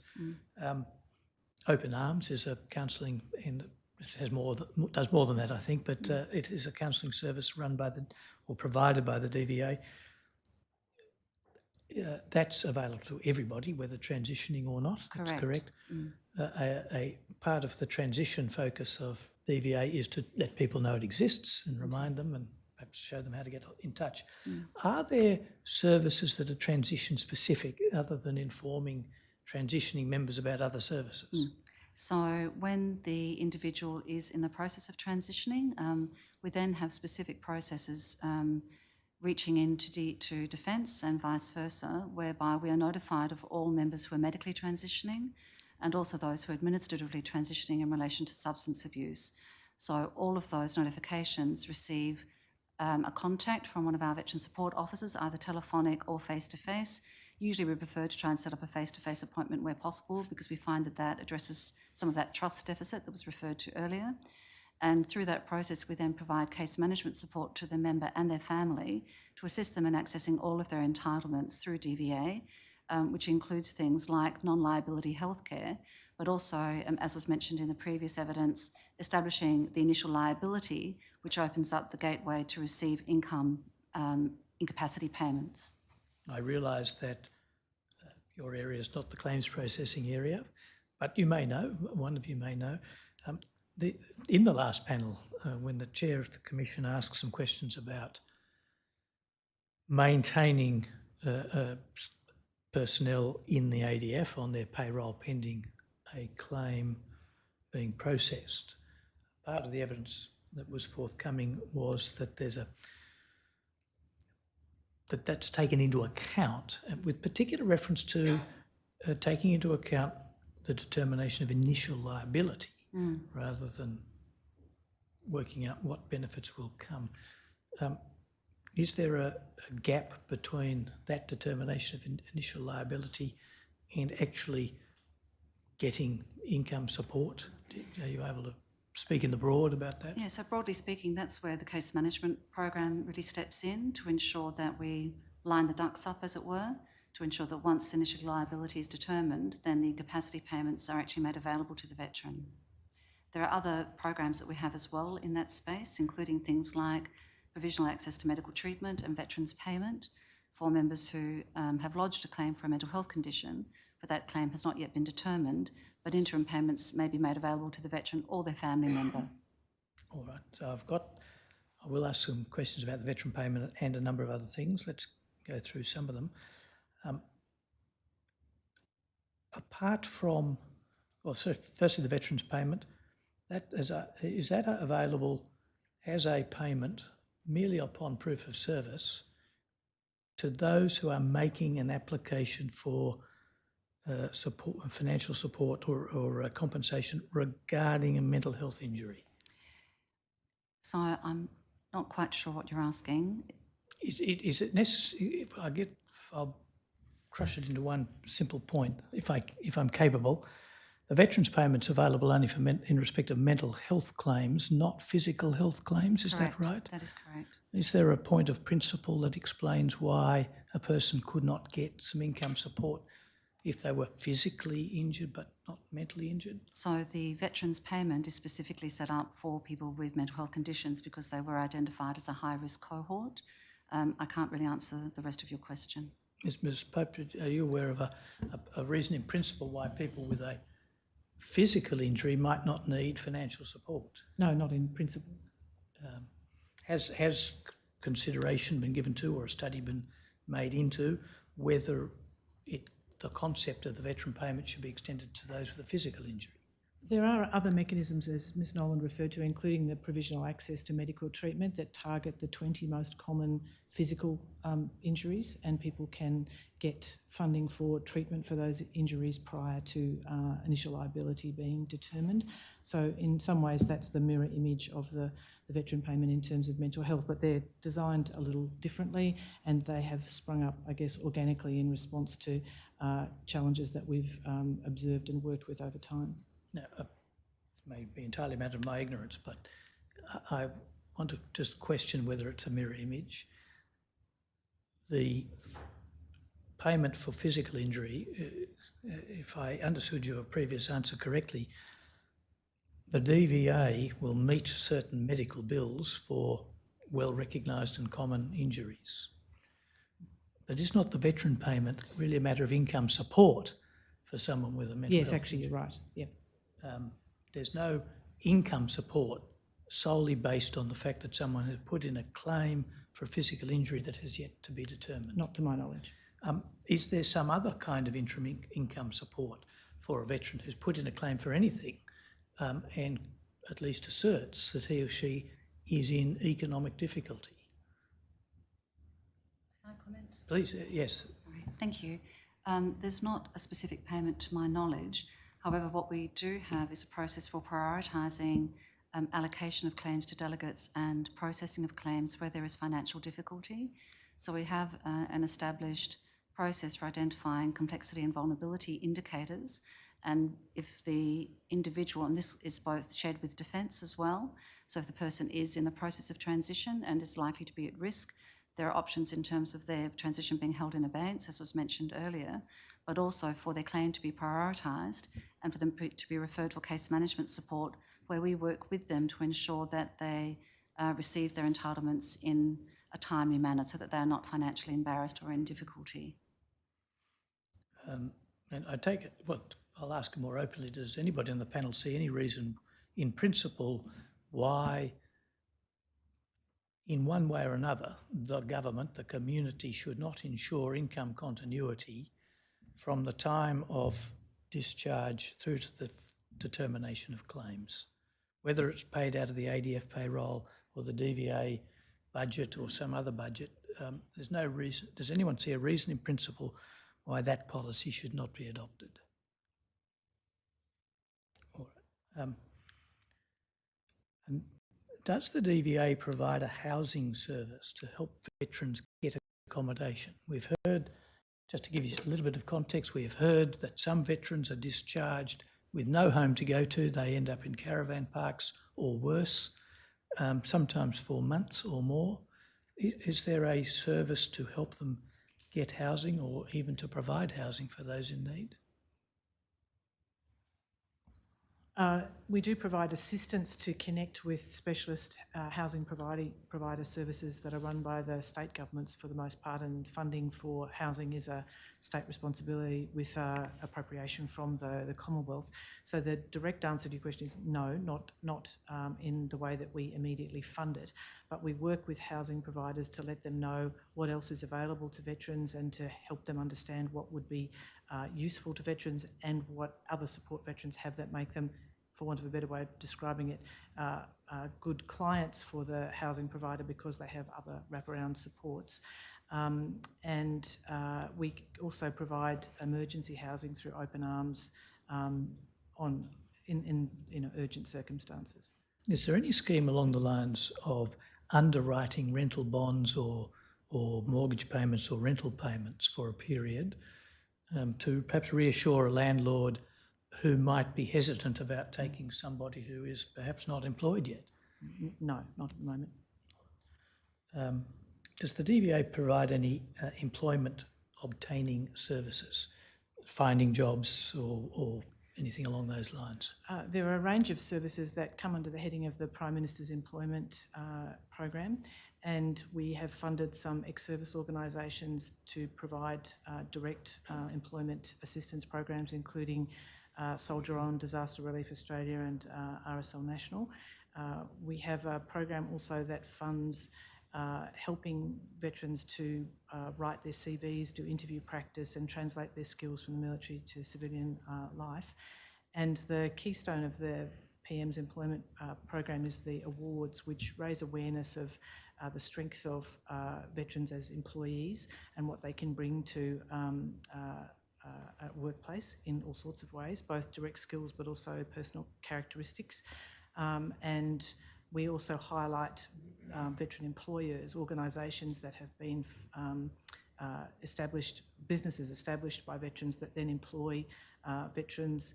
We've also encouraged state governments to have veteran employment programs. We have one of our own in DVA as well. And we work with the Prince's Trust and have funded them to help veterans establish their own businesses as an enterprise program. And we also have dedicated places funded for veterans in the programs run by the Department of Employment that also go to establishing your own business and so on. So there's a range of programs. But just to be clear, we don't match veterans to available jobs, that there are mainstream services available to assist with that. And you'll appreciate I can only skim over the top. I've proved today to be a poor time manager, but we'll follow up in writing for more details later. Perhaps I'll go to another topic now, family support services. In the context of transition in particular, are there support services offered to families to help them make the adjustment? For example, they may have had a spouse, a parent, who's regularly lived in the barracks for the last few years and is now going to move into the family home. There may be adjustments required. Are there family support services to deal with transition in that kind of way? So under the case management model where we provide support to transitioning members, we also provide that support to their family members, and we really treat the veteran and their family as a unit for the purposes of the provision of support, which often means that we are liaising very closely with the spouse, because often if they're the trailing spouse, as it were, who followed the veteran across various postings, often they're the ones who are most keenly aware of some of the difficulties in that space. So we do provide that support to the family unit as a whole in terms of accessing accommodation through linking them in with supports available in the community, through the state sector, through the ex-service organisations, as well as through the community sector, but also in terms of things like seeking access to health services and so forth, because it's not just the veteran who requires an adjustment in terms of changing perhaps their GP, it's often the family as well. So some of those services will be in the nature of information giving. Are there Correct. services such as counselling that DVA provides itself through Open Arms or otherwise? So we refer people to Open Arms, and Open Arms actually has 50% of their services are actually available for families. They're actually for families in terms of their uptake rates. We also have the Wellbeing and Support Program, which is one of the few programs in DVA that is able to provide that more holistic intervention to support the family as a unit. And the wellbeing, would you like me to go on and provide more detail? Yes. Sorry, I do talk a lot. The Wellbeing and Support Program was designed specifically for transitioning members within a specific geographical footprint, and we found that we weren't getting sufficient referrals because members in those areas seemed to be able to avail themselves of other support. So we were able to broaden both the geographical footprint, but also the definition of what constituted transition. So rather than being a 24-month or 36-month period, we extended it to veterans with complexity and vulnerability indicators, which may arise 5 years following transition.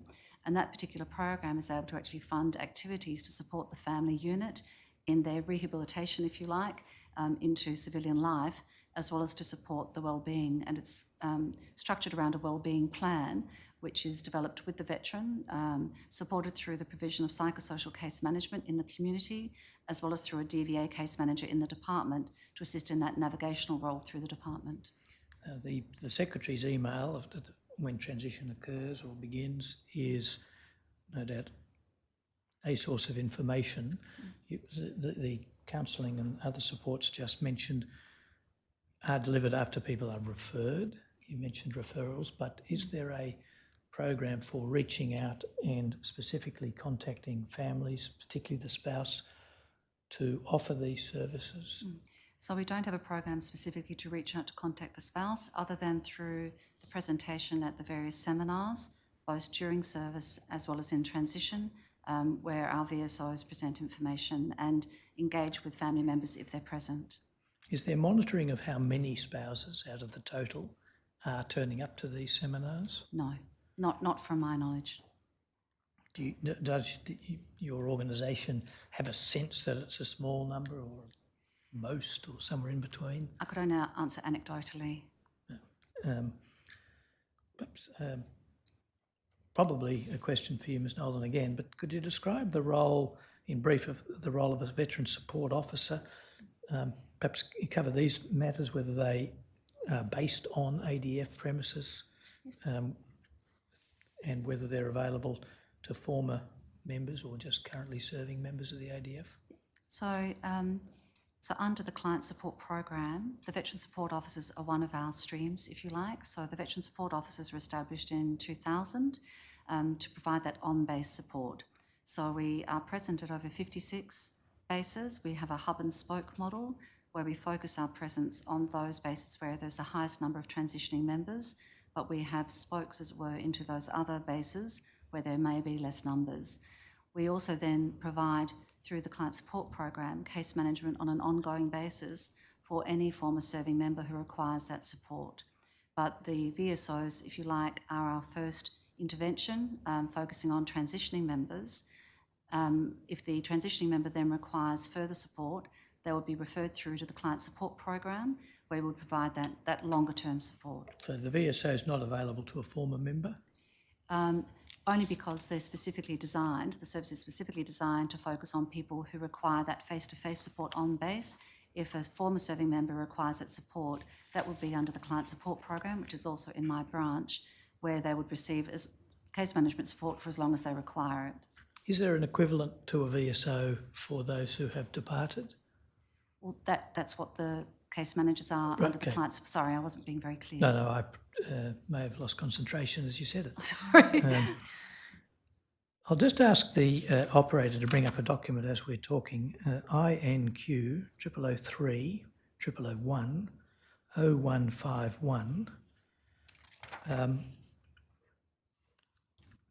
So if I understand the hub and spoke model, is it the case that a VSO will be based on a particular well-populated base, and will travel in and out of the surrounding bases that may be smaller? Yes, that is it's correct. A full-time position. Yes. And apart from the travelling between, Yes. the job is on base. Correct. This is a DVA brochure, that's the cover page, but I'll ask the operator, now that we've all seen it, to go to page 0152, just as a point of reference for some of these questions. When an ADF member wants to go to see a VSO for whatever reason, is it easy to get in? Do they need an appointment? Is there a queue at the door? Yep. So there are various means. So they can email, they can telephone, they can pop in to the office that's on the base. They may well be referred by the chain of command. So it really depends upon the serving member's preference in terms of how they access that support.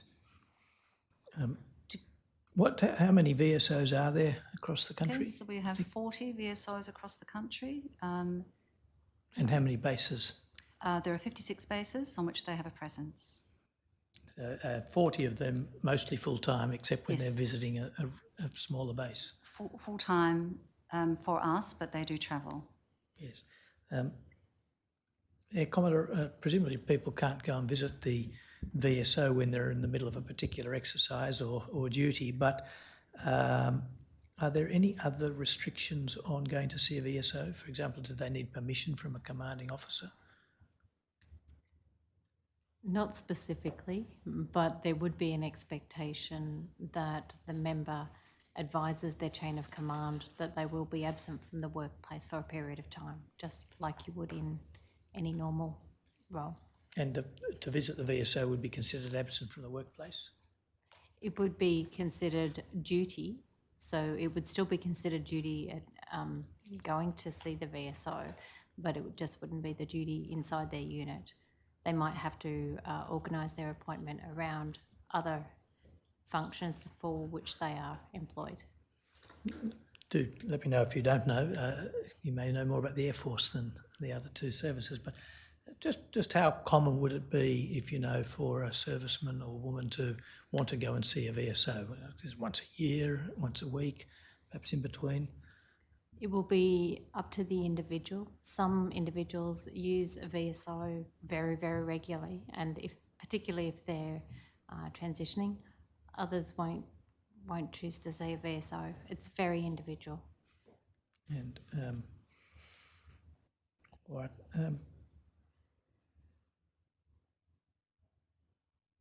Can I just draw attention now to the page that's come up? You'll see at the beginning, at the top, Planning for Civilian Life, then there's a subheading, Talk with DVA on Base, and it has some dot points about what our VSOs provide. The first one is information and advice. That's clear enough for the moment. Then it's help for you and your family to gain access to our support. What kind of help is being given other than information and advice?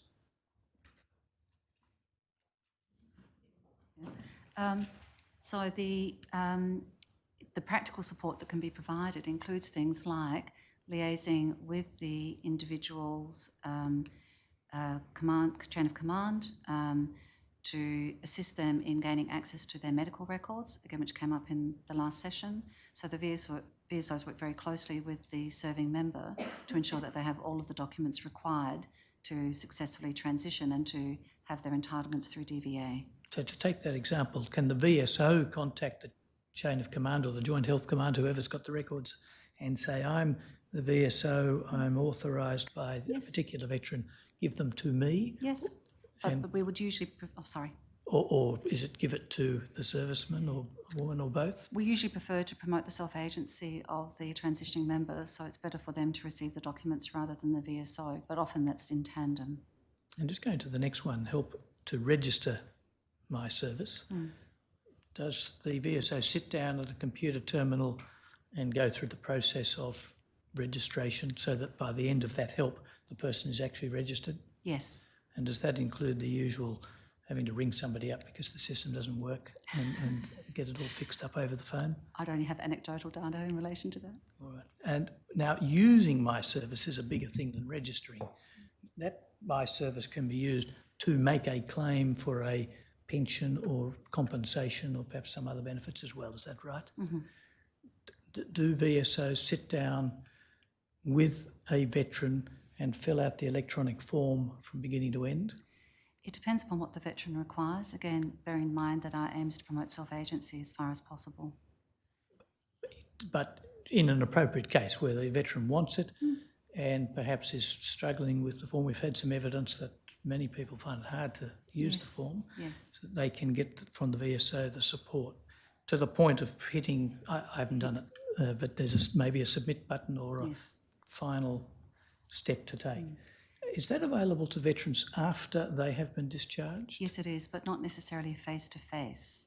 So, as I mentioned, the veterans are on base and they're designed to be specifically a face-to-face service where possible to promote that trust and to build rapport. The rest of the programs that we offer, with the exception of the Wellbeing and Support program, are largely telephonic. So we can work with the veteran over the telephone, so we won't be sitting alongside them, but we will be providing them with information and instructions on how to log their details into my service. So why not? Do you want to add to that, Ms. Pope? I just wanted to add that there's a further source of assistance once people have transitioned, which is through advocates who are veterans themselves, who have worked with the system, have received training from DVA and become accredited. Not all of them are accredited, but there is a system for accreditation who can then help the veterans do that. And when we first designed my service, the intention was that the individual would be able to do it by themselves, but we've augmented the service offer so that an advocate can sit with them and help them lodge claims through my service. So in that sense, the advocates somewhat take over from the VSOs who are focused more on base to once they're already established in the community. So is this a point of, in the nature of an exception from the earlier point that was made, that there is an equivalent to the VSO after discharge, the case officer, I think it was, or case manager?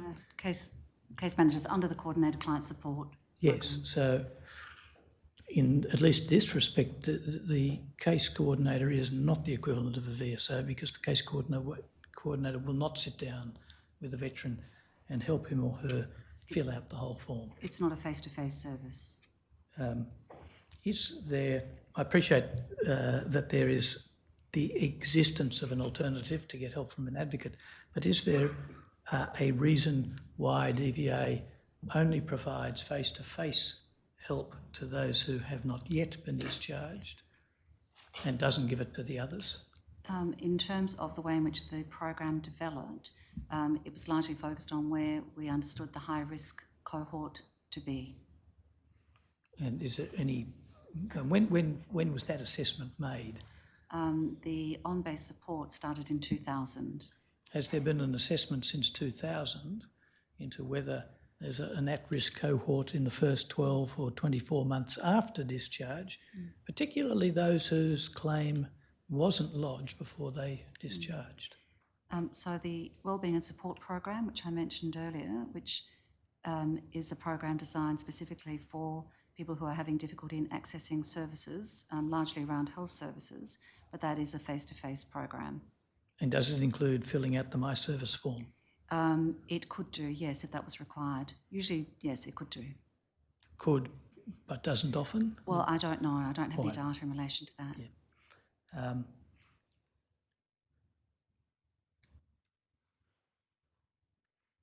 Perhaps I could turn to the Stepping Out program. I'm not sure whether it's the same page. Perhaps the operator could make it smaller and put the whole page on. But I believe there is a Stepping Out program, and it's mentioned in this document. There we are. The operator's done better than I asked for.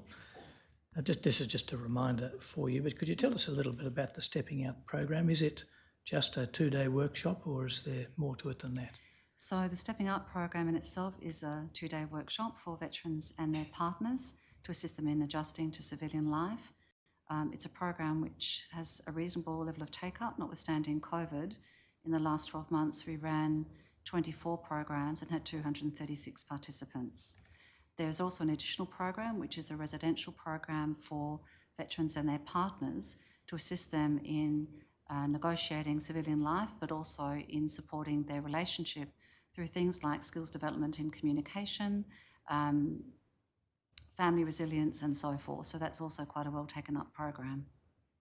Now there's a reference then to the Stepping Out Attention Reset trial. Has that trial been completed? It is in the process of being completed, so an evaluation is being conducted. I think that's going to be available later this year, but I can certainly give you that information. How long did the trial last?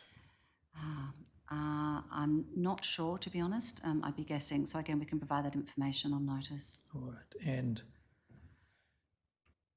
presumably any implementation of new or reformed measures will await the evaluation? Yes, correct. Has anything already come to your attention where there could be some improvements? Well, I think, if you're asking my opinion. Yes, I am. Okay.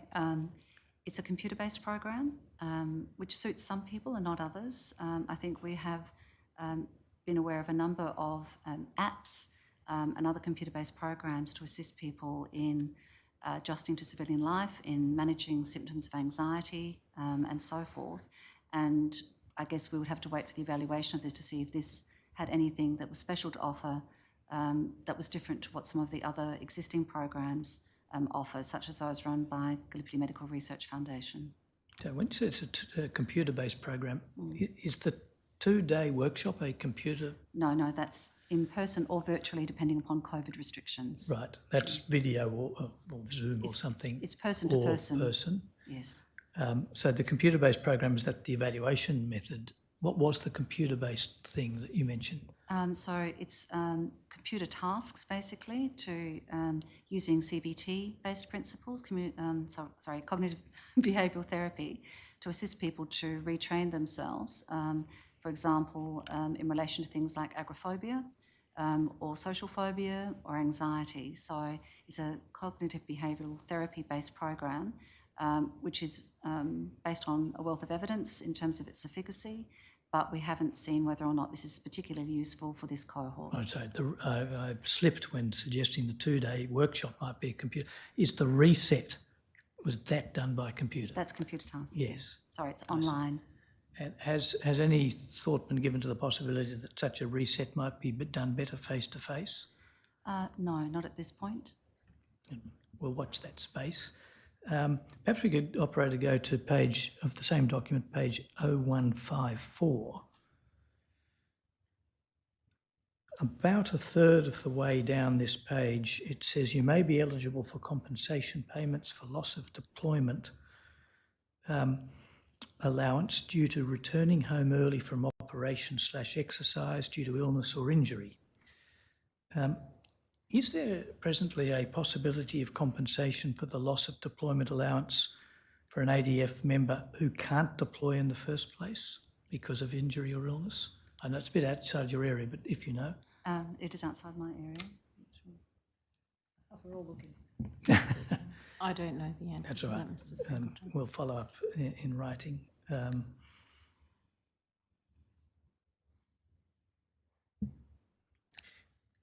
Then a little bit further down the page, in bold, there's a little section in bold writing from recollection, and it says, for more information, visit a website, and then it says, submit a claim for compensation or other financial support online using My Service.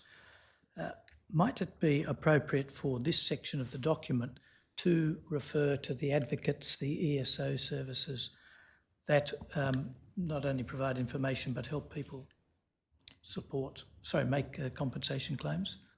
Yes, I would agree that would be useful. Does the DVA have a systemic or systematic way of drawing attention to the ESOs and the advocacy services that others provide?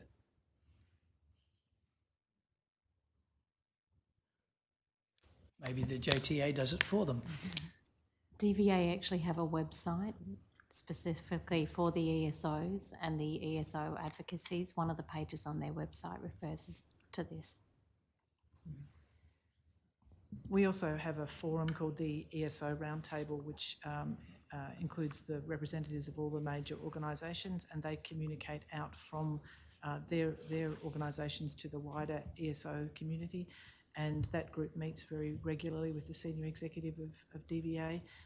It gives them the opportunity to ask questions and to provide advice on new policies and those kinds of things. And then they share that information out with all their members. Possibly a question for both you, Ms Pope, and Air Commodore Coy, but are references to the advocacy groups built into the transition seminars and other regular communications? That would have been a good question for Ms Metchke. I'm not actually sure, Mr Singleton. I do know DVA has a training program for the advocates. We've heard that there are many seminars, 2-day workshops and various other things for various other purposes, and I was just asking whether any of that is known amongst the 2 or 4 of you to include specific reference to advocacy groups. We certainly invite the advocates to the stakeholder forum, which is the day prior to the seminars. All right, now Mr Hill, I've been neglecting you.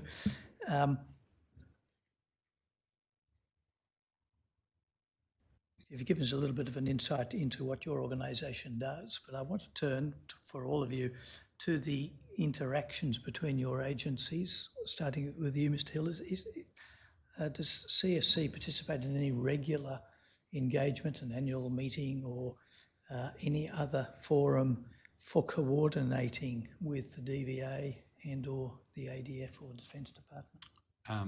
Yes, we do. We're obviously part of the JTA.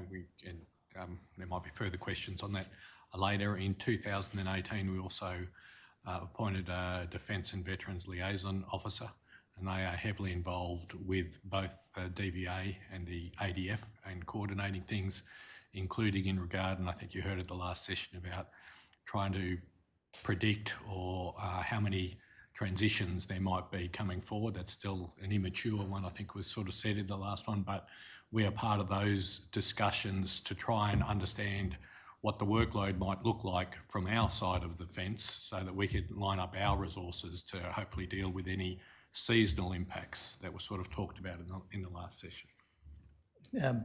CSC probably has a computer or two and perhaps some data, perhaps considerable data analytical ability. Is there any efforts being made within CSC to try and systematise this, some data analysis on the sort of topics you just mentioned?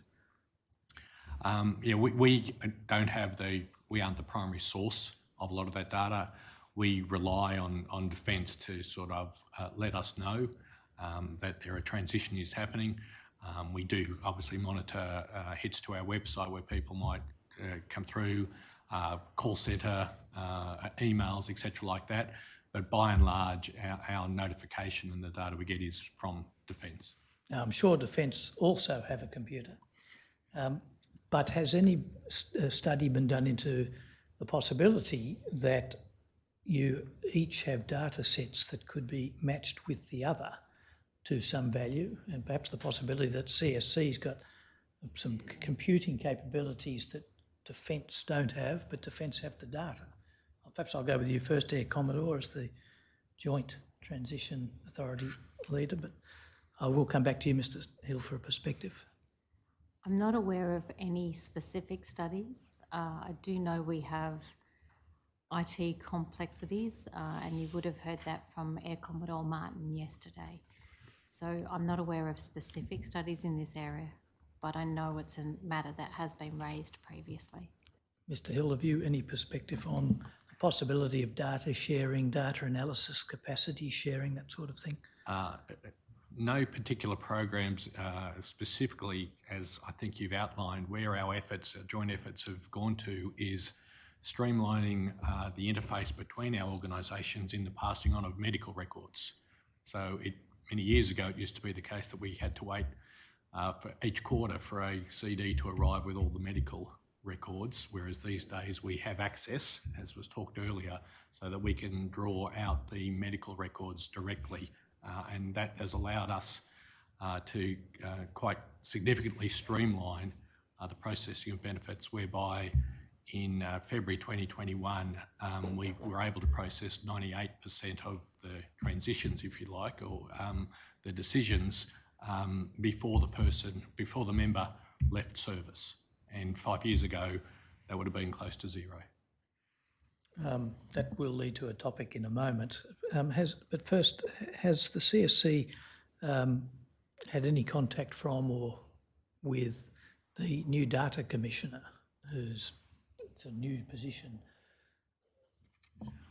Certainly not to my knowledge at this stage. But DVA, either of you, Ms Pope, perhaps the new data commissioner, whose legislation only began about a week ago, so we may not be fully on top of it, any of us, but the new data commissioner has a role of facilitating, and I'm going to speak very loosely, and this is not a very good legal analysis, but facilitating data matching and coordination across agencies. Has the DVA had any contact with the data commissioner or her office? I'm not personally aware, Mr Singleton, but we have a chief data officer, and he may well have, and I would expect him to be well across that development, but I personally don't know. Yeah, Commodore, are you in the loop on this one? I said I would come back to something and now I've forgotten, but when it comes back to me, unless you remember it and can remind me, do you remember it? Well, I don't know whether I should, but yeah. No, you should. It was about the processing of, as I understood it, the yes. transitions prior Yes. to the member leaving service. So you've kindly provided us with a few pages of charts, which we will arrange to have tendered once processed. Have there been any discussions between the CSC and the DVA to share their learnings about claims processing? I apprehend that it may be that the CSC has a somewhat simpler task to process a claim than the DVA does, perhaps even a very much simpler task, but you're also getting it done quickly. Has there been discussion to see whether there's anything that DVA can learn or that CSC can learn in the other direction? Because the eligibility for the two benefits are quite different, there are limits to how much we can learn from each other. So there's nothing active and nothing, my knowledge, that has taken place in this regard. Right. Might I add something? Yes, Mr. please.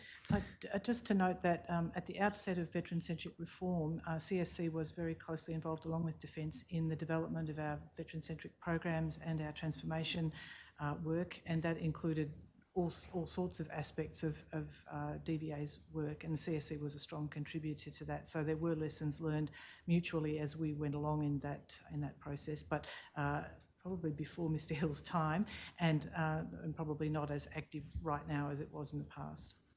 Mr Hill, thank you for that. Mr Hill, does the CSC do any work in the field of attempting to provide lifetime wellbeing? We've heard quite a bit about it. Maybe you have any services or programs in that direction? No, we do not. Apart from superannuation payments and disability, there's another word for it, impairment allowance. I'm sorry that I've forgotten the right term. Are those the only income supports that are provided to ADF members from the CSC? So there's invalidity, obviously death and retirement are the basic services that can be had as income support, if you like. All right.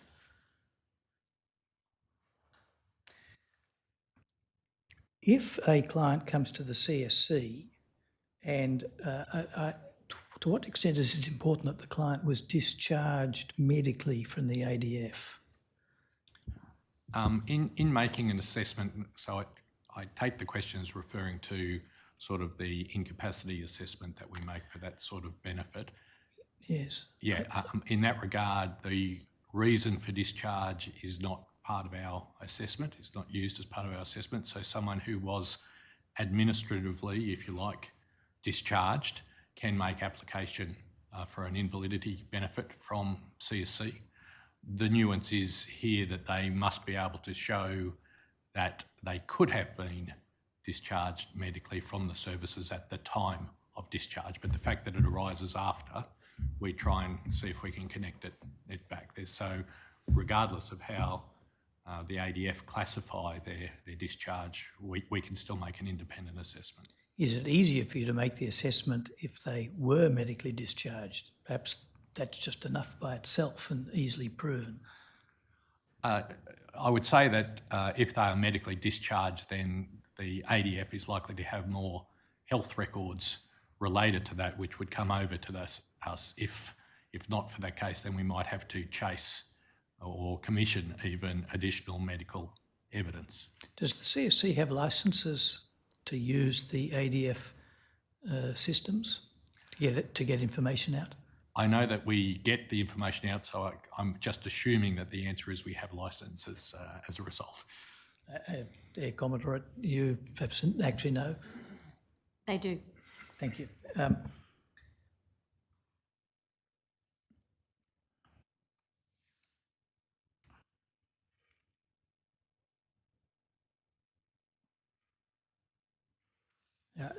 My understanding, Mr. Hill, is that offsetting occurs between DVA and CSC benefits, such that is it the case that the overall policy is you get the most, not the least, but you don't get more than the most that you would be entitled to out of any one scheme?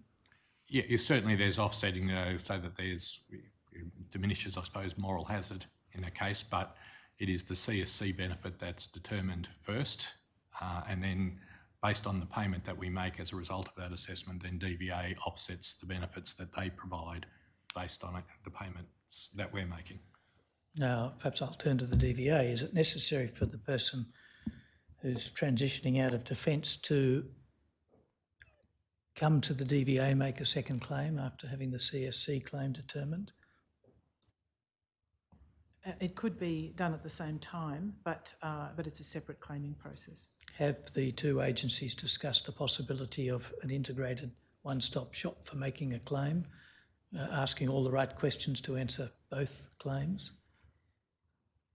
There are some challenges with that, and there have been discussions in relation to medical assessments.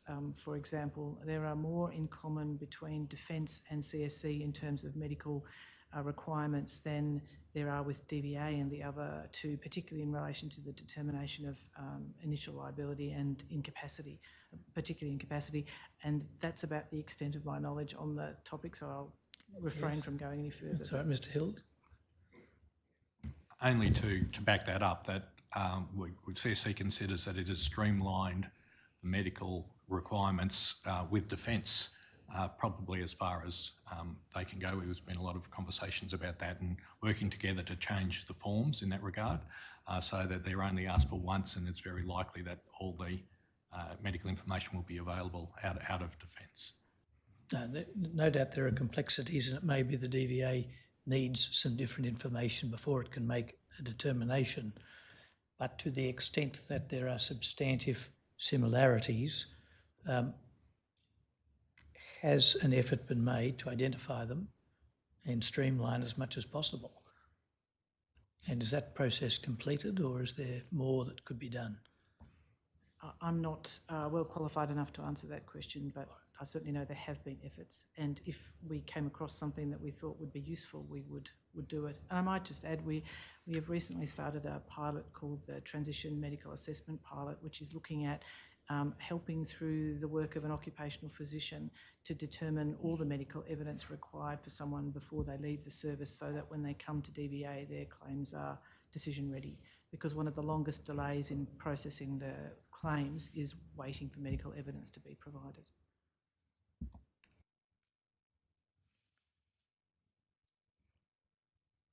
To the this is the last question on this topic, and again, it may be outside your area, but if you're able to comment, one approach that may need to be considered is not just to see what matches and what doesn't match between the three different systems, and particularly DVA versus the others, but to change DVA's requirements so that they do, the substance lines up, so that then the forms can line up. Do you know whether that actual making fundamental changes of that kind has been considered? I'm stepping a little outside my remit. Certainly the recommendations from the Productivity Commission and other areas that have suggested closer alignment have been explored. It is relatively challenging, and I think it would involve legislative change. But I'm not in a good position to say more than that. I'll leave it there. We are pursuing it, as you know.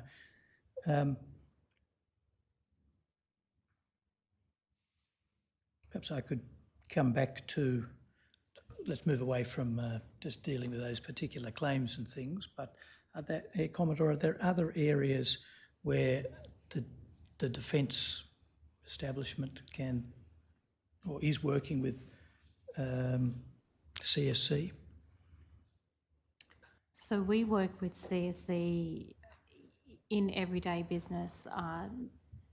The defence liaison, I would speak to Mr. Wilton, I would say weekly, if not more. He's involved in all the forums that I've mentioned previously. We've undertaken a couple of projects together.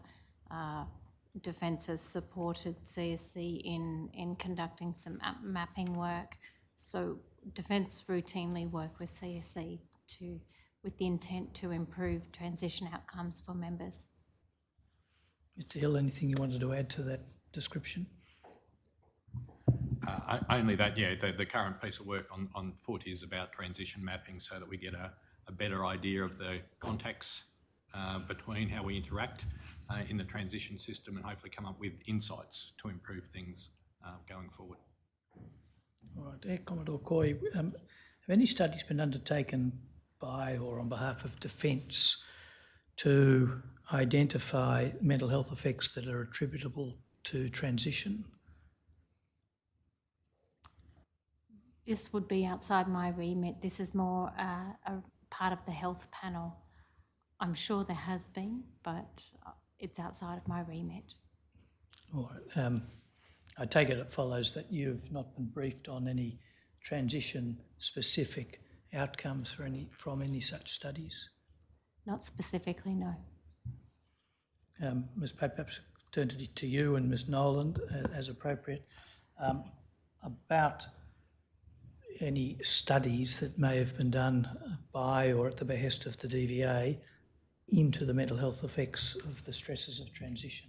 So I think commissions are already aware of the Transition Wellbeing Research Program that was commissioned in 2015, studying people who had transitioned between 2010 and 2014.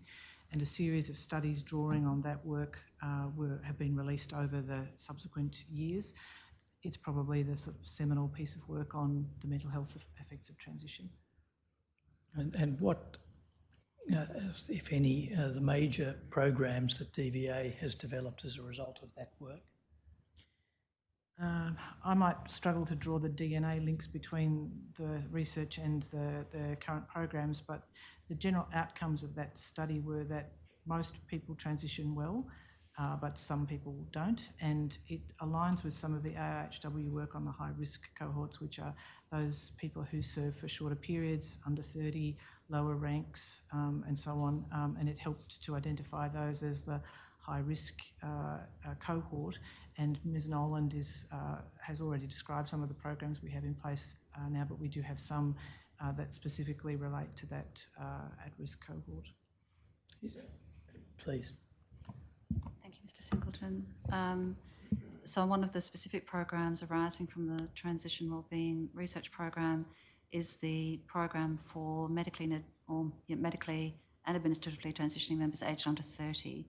So we recently received funding from government in order to run that program, and that started in July last year, and we've had around 500 clients in that program in that time, and finding that is actually seems to be quite successful in providing a relatively short-term intervention, which largely is focused on those social determinants of health employed under the wellbeing wheel, to assist the veteran and their family to actually accommodate to civilian life. Thank you. I might just ask the operator to bring up a new document, AWW 000 0697. This is the Transition Task Force report. If we could go to page 0762.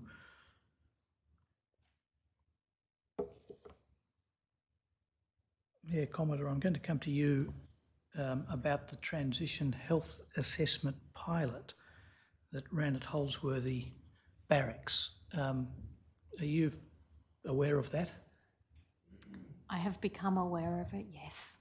Has the pilot been completed? Yes, it was completed. It was run through Joint Health Command, and as I was saying with the mental health, this is much more in the remit of our health area. Now, the title of it, Transition Health Assessment, obviously draws attention to the Health Command, but also the Joint Transition Authority. Yes. Is there some basis upon which this would be considered more a health area than a transition area? How is the responsibility for assessing this pilot and implementing programs to be divided between the two parts of the Defence Organisation? This was a joint piece of work between Joint Health Command and DVA and CSC, I believe, to identify opportunities to bring everything under a single assessment. I believe the issue was each of the elements look at a person's health situation through a different lens, which is what caused the complexities, and it didn't actually achieve the outcomes that we had hoped for. But if you need a lot more detail than that, that's right. it's I'll beyond just turn me. to the rest of the panel. Firstly, Ms. Pope, feel free to comment on anything that's fallen from Commodore Coy, but also my next question will be whether it was considered a successful pilot from your point of view. There were certainly lessons learned from it, as Ms. Coy has indicated, and I'm aware that Joint Health Command made some changes that I can't specify to their work as a consequence of that, but it wasn't continued as a program in its own right because, as Ms. Coy said, it didn't solve the problem, which is the one we were talking about earlier, that the requirements for health processing for the three agencies don't entirely mesh together, and the transition medical assessment pilot that I mentioned earlier is in some ways a descendant of that piece of work. So lessons were learned on all sides and incorporated, but the pilot itself was not turned into an ongoing program as such. It was the fundamental nature, and I appreciate health is not the topic, but transition is, hence we're bumping up on the edge of your jurisdiction and mine. But was the nature of the pilot such that an idea was tested? There was a thought that an improvement of a certain kind might work. It was tested, it wasn't all that successful. Has someone subsequently turned their mind to a different idea, which may become a pilot? Is something else going to be tried? Yes, well, I would say that the transition medical assessment pilot that we're running at the moment is a descendant of that initial piece of work, and its intention was to look at the health requirements for all three agencies and the best way that they could be brought together to simplify things from the perspective of the transitioning veteran. And it ran alongside another pilot, the Special Operations Forces pilot, that also looked at ways to provide services in a better integrated fashion prior to transition. So it was all focused on trying to meet the requirements of the things that people would need once they transitioned before they actually left. And the pilot I was mentioning earlier, the Transition Medical Assessment pilot, is looking at compiling the medical evidence required for DVA's purposes prior to departure through the use of an occupational physician who has access to Joint Health Command, the individual and their medical history and all their records. Mr Hill, your organisation was named as a part of this. Is there anything that you would wish to add or can add to the discussion we've just had? No, I can only confirm that we were part of the pilot, but it was before my time, so I can't add anything of use to that. Ms Nolan, feel free. Did you want to add anything? Forgive me if we've covered this at all so far. Are any of you aware of the Australian Military and Veteran Family Study run by the AIFS? Yes, I am. Now that was a study focused on the families of current ADF members. Has the DVA discerned any important lessons from that study? That study is ongoing at the moment, so it hasn't completed, and it's expected to be completed in the financial year 22-23. It's about an 18-month program, and it's focused on qualitative interviews of families that are either in the transition process or who have already transitioned, and understanding the complexities from a family perspective of both military life and transition. So we are hopeful that it will provide insights that we'll be able to action in the future, but we don't have the outcomes of it at this stage. 2022-23 begins in only 2 or 3 months, yes. But ends in about 15. Yes. Do you have any sense of when it might be, the results of the study may be available? Well, I know that they're still interviewing families at the moment, so they were recruiting and interviewing families over this period. So I don't expect that we would have results before, or indicative results before the middle of the year, but I don't know enough about the timings of the study to be able to say. All right. I'll ask the operator to bring up a different document, INQ *00001 2216.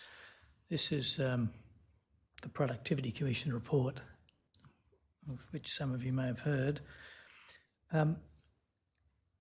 Recommendation 7.1, I'll bring that up, it's at page 2216 of this document.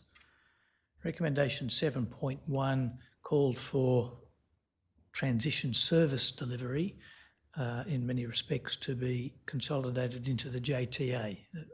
A decision on that is pending. Was the DVA consulted on whether or not that recommendation should be accepted? DVA and Defence put forward our response jointly to the entire report, so it has been done jointly. Yes, and Mr. Hill, were you or your organisation consulted on these on the recommendation regarding transition? I must admit I'm not aware. Before my time, I certainly know from the recommendation that actually CSC wasn't included in the recommendation for the JTA, but we have been invited in to be part of the JTA and are part of the JTA steering committee. Yes, I might just go to recommendation 13.2. That'll involve scrolling down a couple of pages, I'm afraid. This was the headline of this recommendation 13.2 is simplify the administration of invalidity pensions, and the Commission recommended that the DVA should work closely with the Commonwealth Superannuation Corporation to streamline the administration of superannuation invalidity pensions, including by a number of measures listed there. Mr. Hill, has the CSC deliberated upon this particular recommendation? And if so, what did it decide? Yes, and we're supportive of this recommendation. Note that the JTA is taking this this one up. But yeah, we're supportive of this recommendation. And as Ms. Pope, perhaps I could turn to you. You're the other agent. You represent the other agency named here. Has the department formed a view on whether this recommendation should be implemented? We think there are certainly benefits to be had from implementing this recommendation. One of the aspects there on the single medical assessment, we've been traversing that subject quite extensively in this hearing so far and have aired some of the challenges with that, but certainly we're supportive of it. I would note the government hasn't made a formal response to this recommendation yet, and the way it's formulated relies on the creation of the Veteran Services Commission, which has not happened, but that doesn't prevent agencies taking this forward if it were possible to do so. Yes, I'd suggest to you that at least the first half of it's not dependent on the VSC, and that really the recommendation could be implemented with the DVA sitting in the shoes of the proposed VSC, which was Indeed. really a Yes. hive off from the DVA. Yes. Has any, acknowledging that the government is yet to make a decision, and it's a matter in part at least for the government, have the two agencies started to work together to do at least some preliminary work to be ready to move if the government were to accept this recommendation? I'm aware that DBA has done some preliminary work in relation to what might be feasible there. I can't recall and therefore can't really comment on directly working with CSC on it, but certainly looking at what it would take from our perspective, yes. But it's part of the wider legislative reform roadmap that we've talked about before. Mr. Hill. Yeah, we certainly see this, and there are the difficulties, I must say, in the single medical assessment process, but see this as part of the work of the JTA in taking up and working through this. There's a particular suggestion that the CSC should be permitted to delegate authority to the DVA or the VSC if it were ever established, so that the DVA could make decisions as your delegate. Are there any particular concerns that you would have about that proposal?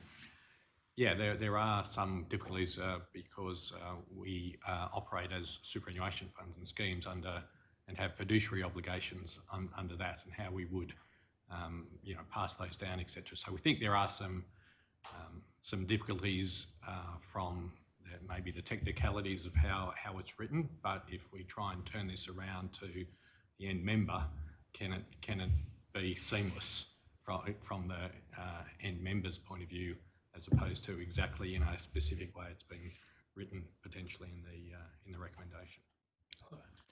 I've gone into your time, Commissioners, but only by 2 minutes this time. Those are my questions for the panel. Thank you, Mr. Singleton. Commissioner Brown. Thank you very much. Could I just ask a couple of questions, firstly of DVA representatives? You said that you aim to liaise closely with the spouse or family at the time of transition, and one mechanism is through the VSOs. Do they engage with families on base?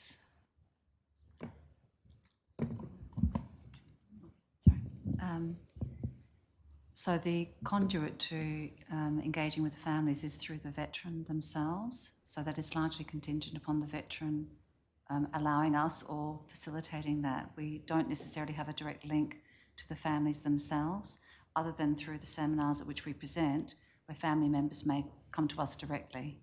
We did hear this morning some of the research that tells us what we probably already knew, which is that the veterans obviously are acting as the gatekeeper to the information passage, and sometimes it doesn't occur for whatever reason, and there could be a whole range of different reasons. Correct. We do encourage veterans to bring their spouses along because often at the point of transition, the veteran is subject to a barrage of information which they're not necessarily able to assimilate, and having another person there can actually assist them in understanding the implications. And also, as I mentioned earlier, I think sometimes the spouse may be more across some of the aspects of transition that are going to impact upon the family more than the serving member themselves. Is there any other way that you could envisage reaching the families? So we do, and I'll defer to my colleague, Ms. Pope, but we do run fora for family members. We reach out through various ex-service organisations, and we are undertaking more proactive contacting of family members to understand more fully their experience, but I might defer to my colleague.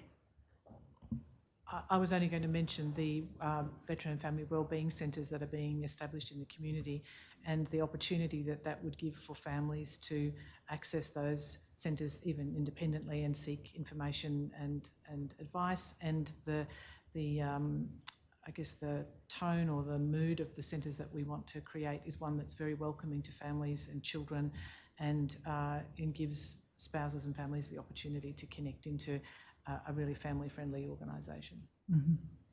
May I also add, we've also appointed a Veterans Family Advocate in the last 12 months who's been a bit of a force of nature in reaching out to families proactively and ensuring that whenever we are developing policies or procedures or considering changes, that we always consider the family as well.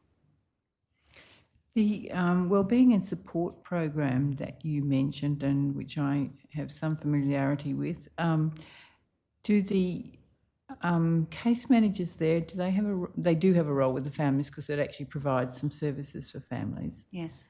So both the case managers based in the department, who are there to primarily assist in navigating through the department and other agencies, but also the psychosocial case managers in the community actually go into the family home, obviously with the veteran's permission, but that's where they have an opportunity to engage more fully with the family. Mm. So in terms of accessing, and I'm sorry, I can't recall the detail of this, but in terms of accessing the wellbeing and support program, do you need to have an accepted claim? No, through DVA? Not necessarily. Originally it was set up in that way, but we do have some dispensation to offer the wellbeing and support program where people don't have an accepted claim. And do you have a current number of people in the program?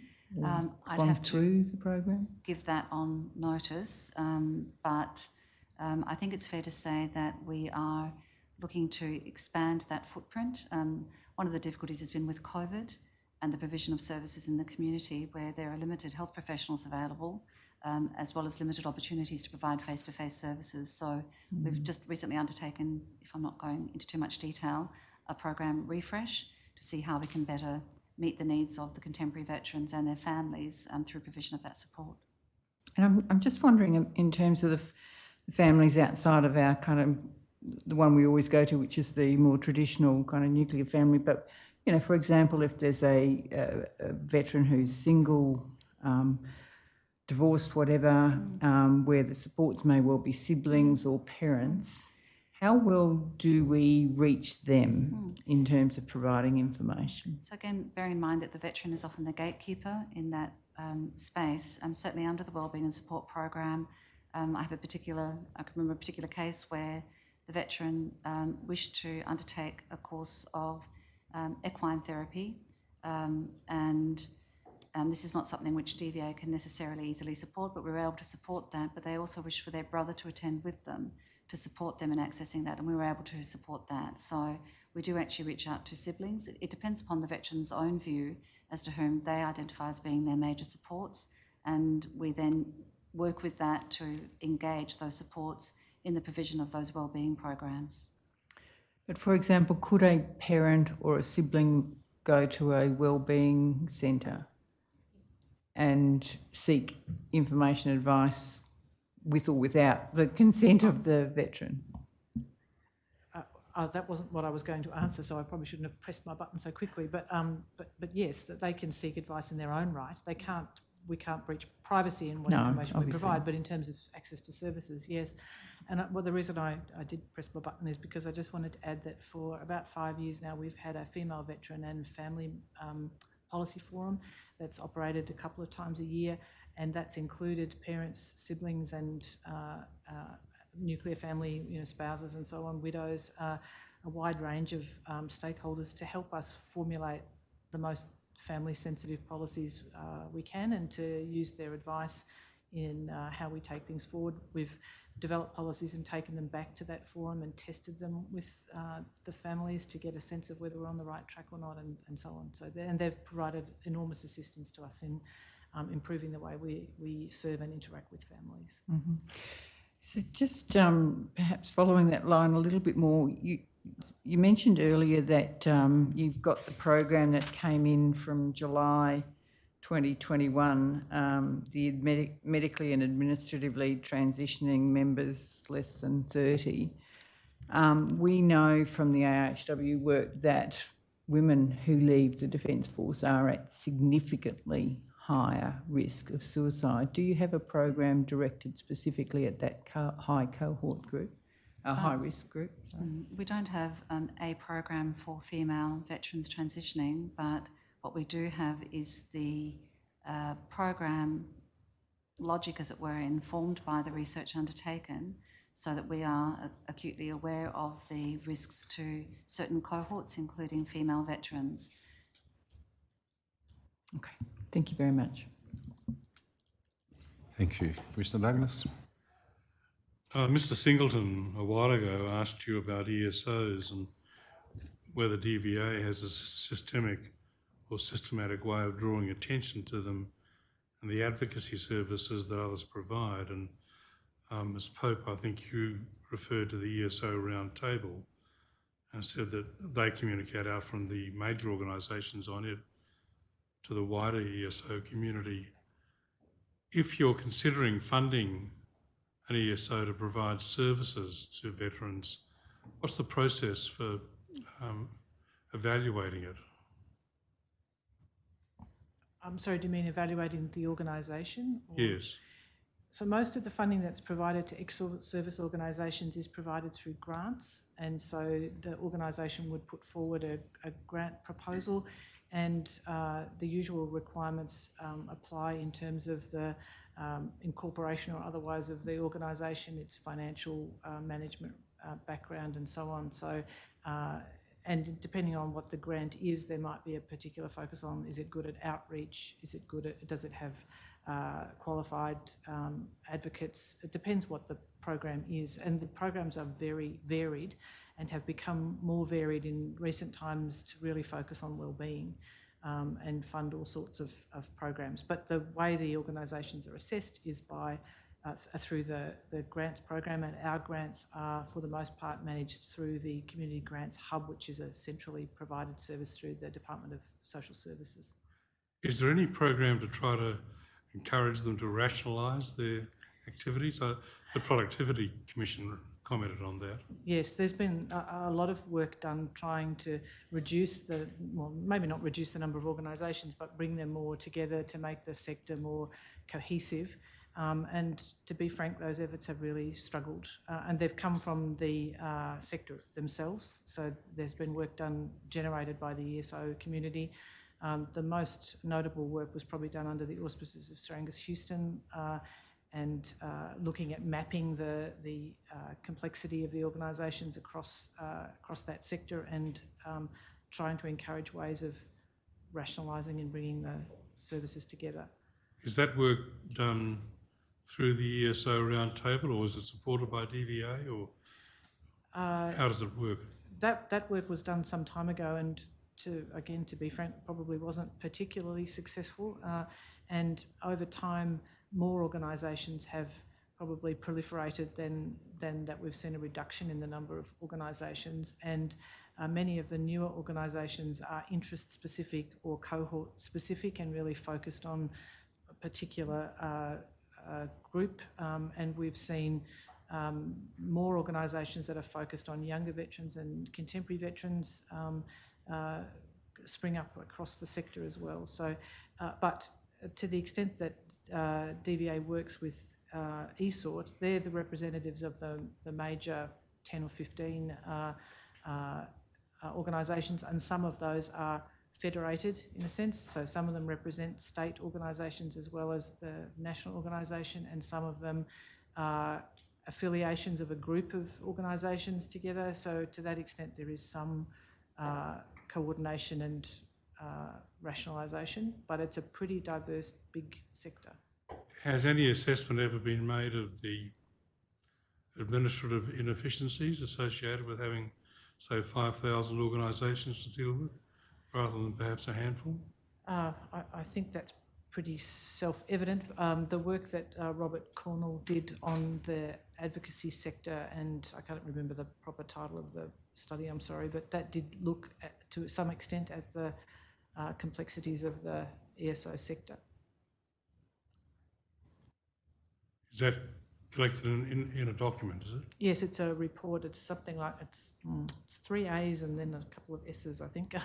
Advocacy something scoping study. I'm sorry, I just can't remember the proper title, but Robert Cornell, the former Attorney General, completed that study, would be a couple of years ago. It ran about the same time as the PC work was done. Thanks. Just a couple of brief points. Ms. Pope, you just discussed with Commissioner Douglas the issue of the ESOs, but I gather for your ESO roundtable, you have a smaller number than the 3,500 to 5,000 that we're hearing about. How are they selected? That's a good question. The ESO roundtable was established long before I joined the department 6 years ago. So, but they are the organisations you would expect to see. So the RSL, the War Widows Guild, the Legacy, I could list them on the Vietnam Veterans Association and so on and so forth. But I can't really say how they came to be the core of that group, but they are the established and recognised organisations. We also have other forums, including the Younger Veterans Forum, that has representation from some of the newer organisations that are more focused on younger veterans, and we also have one focused on older veterans and issues of ageing and so on. So there are some more sort of special interest focused forums under the banner of a national consultative forum that we operate, but the ESORT is the principal one with the established ex-service organisations. I appreciate that, and I'm not being critical in any way, but is it sort of a position for life? It's not assessed on a 5-yearly basis or something? Not that I'm aware of, no. So once you're in, you're in? You're kind of in, yes. Okay. Yes. Just, you mentioned a bit earlier, Ms. Pope, in relation to the relationship or the commonality, excuse me, between Defence and CSC in terms of medical requirements. You said that there is more in common between those two than there is with DVA. Can you just expand on that a bit? Is there a higher standard of proof required by DVA than the other two? I'm not a good one to... It's not about a higher standard of proof. It's about the assessment of incapacity, but I'm not an expert in this area, but I'm aware that in exploring the similarities between the 3 medical assessments and trying to bring them into one, it's our requirements in relation to incapacity payments and incapacity assessment, and I can hear my staff back in the office saying, no, she's getting it wrong, that would have caused a much longer process and form for people who weren't going through that process, and that's why integrating it into a single assessment hasn't been successful so far. Okay, Mr. Hill, can you shed any light on that? Why there are more? Do you agree with that statement? There is more in common between CSC and Defence than there is with DVA. I'm unfamiliar with the technicalities. I certainly know as part of some of the forums that we've talked about that we found that our ability to streamline the medical requirements we were able to do with the ADF more than we were able to do with the DVA. So I can't shed any light, but we have tried to streamline as much as we can with the ADF to make it as simple as possible, but beyond that, no. Thank you. Can I ask you both just to sort of take away that question, consider it, see if there's anything else you may be able to offer us by way of being on notice, taking on notice? I can certainly offer more on notice, and there are people in the department way better qualified than me to speak to it. Thank you. Mr. Fordham, any matters arising? No, thank you. Mr. Singleton? Nothing arising from me. Might these panellists be excused? Yes, thank you for the evidence today, and you are excused from your notice to appear. And Air Commodore, I have to say, in terms of appearances before the Commission, you're top of the frequent flyer program, so followed by Major General Stoddard. We're grateful for your evidence. Thank you. That's the evidence for today. I don't believe there's any other business. In that case, we'll adjourn till tomorrow morning then. All rise.